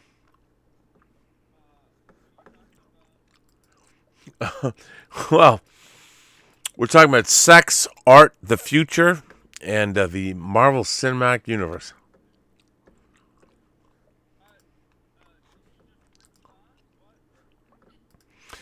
I don't know, man. Did I? Maybe so, the Richard. I might have just brought you on.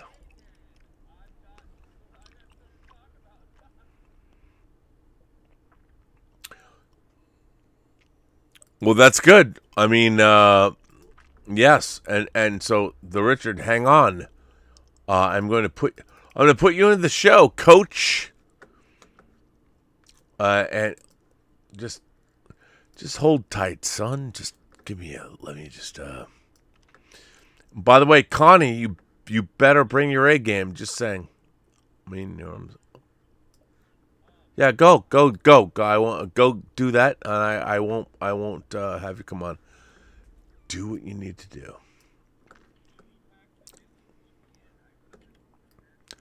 No, you had to have logged on. I didn't accidentally pull you in. You were here. You were out in the ether. You happened to be there.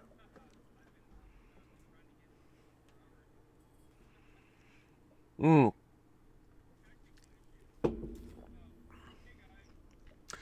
on, I'll put you. You're not live yet.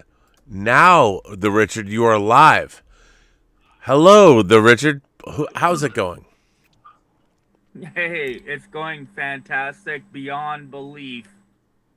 That's all I can say. Aloha, everyone. Well, I love that. By the way, you don't have the right lower third. You're not Clint Baker, even though Clint is an amazing man. I mean, just so you know, I mean, don't be like, Rob, I'm not Clint Baker, just so you know. I mean, people know it's fine. I have appreciation for Clint, though I don't want to be known as him. Well, yeah, right. I totally get that, and nor should you be. Yeah.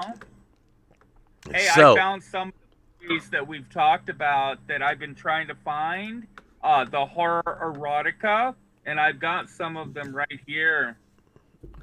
well, I mean, hang on. Before you demonetize my channel, let me just put you in the show.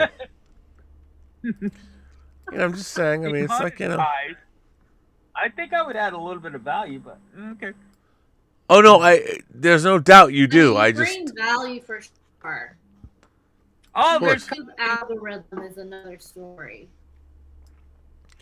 Okay, let me get some light on my. Okay, the Richard, you're in the show, man. You're here. You're live with Connie Sang. Hi guys. Yeah, I'm really. Hey Connie, I'm such a fan. Oh, I'm sorry. Oh my God! Please don't. I'm just a human. We're all humans. But I'm just here to listen. Please don't ask me Connie and I were talking about something, and I definitely not bring any value to this conversation. But I will. Oh, that is so not true. Why do you say that? Why was it? I don't bring any value to. Why do you say that? Because it's true.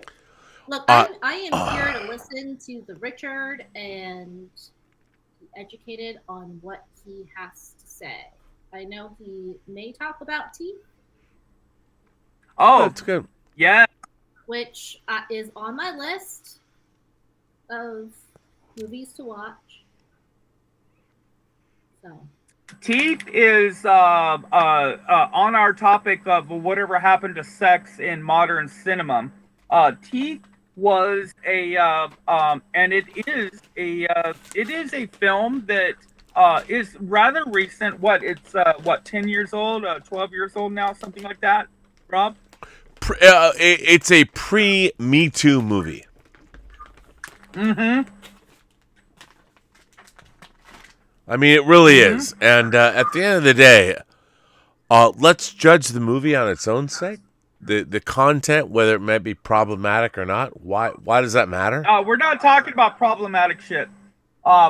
It is a good movie, though it's not exceptional. No, it's not.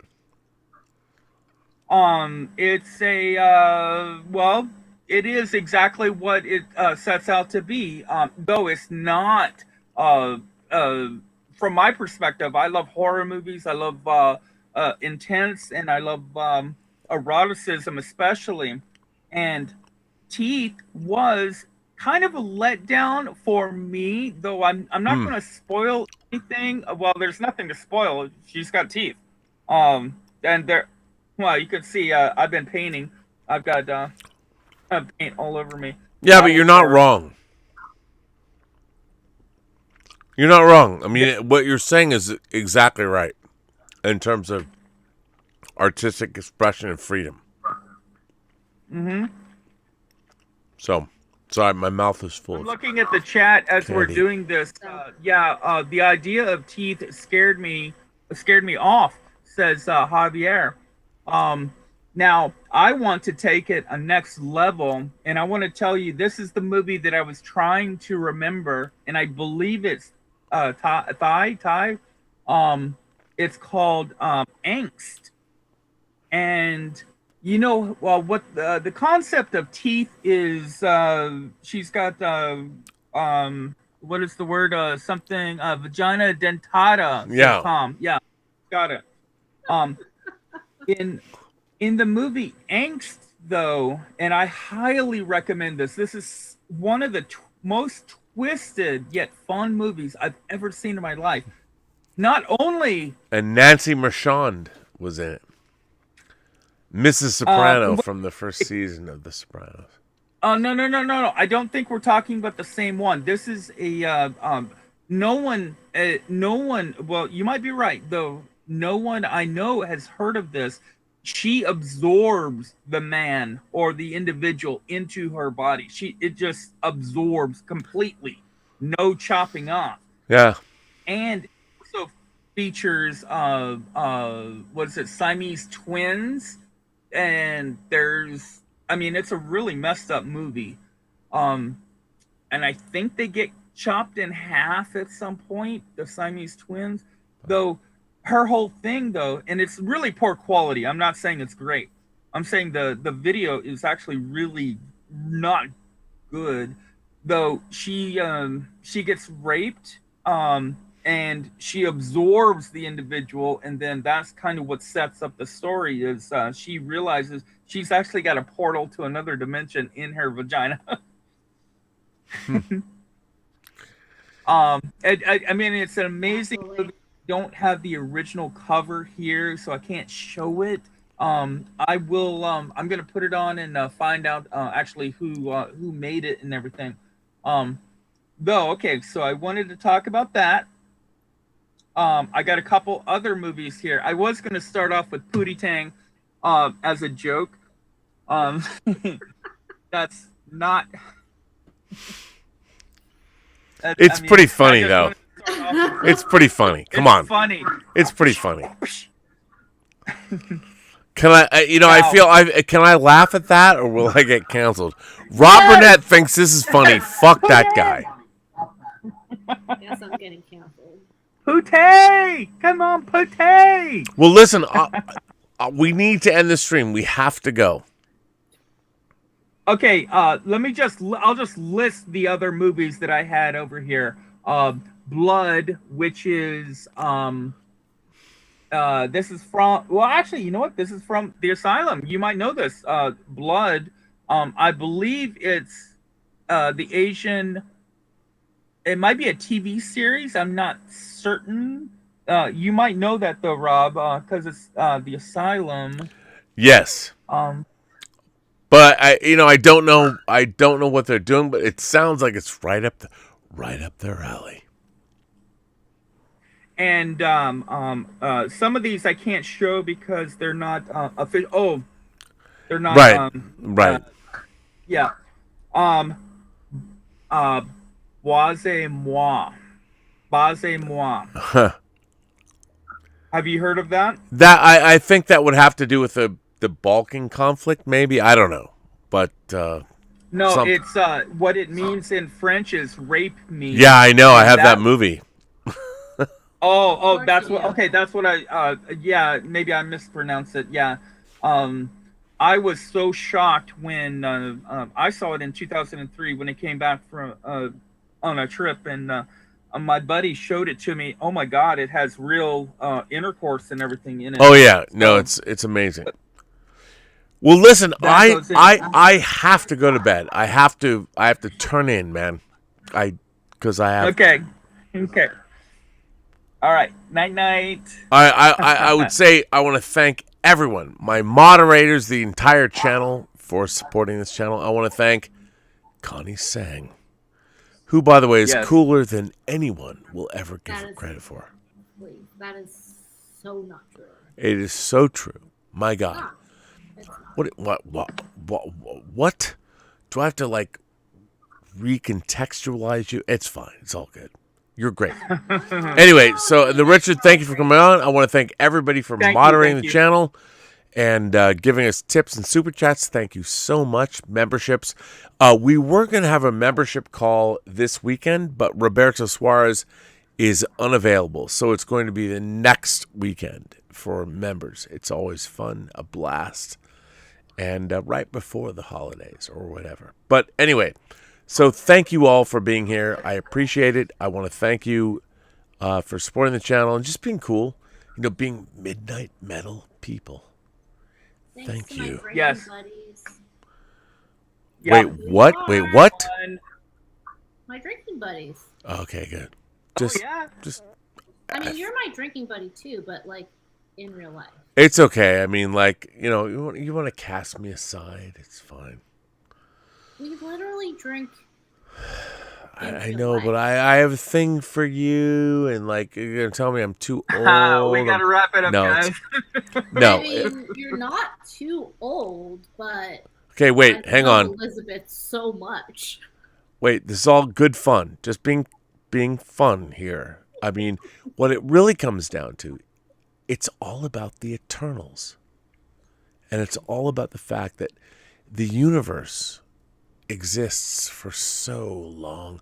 By the way, if you haven't looked on the Facebook page, I did post on the Post-Geek Singularity Facebook page a video that really freaked me out.